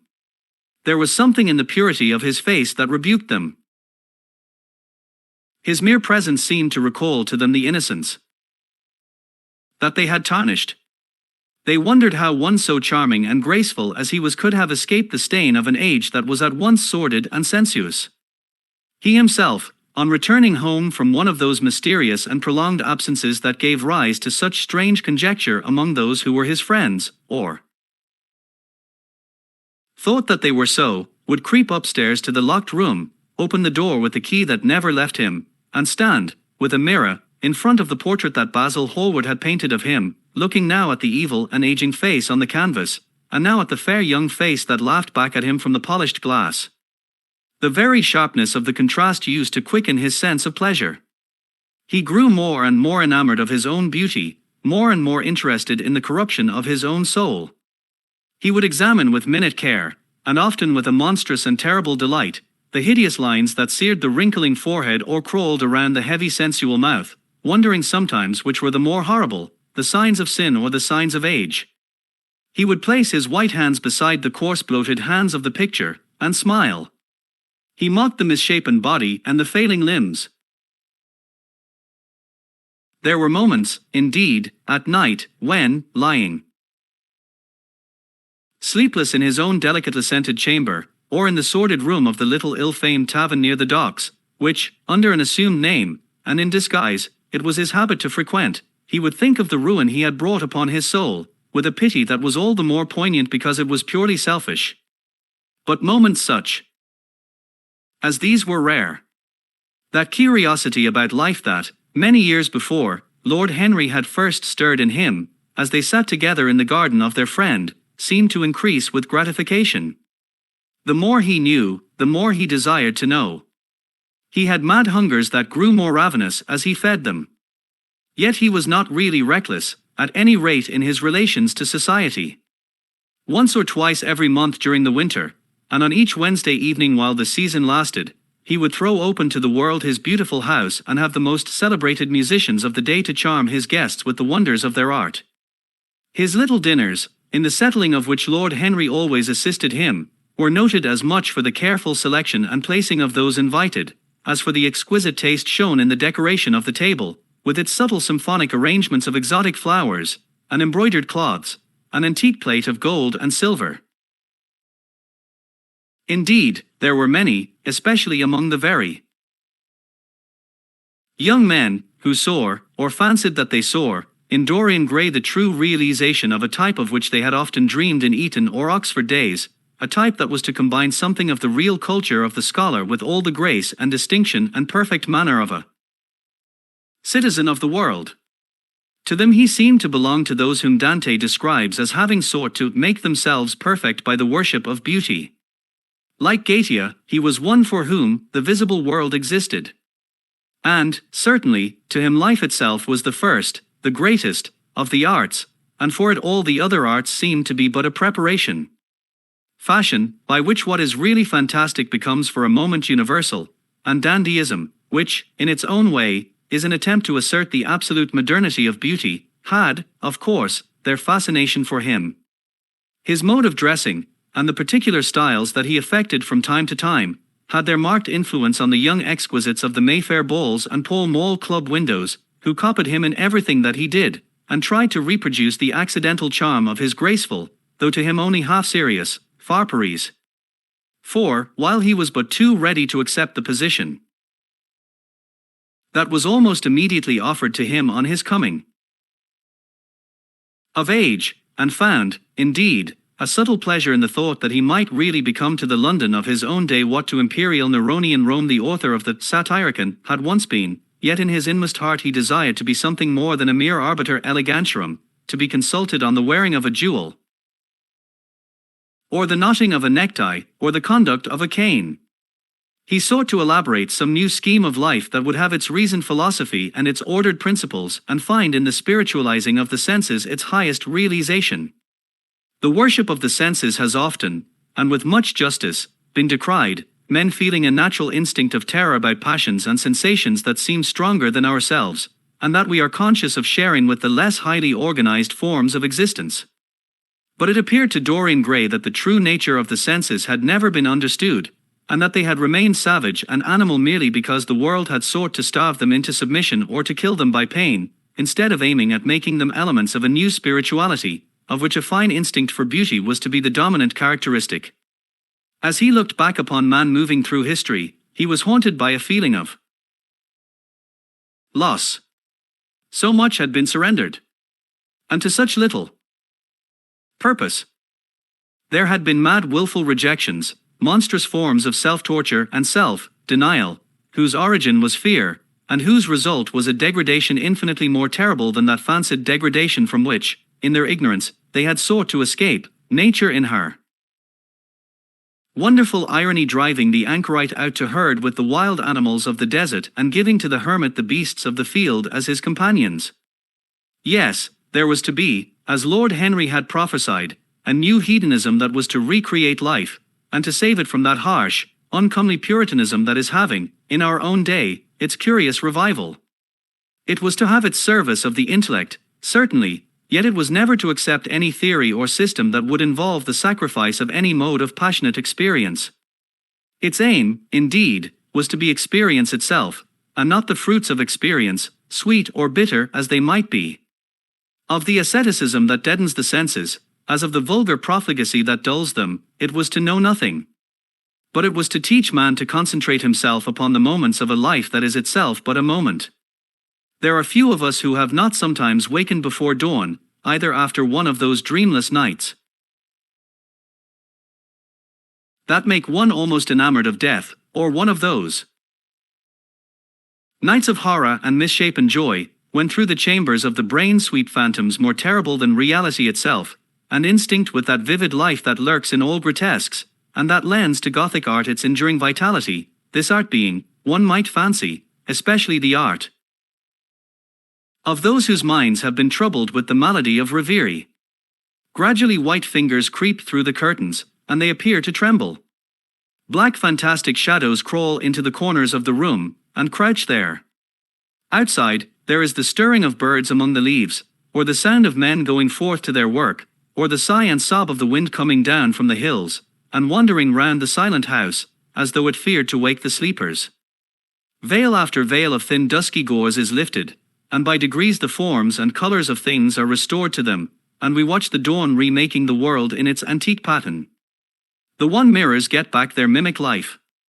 The flameless tapers stand where we have left them, and beside them lies the half-read book that we had been studying, or the wired flower that we had worn at the ball, or the letter that we had been afraid to read, or that we had read too often. Nothing seems to us changed. Out of the unreal shadows of the night comes back the real life that we had known. We have to resume it where we had left off, and there steals over us a terrible sense of the necessity for the continuance of energy in the same wearisome round of stereotyped habits, or a wild longing, it may be, that our eyelids might open some morning upon a world that had been refashioned anew for our pleasure in the darkness, a world in which things would have fresh shapes and colors, and be changed, or have other secrets, a world in which the past would have little or no place, or survive, at any rate, in no conscious form of obligation or regret, the remembrance even of joy having its bitterness, and the memories of pleasure their pain. It was the creation of such worlds as these that seemed to Dorian Gray to be the true object, or among the true objects, of life, and in his search for sensations that would be at once new and delightful, and possess that element of strangeness that is so essential to romance, he would often adopt certain modes of thought that he knew to be really alien to his nature, abandon himself to their subtle influences, and then, having, as it were, caught their color and satisfied his intellectual curiosity, leave them with that curious indifference that is not incompatible with a real ardor of temperament, and that indeed, according to certain modern psychologists, is often a condition of it. It was rumored of him once that he was about to join the Roman Catholic communion, and certainly the Roman ritual had always a great attraction for him. The daily sacrifice, more awful really than all the sacrifices of the antique world, stirred him as much by its superb rejection of the evidence of the senses as by the primitive simplicity of its elements and the eternal pathos of the human tragedy that it sought to symbolize.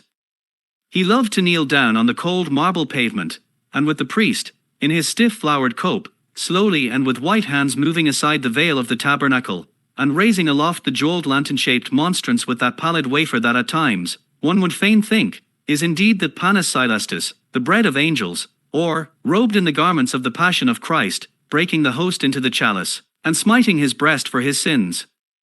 The fuming censers, that the grave boys, in their lace and scarlet, tossed into the air like great gilt flowers, had their subtle fascination for him. As he passed out, he used to look with wonder at the black confessionals, and longed to sit in the dim shadow of one of them and listen to men and women whispering through the tarnished grating the true story of their lives. But he never fell into the error of arresting his intellectual development by any formal acceptance of creed or system, or of mistaking, for a house in which to live, and in that is but suitable for the sojourn of a night, or for a few hours of a night in which there are no stars and the moon is in travail. Mysticism, with its marvelous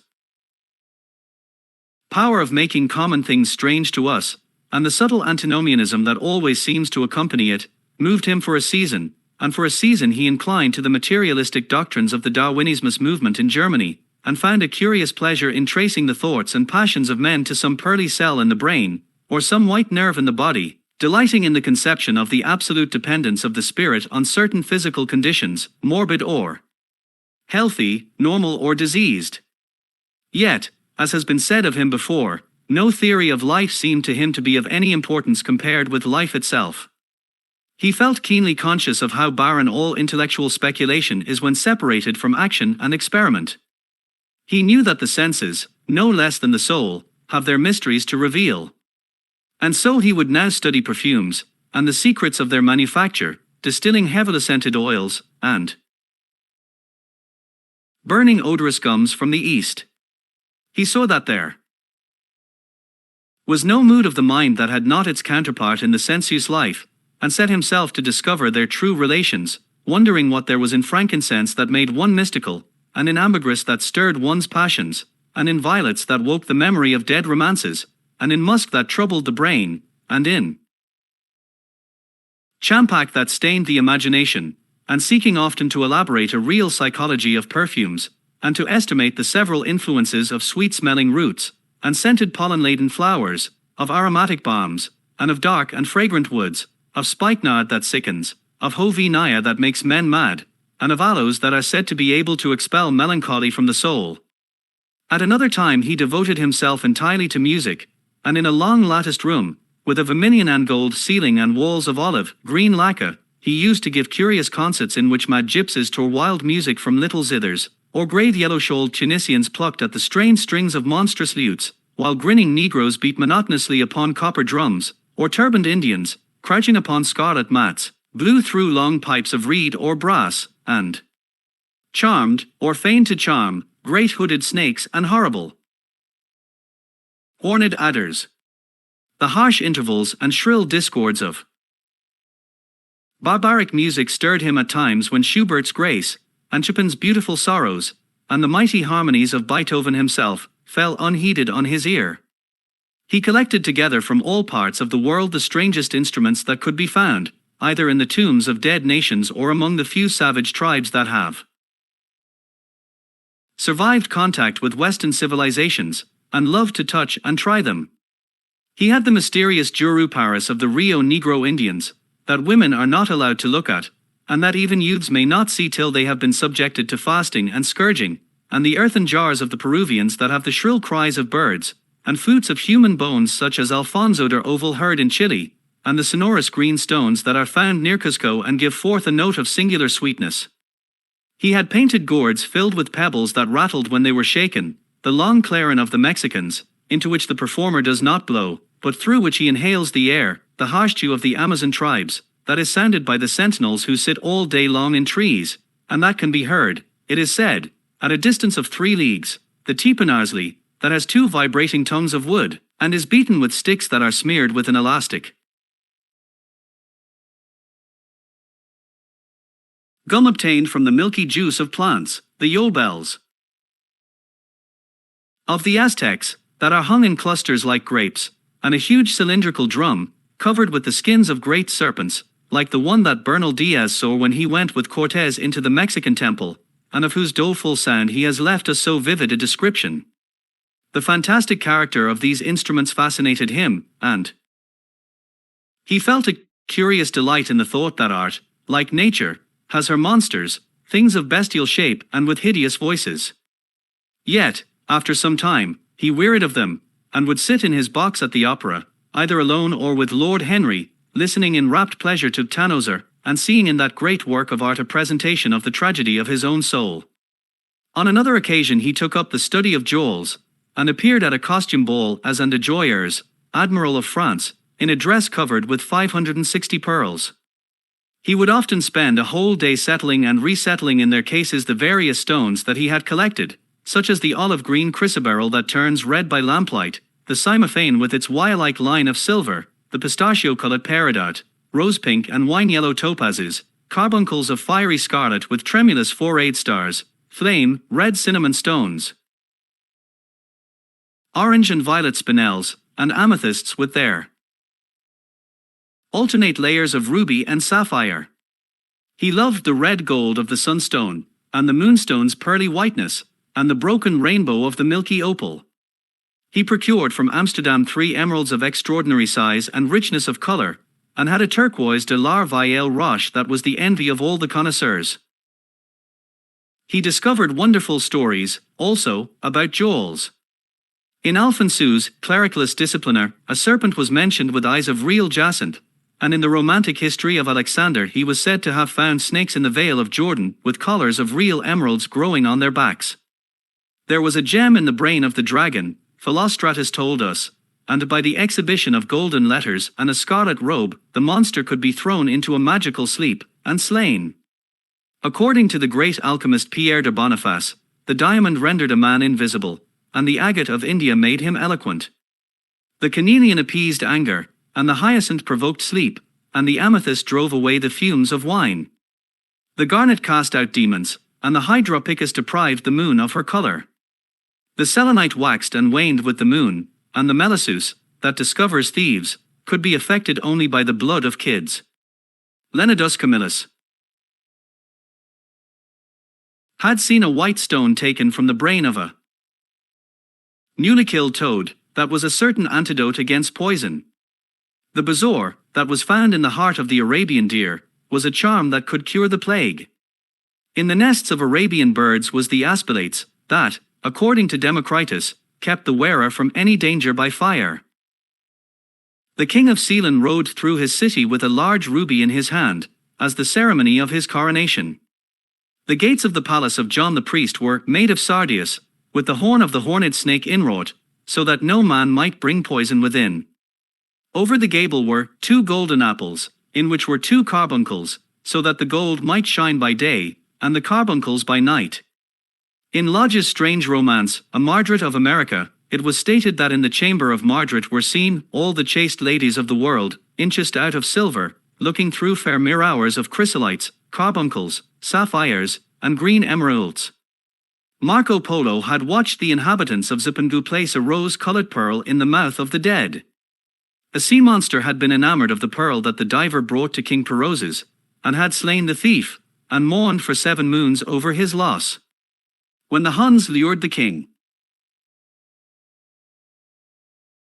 into the great pit, he flung it away, Procpius tells the story, nor was it ever found again, though the Emperor Anastasius offered 500 weight of gold pieces for it. The king of Malabar had shown a Venetian a rosary of 104 pearls, one for every god that he worshipped. When the Duc de Valentinois, son of Alexander VI, visited Louis XII of France, his horse was loaded with gold leaves, according to Brantam, and his cap had double rows of rubies that threw out a great light. Charles of England had ridden in stirrups hung with 321 diamonds. Richard II had a coat, valued at 30,000 marks, which was covered with balas rubies. Hall described Henry VIII, on his way to the Tower previous to his coronation, as wearing a jacket of raised gold, the placard embroidered with diamonds and other rich stones, and a great borderike about his neck of large balasses. The favourites of James I wore earrings of emeralds set in gold filigrane. Edward II gave to Piers Gaveston a suit of red gold armour studded with jacinths, and a collar of gold roses set with turquoise stones, and a skullcap passed with pearls. Henry II wore jewelled gloves reaching to the elbow, and had a hawk glove set with 12 rubies and 52 great pearls. The ducal hat of Charles the Rash, the last Duke of Burgundy of his race, was studded with sapphires and hung with pear-shaped pearls. How exquisite life had once been! How gorgeous in its pomp and decoration! Even to read of the luxury of the dead was wonderful. Then he turned his attention to embroideries, and to the tapestries that performed the office of frescoes in the chill rooms of the northern nations of Europe. As he investigated the subject, and he always had an extraordinary faculty of becoming absolutely absorbed for the moment in whatever he took up, he was almost saddened by the reflection of the ruin that time brought on beautiful and wonderful things. He, at any rate, had escaped that. Summer followed summer, and the yellow jonquils bloomed and died many times, and nights of horror repeated the story of their shame, but he was unchanged. No winter marred his face or stained his flower-like bloom. How different it was with material things! Where had they gone to? Where was the great crocus-coloured robe, on which the gods fought against the giants, that had been worked for Athena? Where the huge velum that Nero had stretched across the Colosseum at Rome, on which were represented the starry sky, and Apollo driving a chariot drawn by white gilt-reined steeds? He longed to see the curious table napkins wrought for Elagabalus, on which were displayed all the dainties and viands that could be wanted for a feast, the mortuary cloth of King Chilperic, with its 300 golden bees, the fantastic robes that excited the indignation of the bishop of Pontus, and were figured with lions, panthers, bears, dogs, forests, rocks, hunters, all, in fact, that a painter can copy from nature, and the coat that Charles of Orleans once wore, on the sleeves of which were embroidered the verses of a song beginning, Madam, je suis tout joyeux, the musical accompaniment of the words being wrought in gold thread, and each note, a square shape in those days, formed with 4 pearls. He read of the room that was prepared at the palace at Rheims for the use of Queen Joan of Burgundy, and was decorated with 1,321 parrots, made in broidery, and blazoned with the king's arms, and 561 butterflies, whose wings were similarly ornamented with the arms of the queen, the whole worked in gold. Catherine de Medicis had a mourning bed made for her of black velvet powdered with crescents and suns. Its curtains were of damask, with leafy wreaths and garlands, figured upon a gold and silver ground, and fringed along the edges with broideries of pearls, and it stood in a room hung with rows of the queen's devices in cut black velvet upon cloth of silver. Louis XIV had gold-embroidered caryatides 15 feet high in his apartment. The state bed of Sobieski, King of Poland, was made of Smyrna gold brocade embroidered in turquoises with verses from the Koran. Its supports were of silver gilt, beautifully chased, and profusely set with enameled and jeweled medallions. It had been taken from the Turkish camp before Vienna, and the standard of Mohammed had stood under it.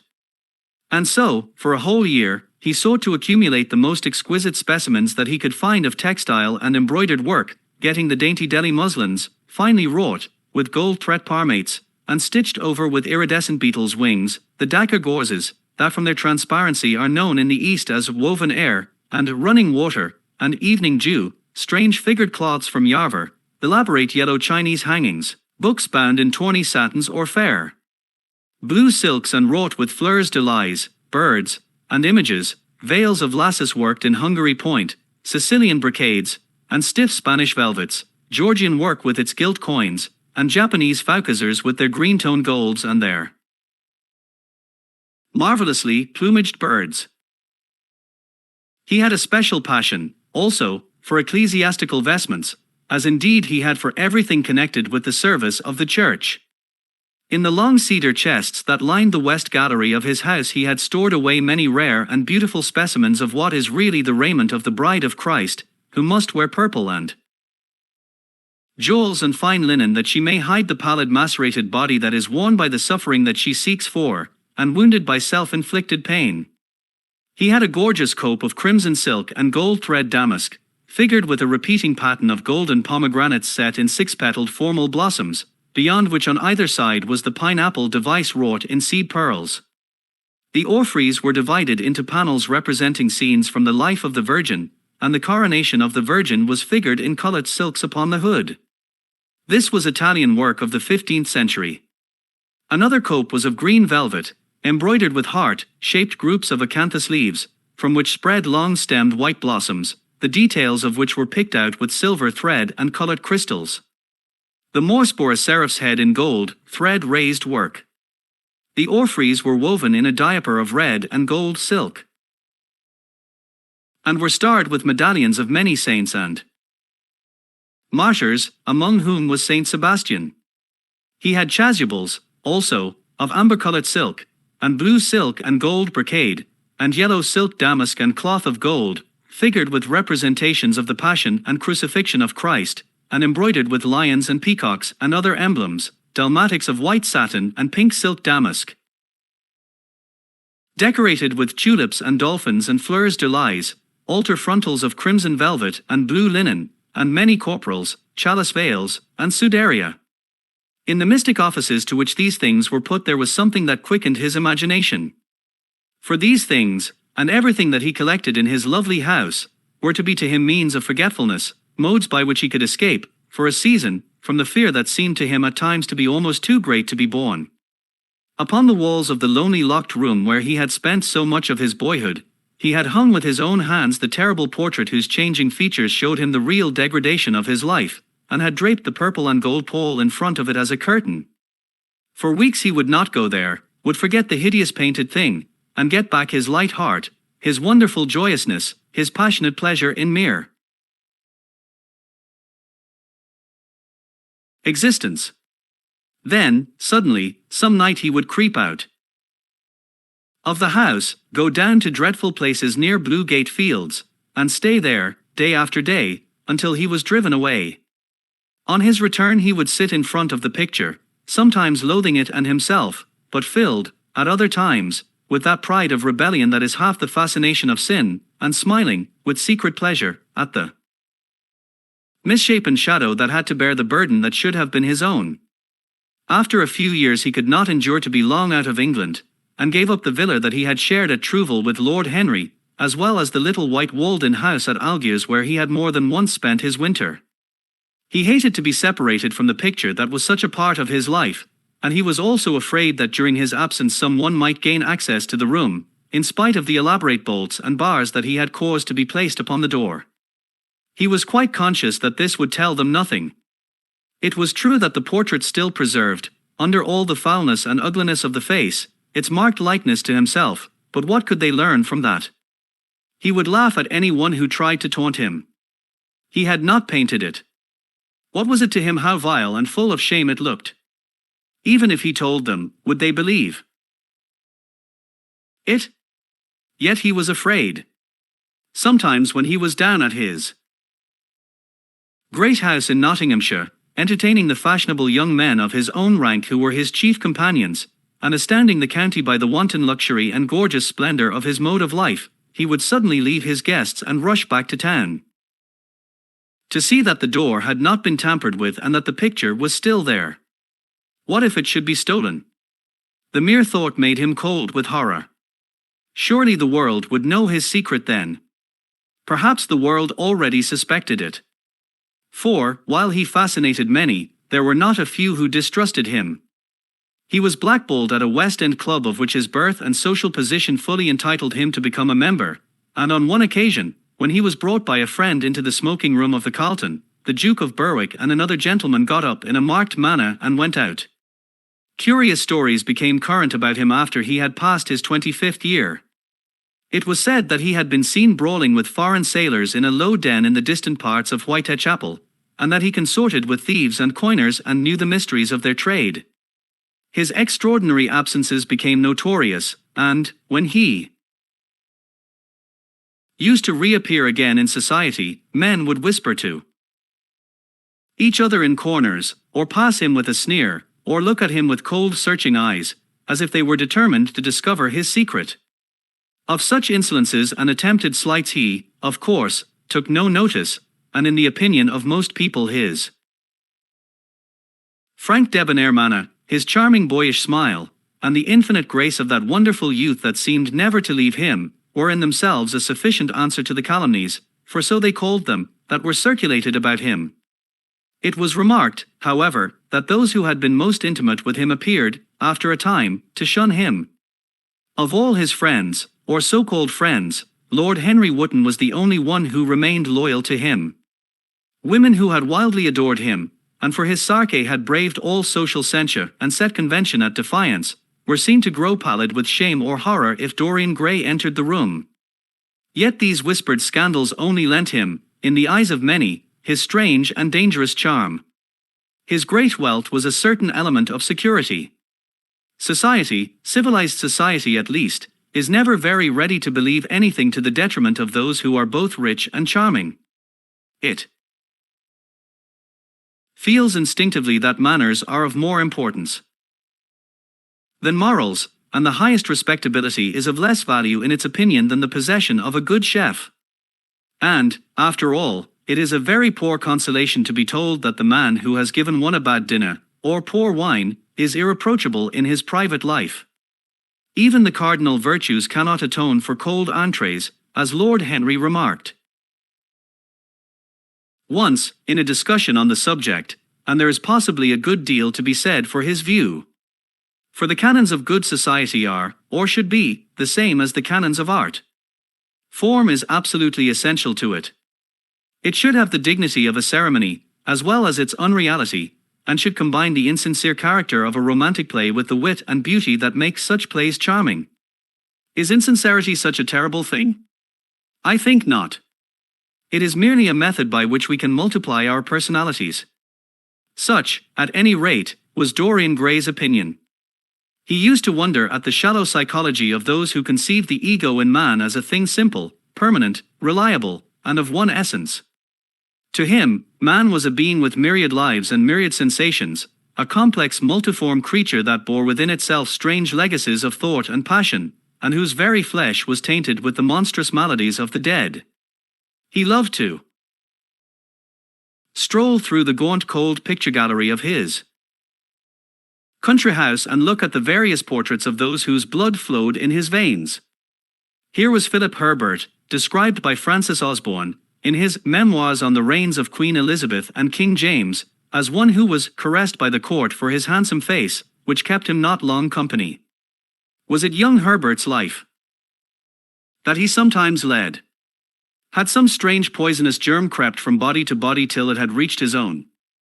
Was it some dim sense of that ruined grace that had made him so suddenly, and almost without cause, give utterance, in Basil Hallward's studio, to that mad prayer that had so changed his life?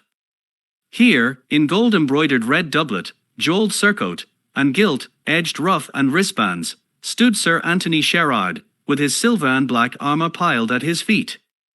What had this man's legacy been? Had the lover of Giovanna of Naples bequeathed him some inheritance of sin and shame? Were his own actions merely the dreams that the dead man had not dared to realize? Here, from the fading canvas, smiled Lady Elizabeth Devereux, in her gauze hood, pearl stomacher, and pink-slashed sleeves. A flower was in her right hand, and her left clasped an enamelled collar of white and damask roses. On a table by her side lay a mandolin and an apple.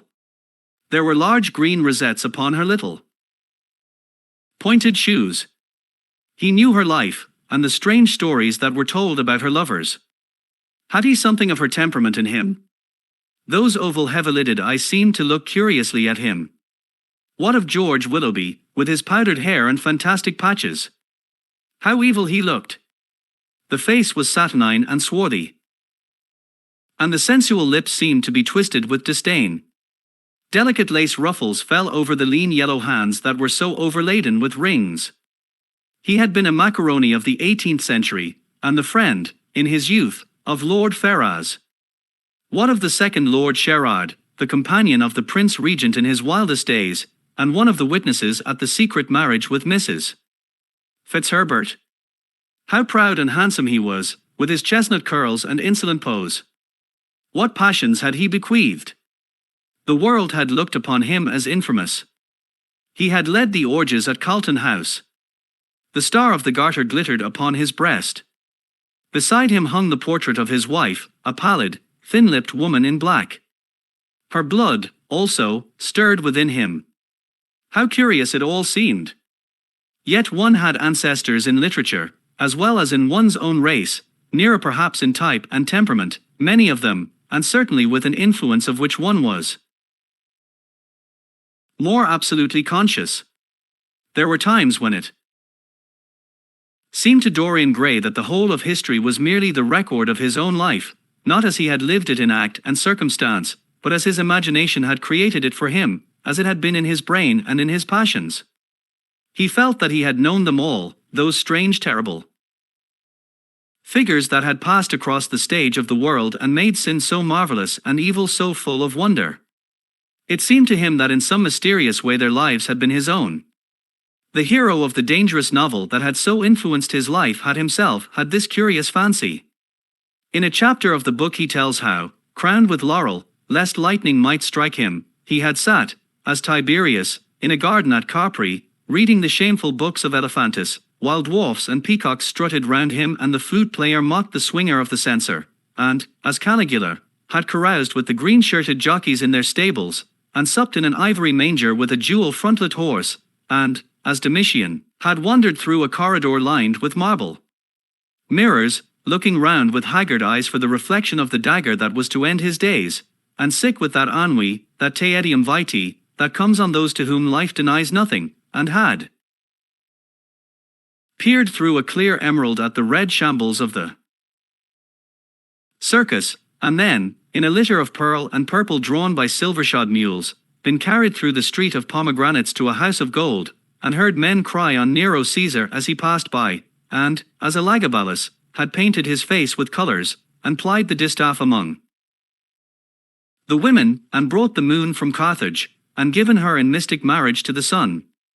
Over and over again Dorian used to read this fantastic chapter, and the chapter immediately following, in which the hero describes the curious tapestries that he had had woven for him from Gustave Moreau's designs, and on which were pictured the awful and beautiful forms of those whom vice and blood and weariness had made monstrous or mad. Filippo, Duke of Milan, who slew his wife, and painted her lips with a scarlet poison. Pietro Barbi, the Venetian, known as Paul II, who sought in his vanity to assume the title of Formosius, and whose tiara, valued at 200,000 florins, was bought at the price of a terrible sin. Gian Maria Visconti, who used hounds to chase living men, and whose murdered body was covered with roses by a harlot who had loved him, the Borgia on his white horse, with fratricide riding beside him, and his mantle stained with the blood of Perato, Pietro Riario, the young cardinal, Archbishop of Florence, child and minion of Sixtus IV, whose beauty was equalled only by his debauchery, and who received Leonora of Aragon in a pavilion of white and crimson silk, filled with nymphs and centaurs, and gilded a boy that he might serve her at the feast as Ganymede or Hylas, Iselin, whose melancholy could be cured only by the spectacle of death, and who had a passion for red blood, as other men have for red wine, the son of the fiend, as was reported, and one who had cheated his father at dice when gambling with him for his own soul, Giambattista Cibo, who in mockery took the name of innocent, and into whose torpid veins the blood of 3 lads was infused by a Jewish doctor, Sigismundo Malatister, the lover of Isata, and the lord of Rimini, whose effigy was burned at Rome as the enemy of God and man, who strangled Polyxena with a napkin, and gave poison to Ginevra d'Este in a cup of emerald, and in honor of a shameful passion built a pagan church for Christian worship, Charles VI, who had so wildly adored his brother's wife that a leper had warned him of the insanity that was coming on him, and who could only be soothed by Saracen cards painted with the images of love and death and madness, and, in his trim jerkin and jewelled cap and acanthus-like curls, Griffinetto Baglioni, who slew a star with his bride, and Simonetto with his page, and whose comeliness was such that, as he lay dying in the yellow piazza of Perugia, those who had hated him could not choose but weep, and Atalanta, who had cursed him, blessed him. There was a horrible fascination in them all. He saw them at night, and they troubled his imagination in the day. The Renaissance knew of strange manners of poisoning by a helmet and a lighted torch, by an embroidered glove and a jeweled fan, by a gilded pomander and by an amber chain. Dorian Gray had been poisoned by a book. There were moments when he looked on evil simply as a mode through which he could realize his conception of the beautiful. Chapter 10. It was on the 7th of November, the eve of his own 32nd birthday, as he often remembered afterwards. He was walking home about 11 o'clock from Lord Henry's, where he had been dining, and was wrapped in heavy furs, as the night was cold and foggy. At the corner of Grosvenor Square and South Audley Street a man passed him in the mist, walking very fast, and with the collar of his grey ulster turned up. He had a bag in his hand. He recognized him. It was Basil Hallward. A strange sense of fear, for which he could not account, came over him. He made no sign of recognition, and went on slowly, in the direction of his own house. But Hallward had seen him. Dorian heard him first stopping, and then hurrying after him. In a few moments his hand was on his arm. "Dorian! What an extraordinary piece of luck! I have been waiting for you ever since 9 o'clock in your library. Finally I took pity on your tired servant, and told him to go to bed, as he let me out. I am off to Paris by the midnight train, and I wanted particularly to see you before I left. I thought it was you, or rather your fur coat, as you passed me. But I wasn't quite sure. Didn't you recognize me? In this fog, my dear Basil? Why, I can't even recognize Grosvenor Square. I believe my house is somewhere about here, but I don't feel at all certain about it.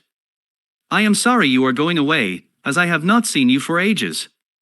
But I suppose you will be back soon.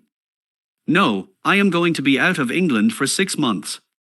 I intend to take a studio in Paris, and shut myself up till I have finished a great picture I have in my head. However, it wasn't about myself I wanted to talk. Here we are at your door. Let me come in for a moment. I have something to say to you.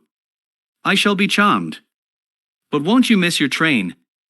said Dorian Gray, languidly, as he passed up the steps and opened the door with his latchkey.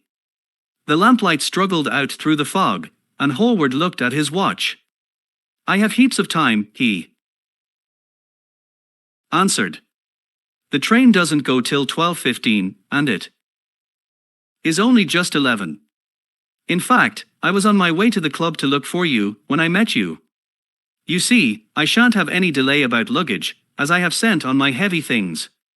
All I have with me is in this bag, and I can easily get to Victoria in 20 minutes. Dorian looked at him and smiled. What a way for a fashionable painter to travel. A Gladstone bag, and an ulster. Come in, or the fog will get into the house. And mind you don't talk about anything serious. Nothing is serious nowadays. At least nothing should be." Hallward shook his head, as he entered, and followed Dorian into the library. There was a bright wood fire blazing in the large open hearth.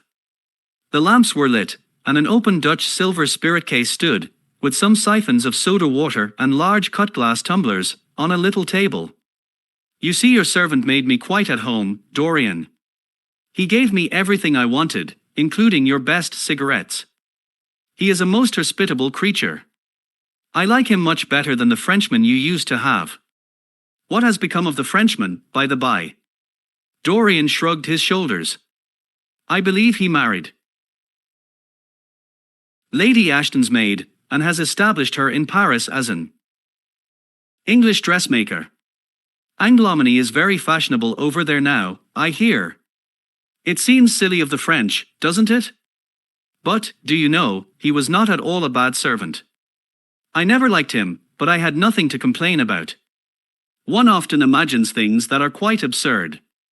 He was really very devoted to me, and seemed quite sorry when he went away. Have another brandy and soda? Or would you like hock and seltzer? I always take hock and seltzer myself. There is sure to be some in the next room. Thanks, I won't have anything more, said Hallward, taking his cap and coat off, and throwing them on the bag that he had placed in the corner. And now, my dear fellow, I want to speak to you seriously. Don't frown like that.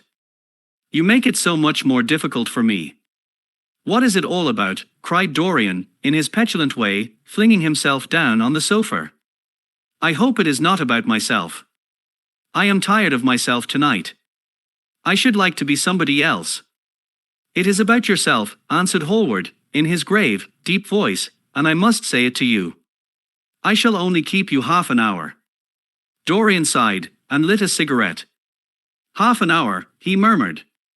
It is not much to ask of you, Dorian, and it is entirely for your own sake that I am speaking. I think it right that you should know that the most dreadful things are being said about you in London, things that I could hardly repeat to you. I don't wish to know anything about them. I love scandals about other people, but scandals about myself don't interest me. They have not got the charm of novelty. They must interest you, Dorian. Every gentleman is interested in his good name. You don't want people to talk of you as something vile and degraded. Of course you have your position, and your wealth, and all that kind of thing. But position and wealth are not everything. Mind you, I don't believe these rumors at all. At least, I can't believe them when I see you. Sin is a thing that writes itself across a man's face. It cannot be concealed. People talk of secret vices. There are no such things as secret vices. If a wretched man has a vice, it shows itself in the lines of his mouth, the droop of his eyelids, the molding of his hands even. Somebody, I won't mention his name, but you know him, came to me last year to have his portrait done. I had never seen him before, and had never heard anything about him at the time, though I have heard a good deal since. He offered an extravagant price. I refused him. There was something in the shape of his fingers that I hated. I know now that I was quite right in what I fancied about him. His life is dreadful. But you, Dorian, with your pure, bright, innocent face, and your marvelous untroubled youth, I can't believe anything against you. And yet I see you very seldom, and you never come down to the studio now, and when I am away from you, and I hear all these hideous things that people are whispering about you, I don't know what to say. Why is it, Dorian, that a man like the Duke of Berwick leaves the room of a club when you enter it? Why is it that so many gentlemen in London will neither go to your house nor invite you to theirs? You used to be a friend of Lord Corder. I met him at dinner last week. Your name happened to come up in conversation, in connection with the miniatures you have lent to the exhibition at the Dudley. Corder curled his lip, and said that you might have the most artistic tastes, but that you were a man whom no pure-minded girl should be allowed to know, and whom no chaste woman should sit in the same room with. I reminded him that I was a friend of yours, and asked him what he meant. He told me. He told me right out before everybody. It was horrible. Why is your friendship so fateful to young men? There was that wretched boy in the Guards who committed suicide. You were his great friend. There was Sir Henry Ashton, who had to leave England, with a tarnished name. You and he were inseparable. What about Adrian Singleton, and his dreadful end? What about Lord Kent's only son, and his career? I met his father yesterday in St. James Street. He seemed broken with shame and sorrow. What about the young Duke of Perth? What sort of life has he got now? What gentleman would associate with him? Dorian, your reputation is infamous. I know you and Harry are great friends. I say nothing about that now, but surely you need not have made his sister's name a byword. When you met Lady Gwendolen, not a breath of scandal had ever touched her. Is there a single decent woman in London now who would drive with her in the park? Why, even her children are not allowed to live with her. Then there are other stories that you have been seen creeping at dawn out of dreadful houses and slinking in disguise into the foulest dens in London. Are they true? Can they be true? When I first heard them, I laughed. I hear them now, and they make me shudder. What about your country house, and the life that is led there? Dorian, you don't know what is said about you. I won't tell you that I don't want to preach to you. I remember Harry saying once that every man who turned himself into an amateur curate for the moment always said that, and then broke his word.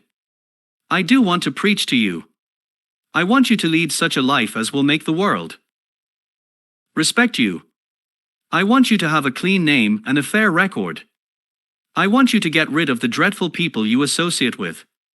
Don't shrug your shoulders like that. Don't be so indifferent. You have a wonderful influence. Let it be for good, not for evil. They say that you corrupt everyone whom you become intimate with, and that it is quite sufficient for you to enter a house, for shame of some kind to follow after you. I don't know whether it is so or not. How should I know? But it is said of you. I am told things that it seems impossible to doubt. Lord Gloucester was one of my greatest friends at Oxford. He showed me a letter that his wife had written to him when she was dying alone in her villa at Mentone. Your name was implicated in the most terrible confession I ever read. I told him that it was absurd, that I knew you thoroughly, and that you were incapable of anything of the kind. Know you? I wonder, do I know you? Before I could answer that, I should have to see your soul. To see my soul, muttered Dorian Gray, starting up from the sofa and turning almost white from fear. Yes, answered Hallward, gravely, and with infinite sorrow in his voice, to see your soul. But only God can do that. A bitter laugh of mockery broke from the lips of the younger man. You shall see it yourself, tonight, he cried, seizing a lamp from the table.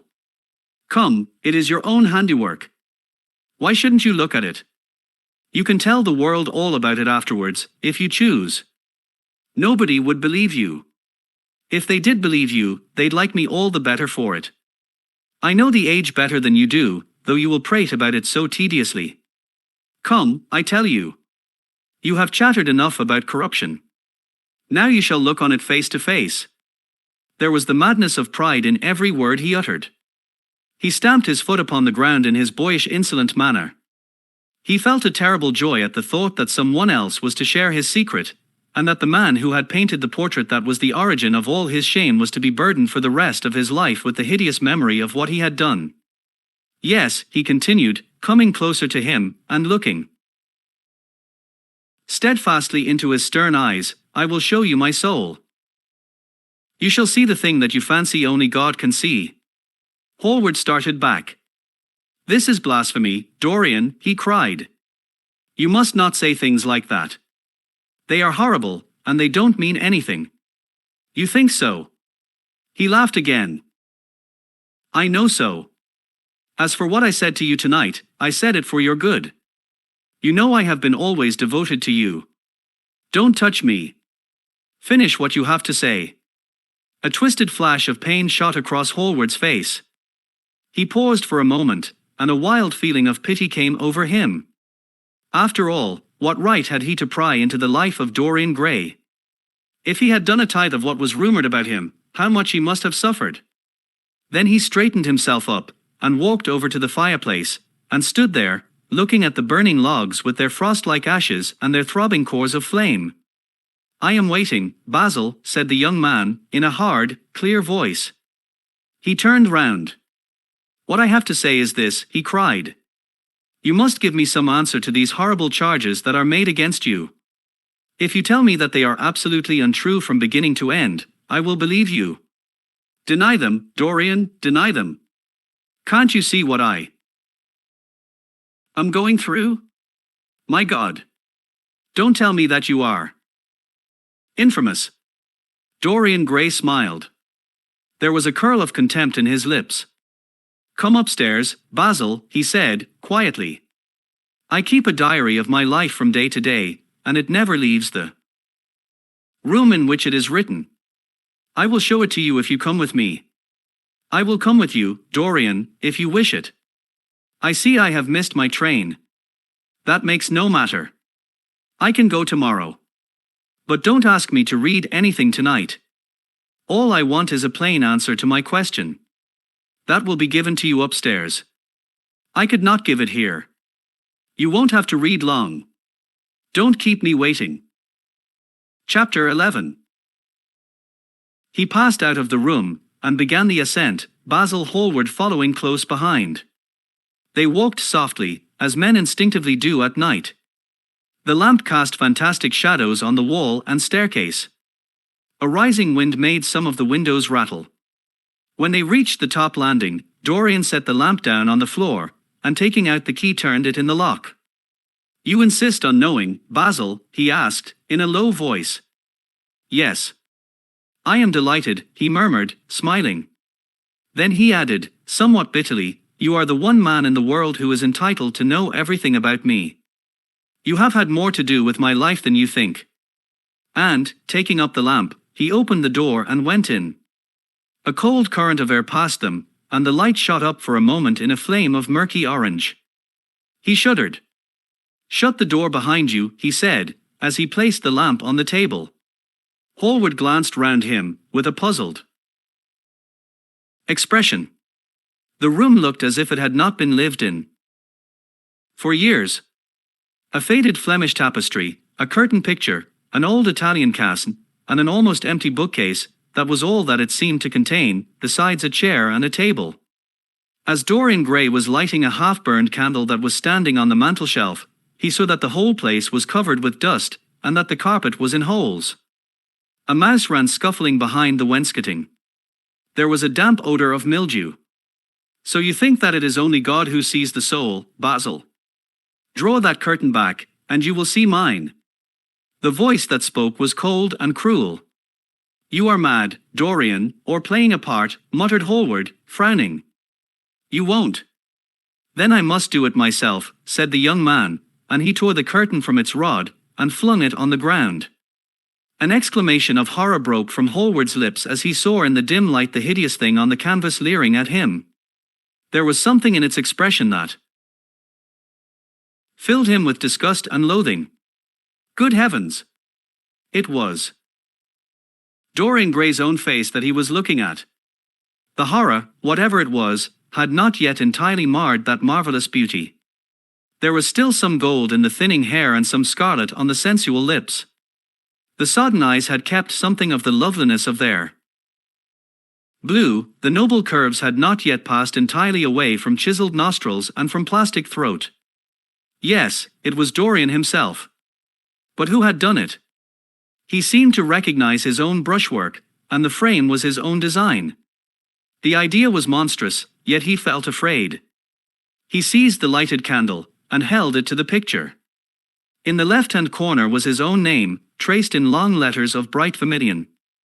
It was some foul parody, some infamous, ignoble satire. He had never done that. Still, it was his own picture. He knew it, and he felt as if his blood had changed from fire to sluggish ice in a moment. His own picture. What did it mean? Why had it altered? He turned, and looked at Dorian Gray with the eyes of a sick man. His mouth twitched, and his parched tongue seemed unable to articulate. He passed his hand across his forehead. It was dank with clammy sweat. The young man was leaning against the mantelshelf,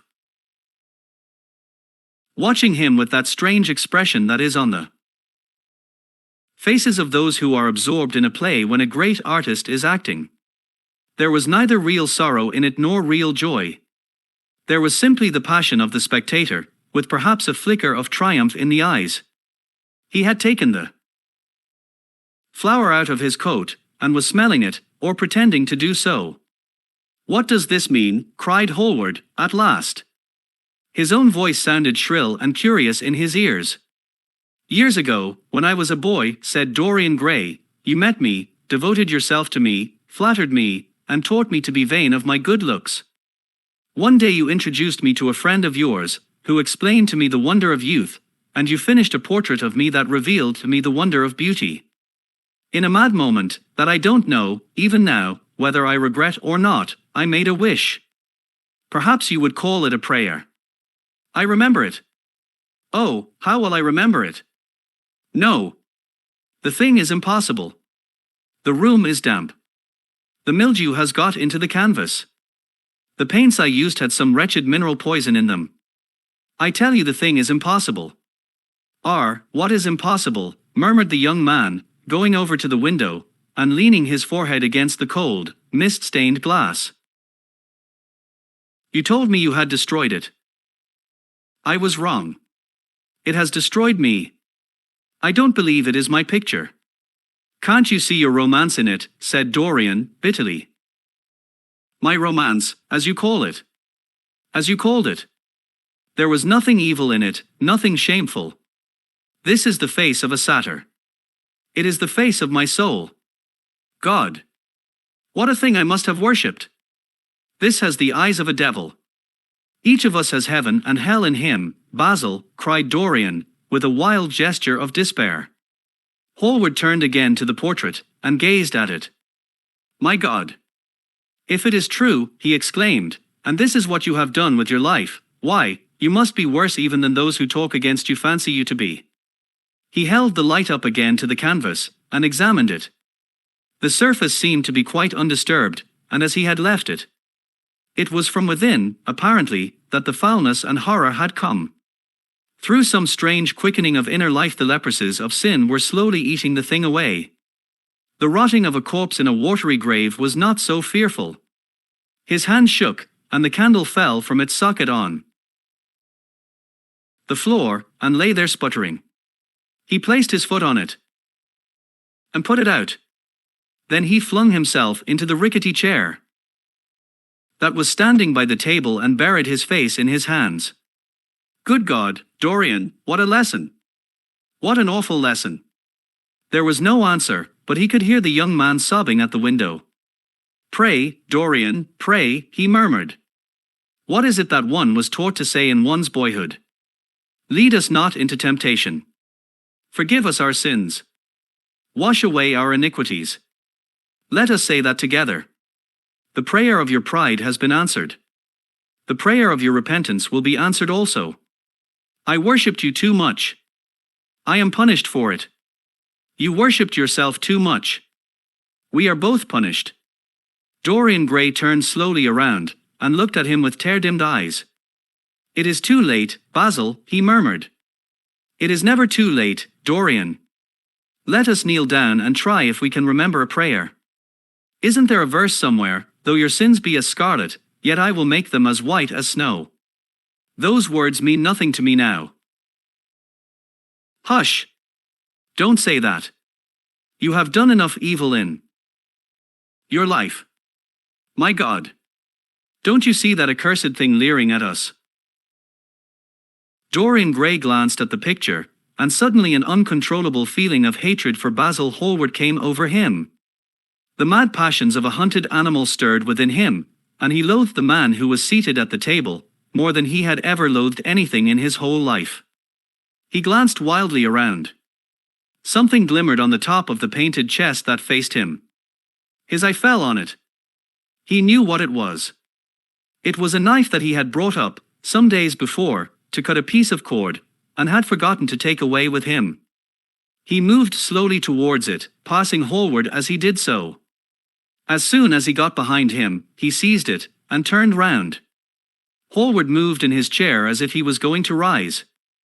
He rushed at him, and dug the knife into the great vein that is behind the ear, crushing the man's head down on the table, and stabbing again and again. There was a stifled groan, and the horrible sound of someone choking with blood. The outstretched arms shot up convulsively 3 times, waving grotesque stiff fingered hands in the air. He stabbed him once more, but the man did not move. Something began to trickle on the floor. He waited for a moment, still pressing the head down. Then he threw the knife on the table, and listened. He could hear nothing but the drip, drip on the threadbare carpet. He opened the door, and went out on the landing. The house was quite quiet. No one was stirring. He took out the key, and returned to the room, locking himself in as he did so. The thing was still seated in the chair, straining over the table with bowed head, and humped back, and long fantastic arms. Had it not been for the red jagged tear in the neck, and the clotted black pool that slowly widened on the table, one would have said that the man was simply asleep. How quickly it had all been done! He felt strangely calm, and, walking over to the window, opened it, and stepped out on the balcony. The wind had blown the fog away, and the sky was like a monstrous peacock's tail, starred with myriads of golden eyes. He looked down, and saw the policeman going his rounds and flashing a bull's-eye lantern on the doors of the silent houses. The crimson spot of a prowling hansom gleamed at the corner, and then vanished. A woman in a ragged shawl was creeping round by the railings, staggering as she went. Now and then she stopped, and peered back. Once, she began to sing in a hoarse voice. The policeman strolled over and said something to her. She stumbled away, laughing. A bitter blast swept across the square. The gas lamps flickered, and became blue, and the leafless trees shook their black iron branches as if in pain. He shivered, and went back, closing the window behind him. He passed to the door, turned the key, and opened it. He did not even glance at the murdered man. He felt that the secret of the whole thing was not to realize the situation. The friend who had painted the fatal portrait, the portrait to which all his misery had been due, had gone out of his life. That was enough. Then he remembered the lamp. It was a rather curious one of Moorish workmanship, made of dull silver inlaid with arabesques of burnished steel. Perhaps it might be missed by his servant, and questions would be asked. He turned back, and took it from the table. How still the man was! How horribly white the long hands looked! He was like a dreadful wax image. He locked the door behind him, and crept quietly downstairs. The woodwork creaked, and seemed to cry out as if in pain. He stopped several times, and waited. No, everything was still. It was merely the sound of his own footsteps. When he reached the library, he saw the bag and coat in the corner. They must be hidden away somewhere. He unlocked a secret press that was in the wainscoting, and put them into it. He could easily burn them afterwards. Then he pulled out his watch. It was 20 minutes to 2. He sat down, and began to think. Every year, every month, almost, men were strangled in England for what he had done. There had been a madness of murder in the air. Some red star had come too close to the earth. Evidence? What evidence was there against him? Basil Hallward had left the house at 11. No one had seen him come in again. Most of the servants were at Selby Royal. His valet had gone to bed. Paris. Yes. It was to Paris that Basil had gone, by the midnight train, as he had intended. With his curious reserved habits, it would be months before any suspicions would be aroused. Months. Everything could be destroyed long before then. A sudden thought struck him. He put on his fur coat and hat, and went out into the hall. There he paused, hearing the slow heavy tread of the policeman outside on the pavement, and seeing the flash of the lantern reflected in the window. He waited, holding his breath. After a few moments he opened the front door, and slipped out, shutting it very gently behind him. Then he began ringing the bell. In about 10 minutes his valet appeared, half-dressed, and looking very drowsy.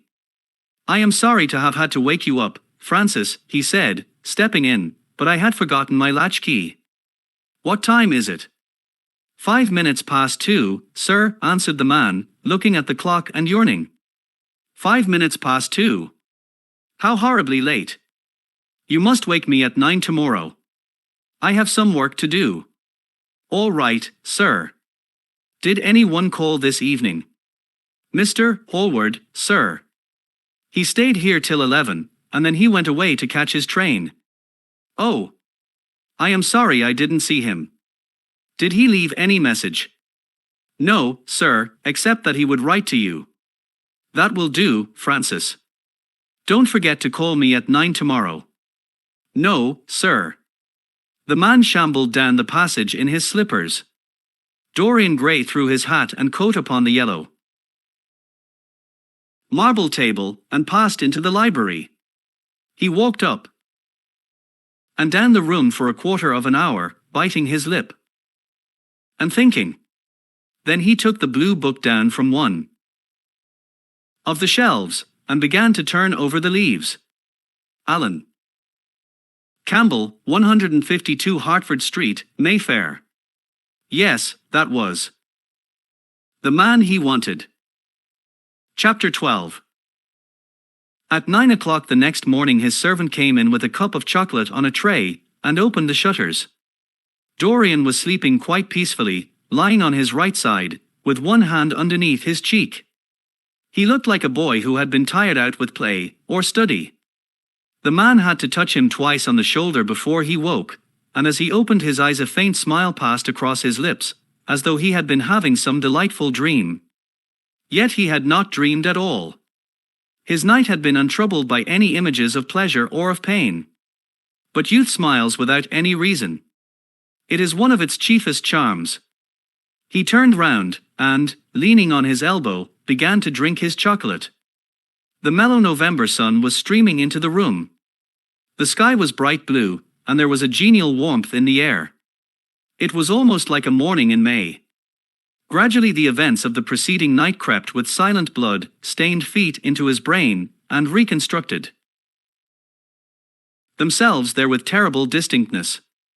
He winced at the memory of all that he had suffered, and for a moment the same curious feeling of loathing for Basil Hallward, that had made him kill him as he sat in the chair, came back to him, and he grew cold with passion. The dead man was still sitting there, too, and in the sunlight now. How horrible that was! Such hideous things were for the darkness, not for the day. He felt that if he brooded on what he had gone through he would sicken or grow mad. There were sins whose fascination was more in the memory than in the doing of them, strange triumphs that gratified the pride more than the passions, and gave to the intellect a quickened sense of joy, greater than any joy they brought, or could ever bring, to the senses. But this was not one of them. It was a thing to be driven out of the mind, to be drugged with poppies, to be strangled lest it might strangle one itself. He passed his hand across his forehead, and then got up hastily, and dressed himself with even more than his usual attention, giving a good deal of care to the selection of his necktie and scarf pin, and changing his rings more than once. He spent a long time over breakfast, tasting the various dishes, talking to his valet about some new liveries that he was thinking of getting made for the servants at Selby, and going through his correspondence. Over some of the letters he smiled. 3 of them bored him. One he read several times over, and then tore up with a slight look of annoyance in his face. That awful thing, a woman's memory, as Lord Henry had once said. When he had drunk his coffee, he sat down at the table, and wrote 2 letters. One he put in his pocket, the other he handed to the valet. Take this round to 152 Hertford Street, Francis, and if Mr. Campbell is out of town, get his address. As soon as he was alone, he lit a cigarette, and began sketching upon a piece of paper, drawing flowers, and bits of architecture, first, and then faces. Suddenly he remarked that every face that he drew seemed to have an extraordinary likeness to Basil Hallward. He frowned, and, getting up, went over to the bookcase and took out a volume at hazard. He was determined that he would not think about what had happened, till it became absolutely necessary to do so. When he had stretched himself on the sofa, he looked at the title page of the book. It was Gatia's Amours et Cames, Charpentier's Japanese paper edition, with the Jacquemart etching. The binding was of citron green leather with a design of gilt trellis work and dotted pomegranates.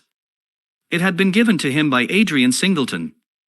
As he turned over the pages his eye fell on the poem about the hand of Lacenaire, the cold yellow hand du supplice encore mal lavé, with its downy red hairs and its doigts de faune. He glanced at his own white taper fingers, and passed on, till he came to those lovely verses upon Venice, sur un gamme chromatique, Saint de Pearls rue Sealant, l'art Venus de l'Adriatique sort de l'eau sun cor rose et blanc. Les domes, sur l'Agedes en souvent la phrase or per cantic, es en flent comme des gorges ronds que solive un super d'amour. L'esquif abordet me depose, jettinson amar or pilia, devant un façade rose, sur le marbre d'un escalier. How exquisite they were! As one read them, one seemed to be floating down the green waterways of the pink and pearl city, lying in a black gondola with silver prow and trailing curtains. The mere lines looked to him like those straight lines of turquoise blue that follow one as one pushes out to the Lido. The sudden flashes of color reminded him of the gleam of the opal and iris-throated birds that flutter round the tall honeycombed campanile, or stork, with such stately grace, through the dim arcades. Leaning back with half-closed eyes, he kept saying over and over to himself, devant un façade rose, sur le marbre d'un escalier. The whole of Venice was in those two lines.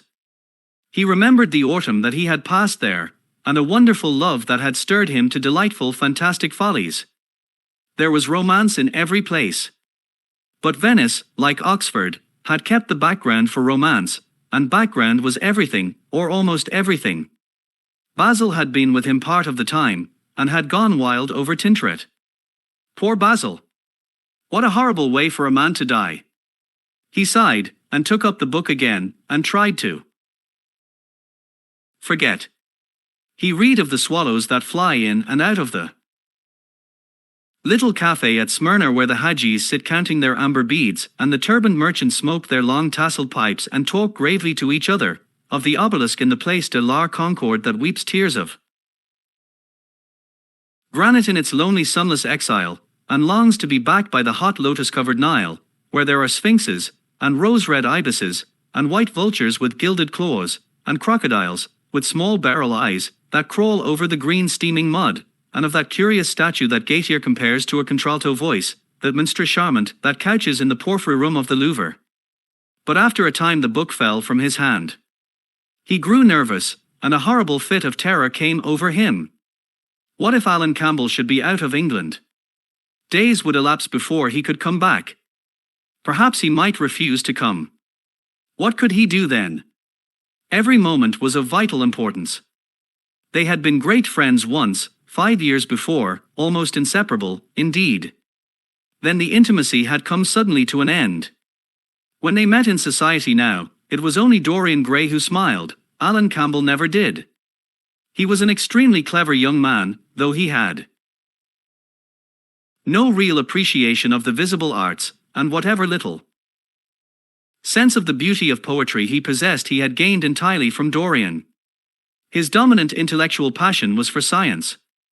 At Cambridge he had spent a great deal of his time working in the laboratory, and had taken a good class in the natural science tripos of his year. Indeed, he was still devoted to the study of chemistry, and had a laboratory of his own, in which he used to shut himself up all day long, greatly to the annoyance of his mother, who had set her heart on his standing for Parliament and had a vague idea that a chemist was a person who made up prescriptions. He was an excellent musician, however, as well, and played both the violin and the piano better than most amateurs. In fact, it was music that had first brought him and Dorian Gray together, music and that indefinable attraction that Dorian seemed to be able to exercise whenever he wished, and indeed exercised often without being conscious of it. They had met at Lady Berkshire's the night that Rubinstein played there, and after that used to be always seen together at the opera, and wherever good music was going on. For 18 months their intimacy lasted. Campbell was always either at Selby Royal or in Grosvenor Square. To him, as to many others, Dorian Gray was the type of everything that is wonderful and fascinating in life. Whether or not a quarrel had taken place between them no one ever knew. But suddenly people remarked that they scarcely spoke when they met, and that Campbell seemed always to go away early from any party at which Dorian Gray was present. He had changed, too, was strangely melancholy. At times, appeared almost to dislike hearing music of any passionate character, and would never himself play, giving as his excuse, when he was called upon, that he was so absorbed in science that he had no time left in which to practice. And this was certainly true. Every day he seemed to become more interested in biology, and his name appeared once or twice in some of the scientific reviews, in connection with certain curious experiments. This was the man that Dorian Gray was waiting for, pacing up and down the room, glancing every moment at the clock, and becoming horribly agitated as the minutes went by. At last the door opened, and his servant entered. "Mr. Alan Campbell, sir." A sigh of relief broke from his parched lips, and the color came back to his cheeks. "Ask him to come in at once, Francis." The man bowed, and retired. In a few moments Alan Campbell walked in, looking very stern and rather pale. His pallor being intensified by his coal-black hair and dark eyebrows. "Alan, this is kind of you. I thank you for coming. I had intended never to enter your house again, Gray. But you said it was a matter of life and death." His voice was hard and cold. He spoke with slow deliberation. There was a look of contempt in the steady searching gaze that he turned on Dorian. He kept his hands in the pockets of his astrakhan coat, and appeared not to have noticed the gesture with which he had been greeted. "It is a matter of life and death, Alan, and to more than one person. Sit down." Campbell took a chair by the table, and Dorian sat opposite to him. The two men's eyes met. In Dorian's there was infinite pity. He knew that what he was going to do was dreadful. After a strained moment of silence, he leaned across and said, very quietly, but watching the effect of each word upon the face of the man he had sent for, "Alan, in a locked room at the top of this house, a room to which nobody but myself has access, a dead man is seated at a table. He has been dead 10 hours now. Don't stir, and don't look at me like that. Who the man is, why he died, how he died, are matters that do not concern you. What you have to do is this. Stop, Gray. I don't want to know anything further. Whether what you have told me is true or not true, doesn't concern me. I entirely decline to be mixed up in your life. Keep your horrible secrets to yourself. They don't interest me anymore.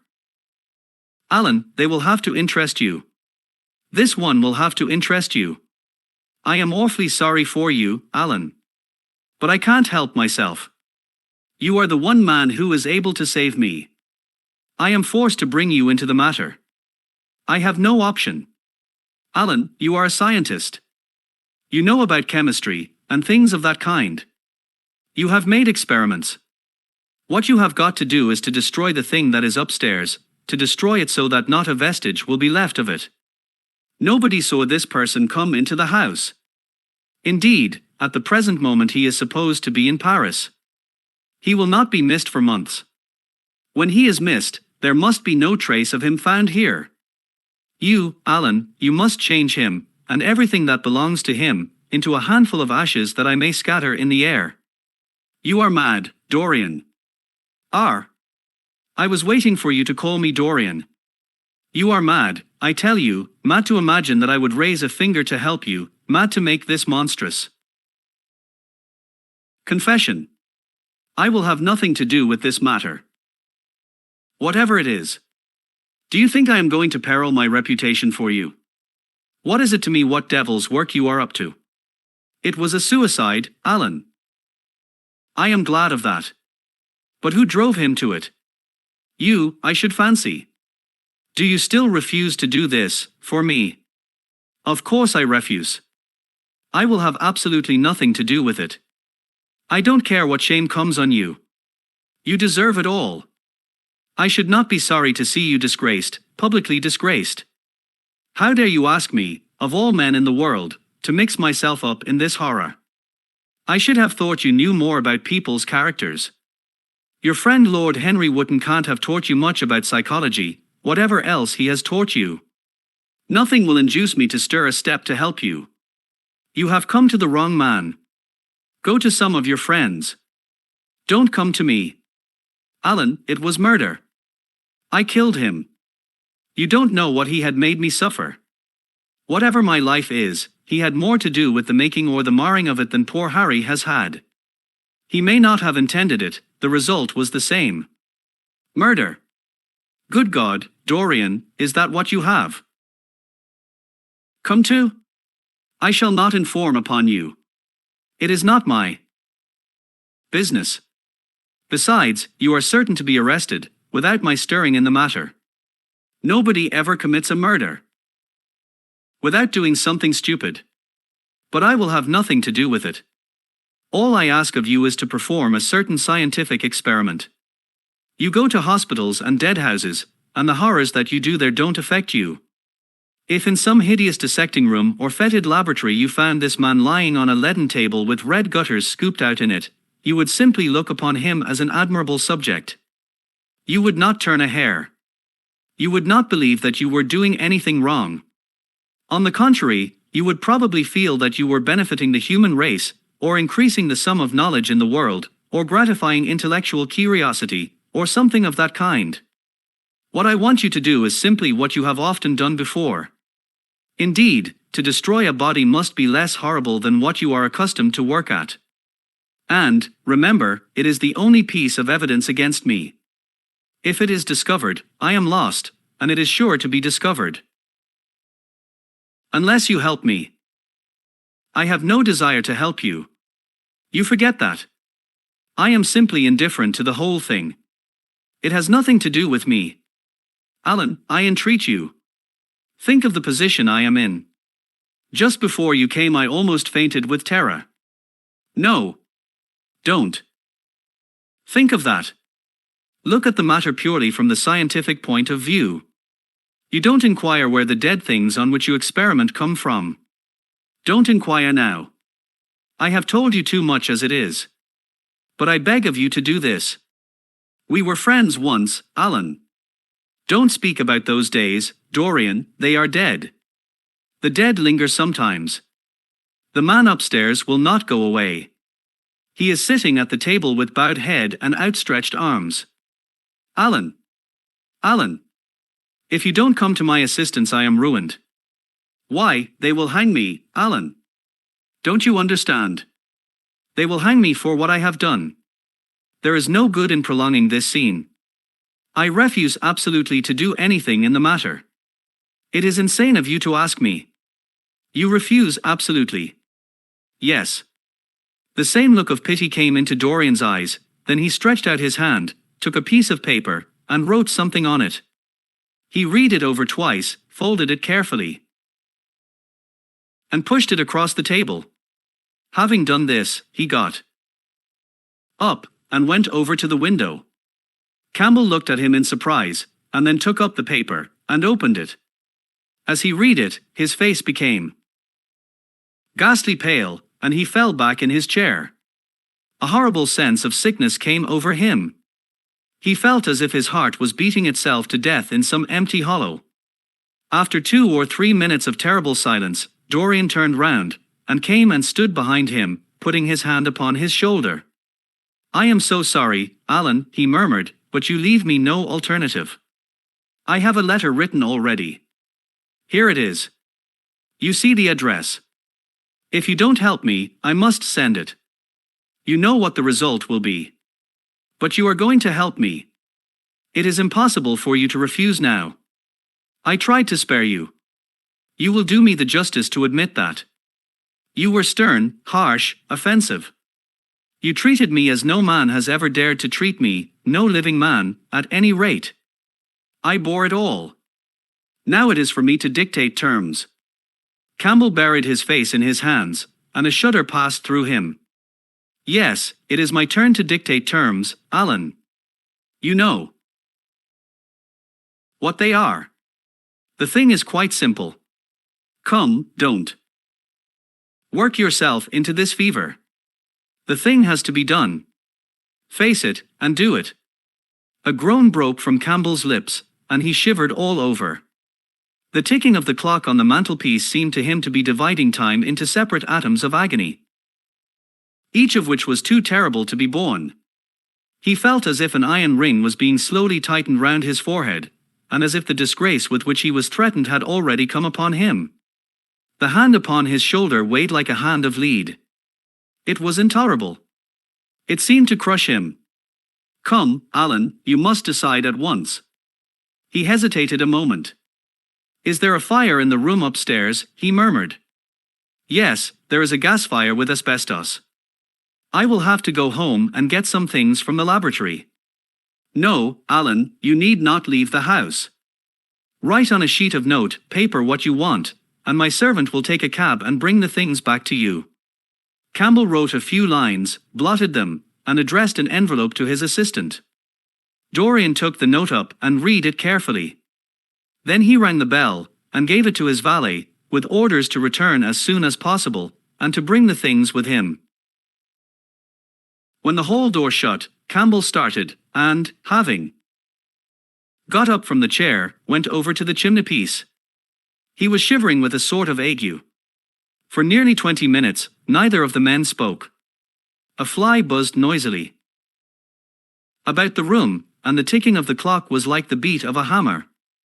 As the chime struck 1, Campbell turned around, and, looking at Dorian Gray, so that his eyes were filled with tears. There was something in the purity and refinement of that sad face that seemed to enrage him. You are infamous, absolutely infamous, he muttered. Hush, Alan, you have saved my life, said Dorian. Your life? Good heavens! What a life that is! You have gone from corruption to corruption, and now you have culminated in crime. In doing what I am going to do, what you force me to do, it is not of your life that I am thinking. Alan, murmured Dorian, with a sigh, I wish you had 1,000th part of the pity for me that I have for you. He turned away, as he spoke, and stood looking out at the garden. Campbell made no answer. After about 10 minutes a knock came to the door, and the servant entered, carrying a mahogany chest of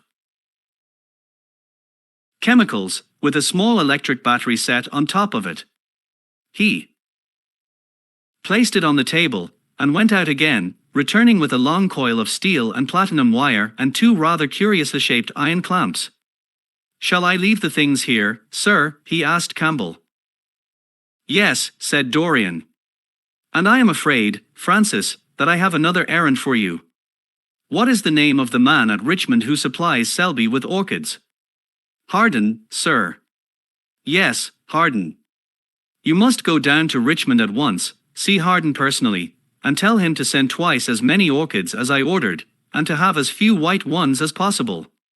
In fact, I don't want any white ones. It is a lovely day, Francis, and Richmond is a very pretty place, otherwise I wouldn't bother you about it. No trouble, sir. At what time shall I be back? Dorian looked at Campbell. How long will your experiment take, Alan? He said, in a calm, indifferent voice. The presence of a third person in the room seemed to give him extraordinary courage. Campbell frowned, and bit his lip. It will take about 5 hours, he answered. It will be time enough, then, if you are back at 7:30, Francis. Or stay, just leave my things out for dressing. You can have the evening to yourself. I am not dining at home, so I shall not want you.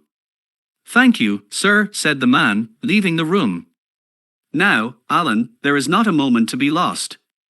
How heavy this chest is. I'll take it for you.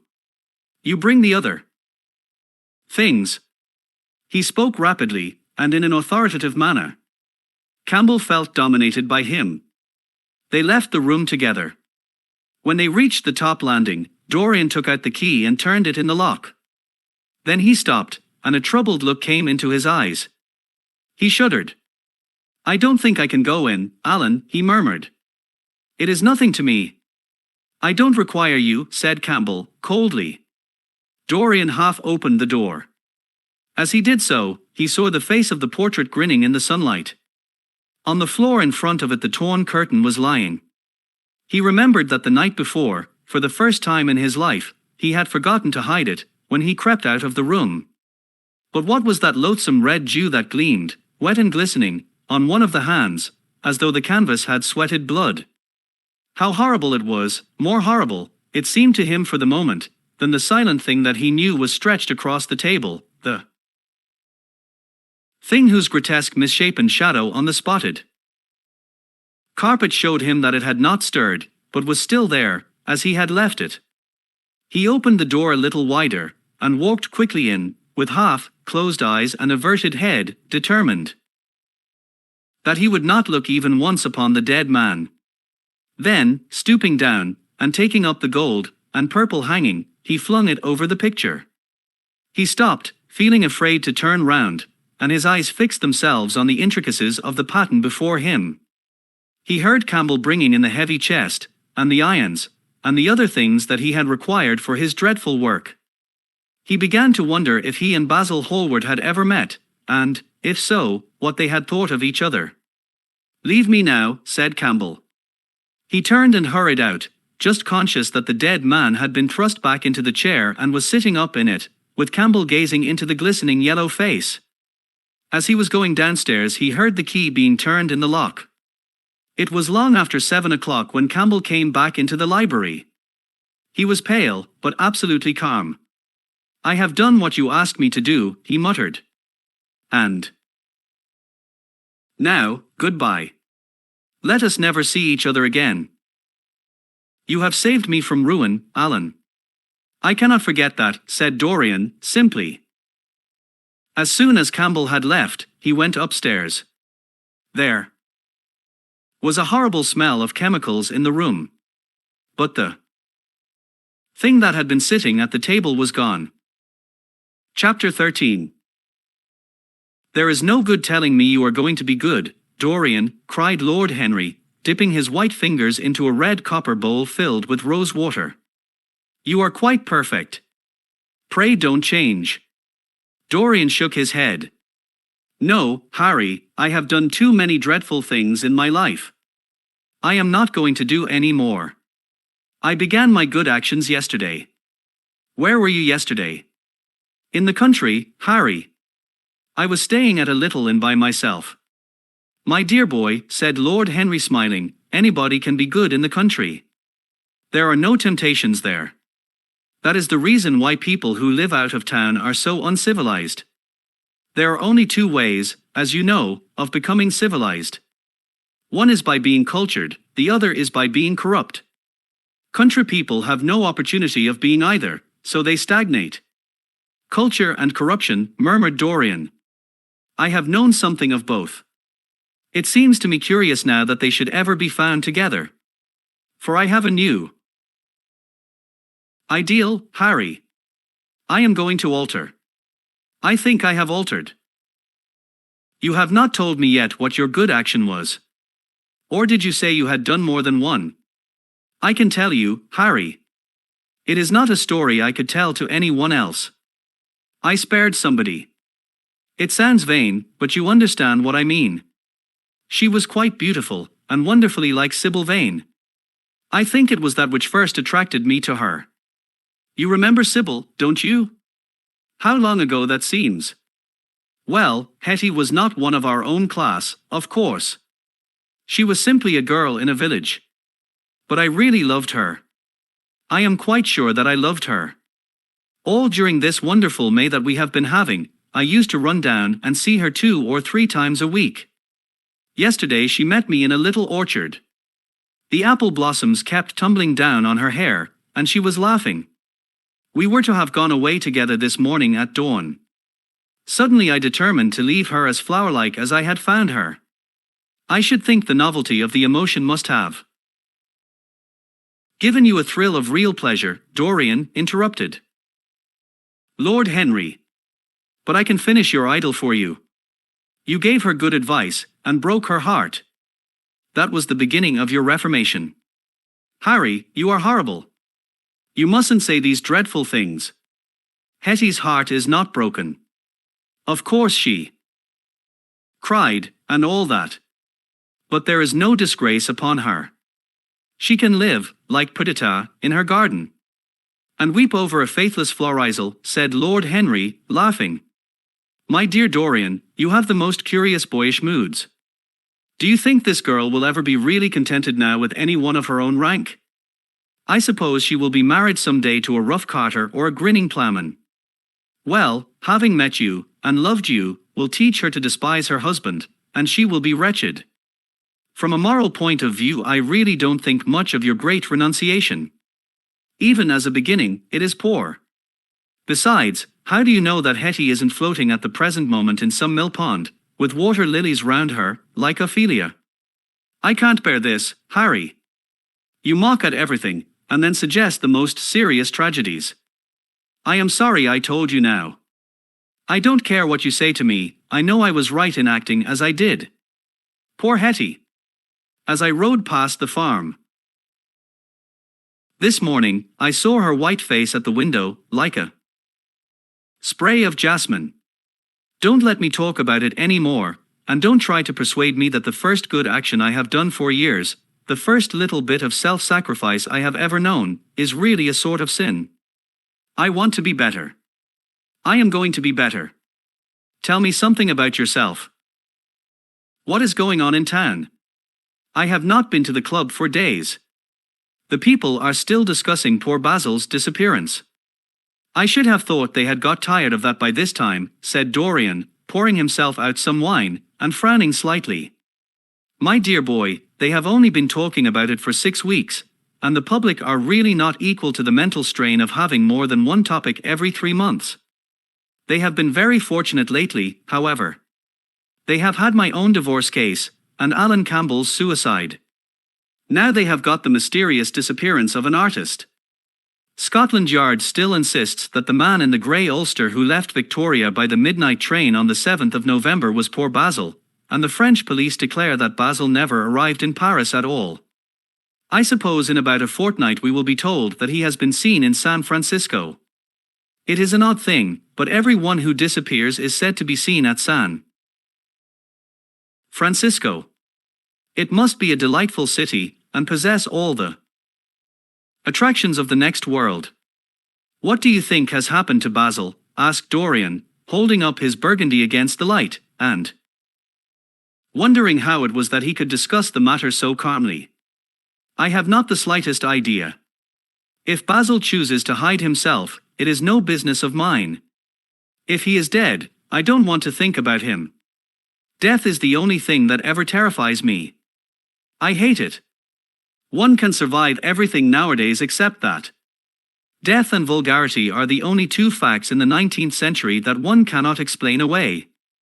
Let us have our coffee in the music room, Dorian. You must play Chopin to me.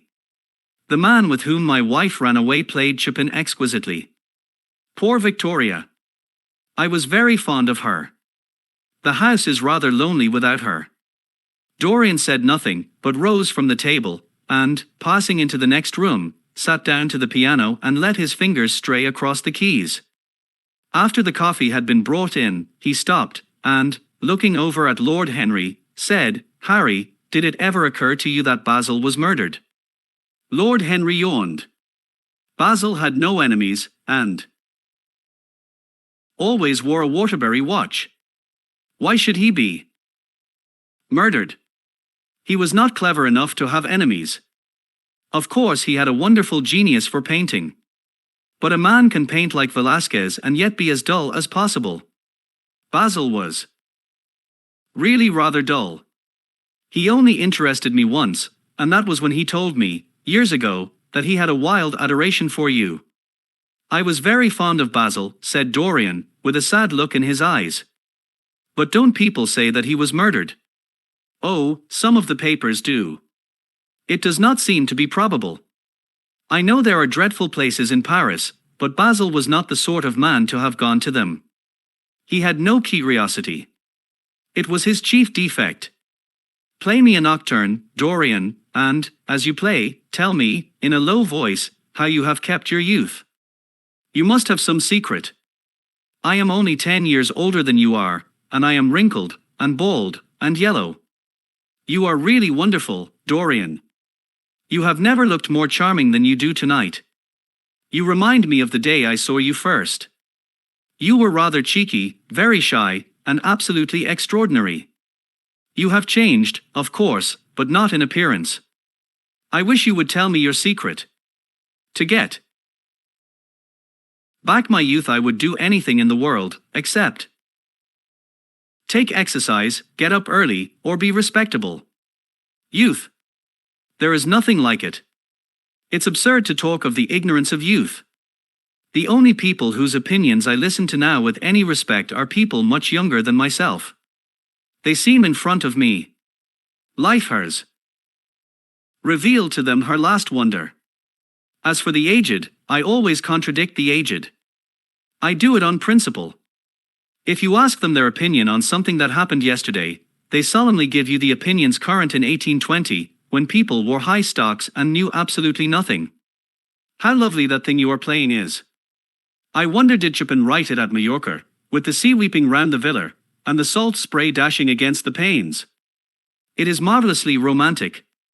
What a blessing it is that there is one art left to us that is not imitative. Don't stop. I want music tonight. It seems to me that you are the young Apollo, and that I am Marsyas listening to you. I have sorrows, Dorian, of my own, that even you know nothing of. The tragedy of old age is not that one is old, but that one is young. I am amazed sometimes at my own sincerity. Dorian, how happy you are. What an exquisite life you have had. You have drunk deeply of everything. You have crushed the grapes against your palate. Nothing has been hidden from you. But it has all been to you no more than the sound of music. It has not marred you. You are still the same.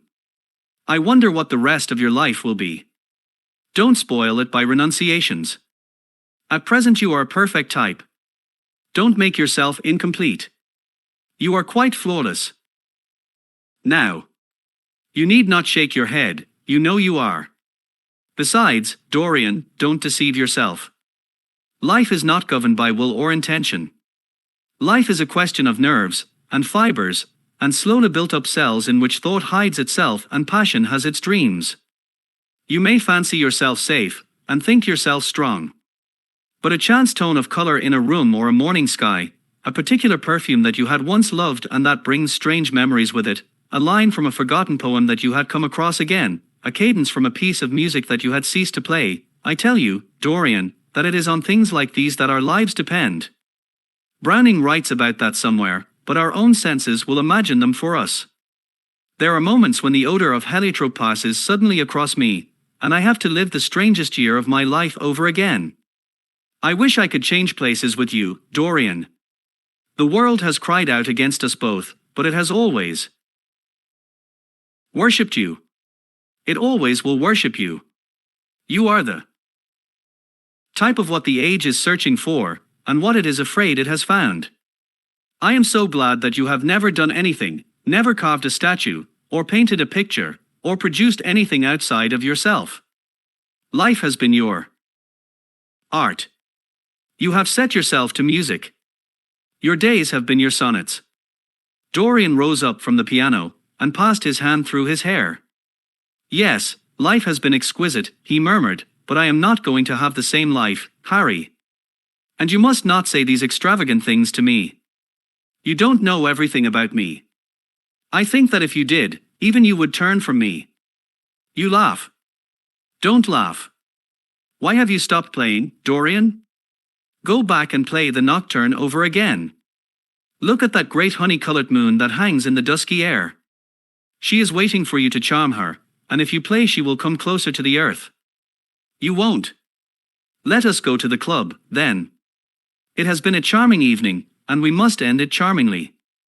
There is someone at the club who wants immensely to know you, young Lord Poole, Bournemouth's eldest son. He has already copied your neckties, and has begged me to introduce him to you.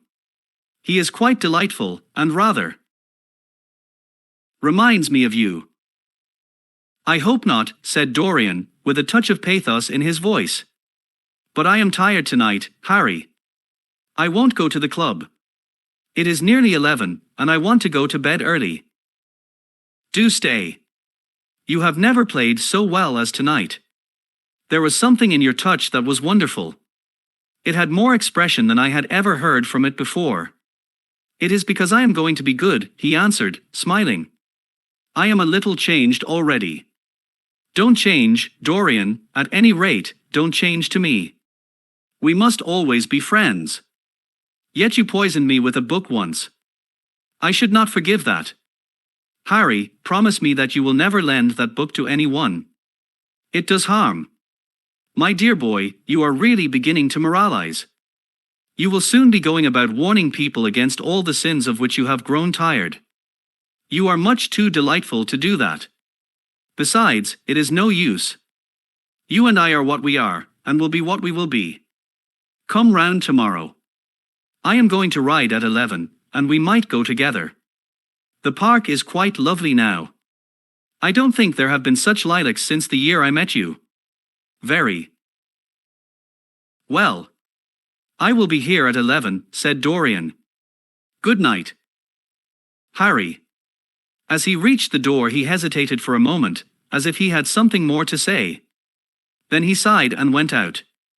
It was a lovely night, so warm that he threw his coat over his arm, and did not even put his silk scarf round his throat.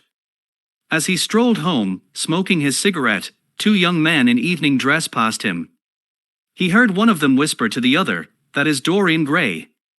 He remembered how pleased he used to be when he was pointed out, or stared at, or talked about. He was tired of hearing his own name now. Half the charm of the little village where he had been so often lately was that no one knew who he was. He had told the girl whom he had made love him that he was poor, and she had believed him. He had told her once that he was wicked, and she had laughed at him, and told him that wicked people were always very old and very ugly. What a laugh she had, just like a thrush singing. And how pretty she had been in her cotton dresses and her large hats.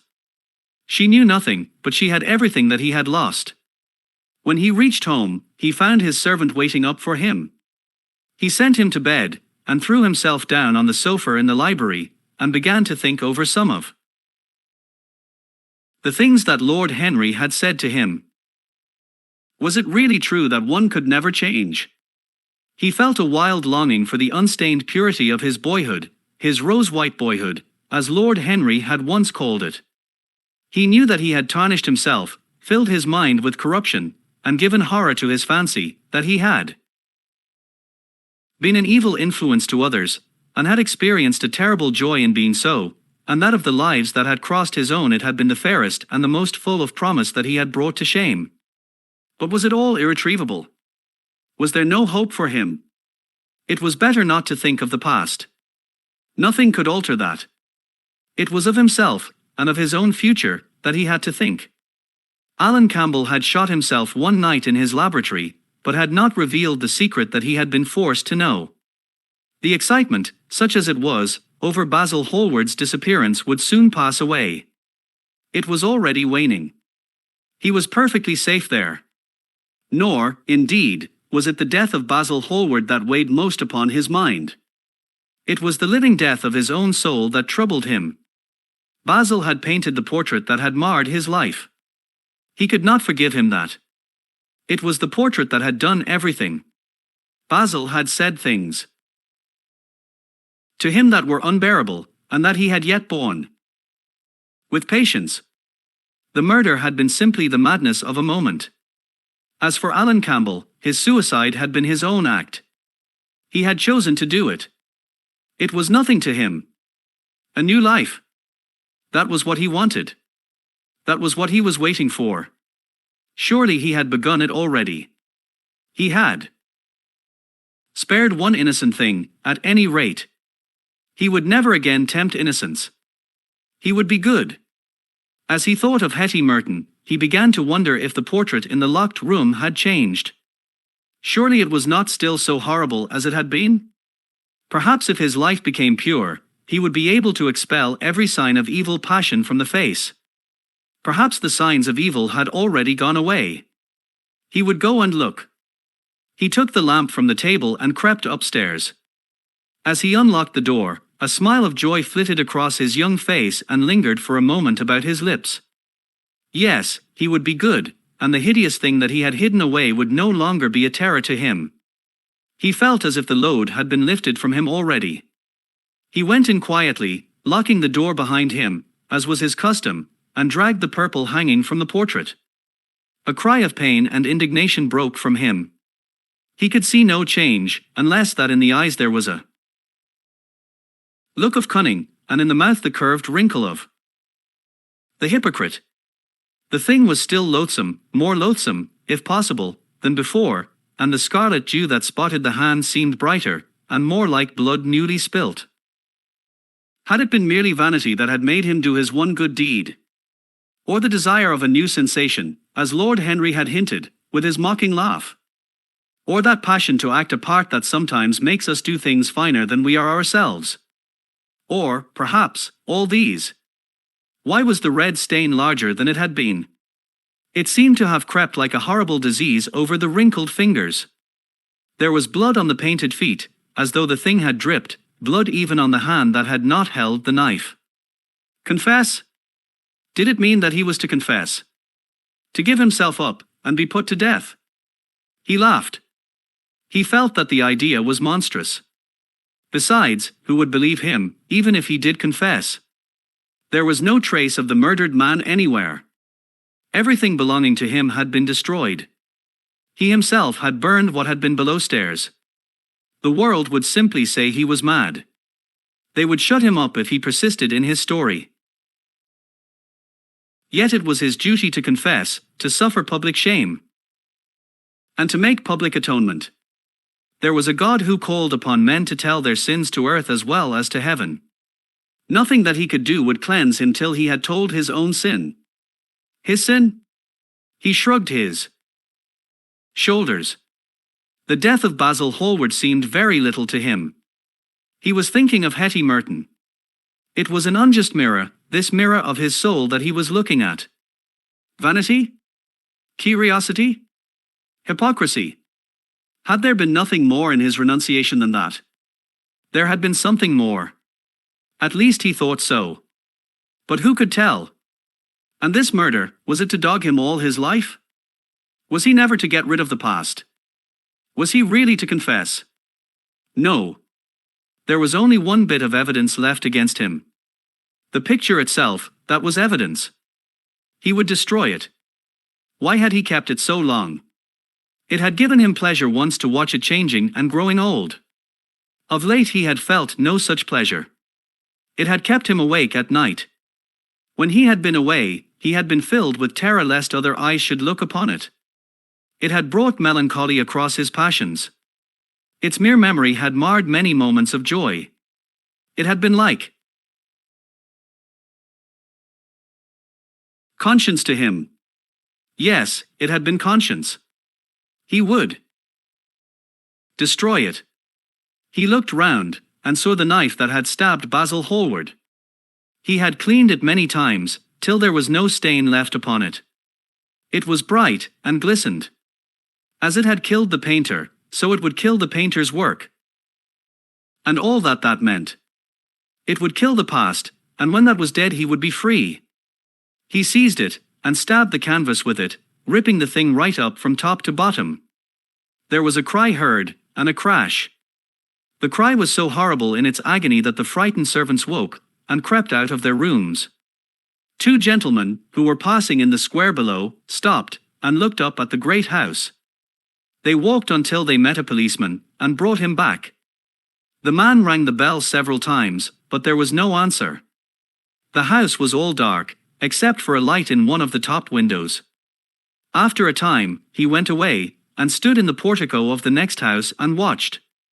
"Whose house is that, constable?" asked the elder of the two gentlemen. "Mr. Dorian Gray's, sir," answered the policeman. They looked at each other, as they walked away, and sneered. One of them was Sir Henry Ashton's uncle. Inside, in the servants' part of the house, the half-clad domestics were talking in low whispers to each other. Old Mrs. Leaf was crying, and wringing her hands. Francis was as pale as death. After about a quarter of an hour, he got the coachman and one of the footmen and crept upstairs. They knocked, but there was no reply. They called out. Everything was still. Finally, after vainly trying to force the door, they got on the roof, and dropped down onto the balcony. The windows yielded easily, the bolts were old. When they entered, they found hanging upon the wall a splendid portrait of their master as they had last seen him, in all the wonder of his exquisite youth and beauty. Lying on the floor was a dead man, in evening dress, with a knife in his heart. He was withered, wrinkled, and loathsome of visage. It was not till they had examined the rings that they recognized who it was. Their end.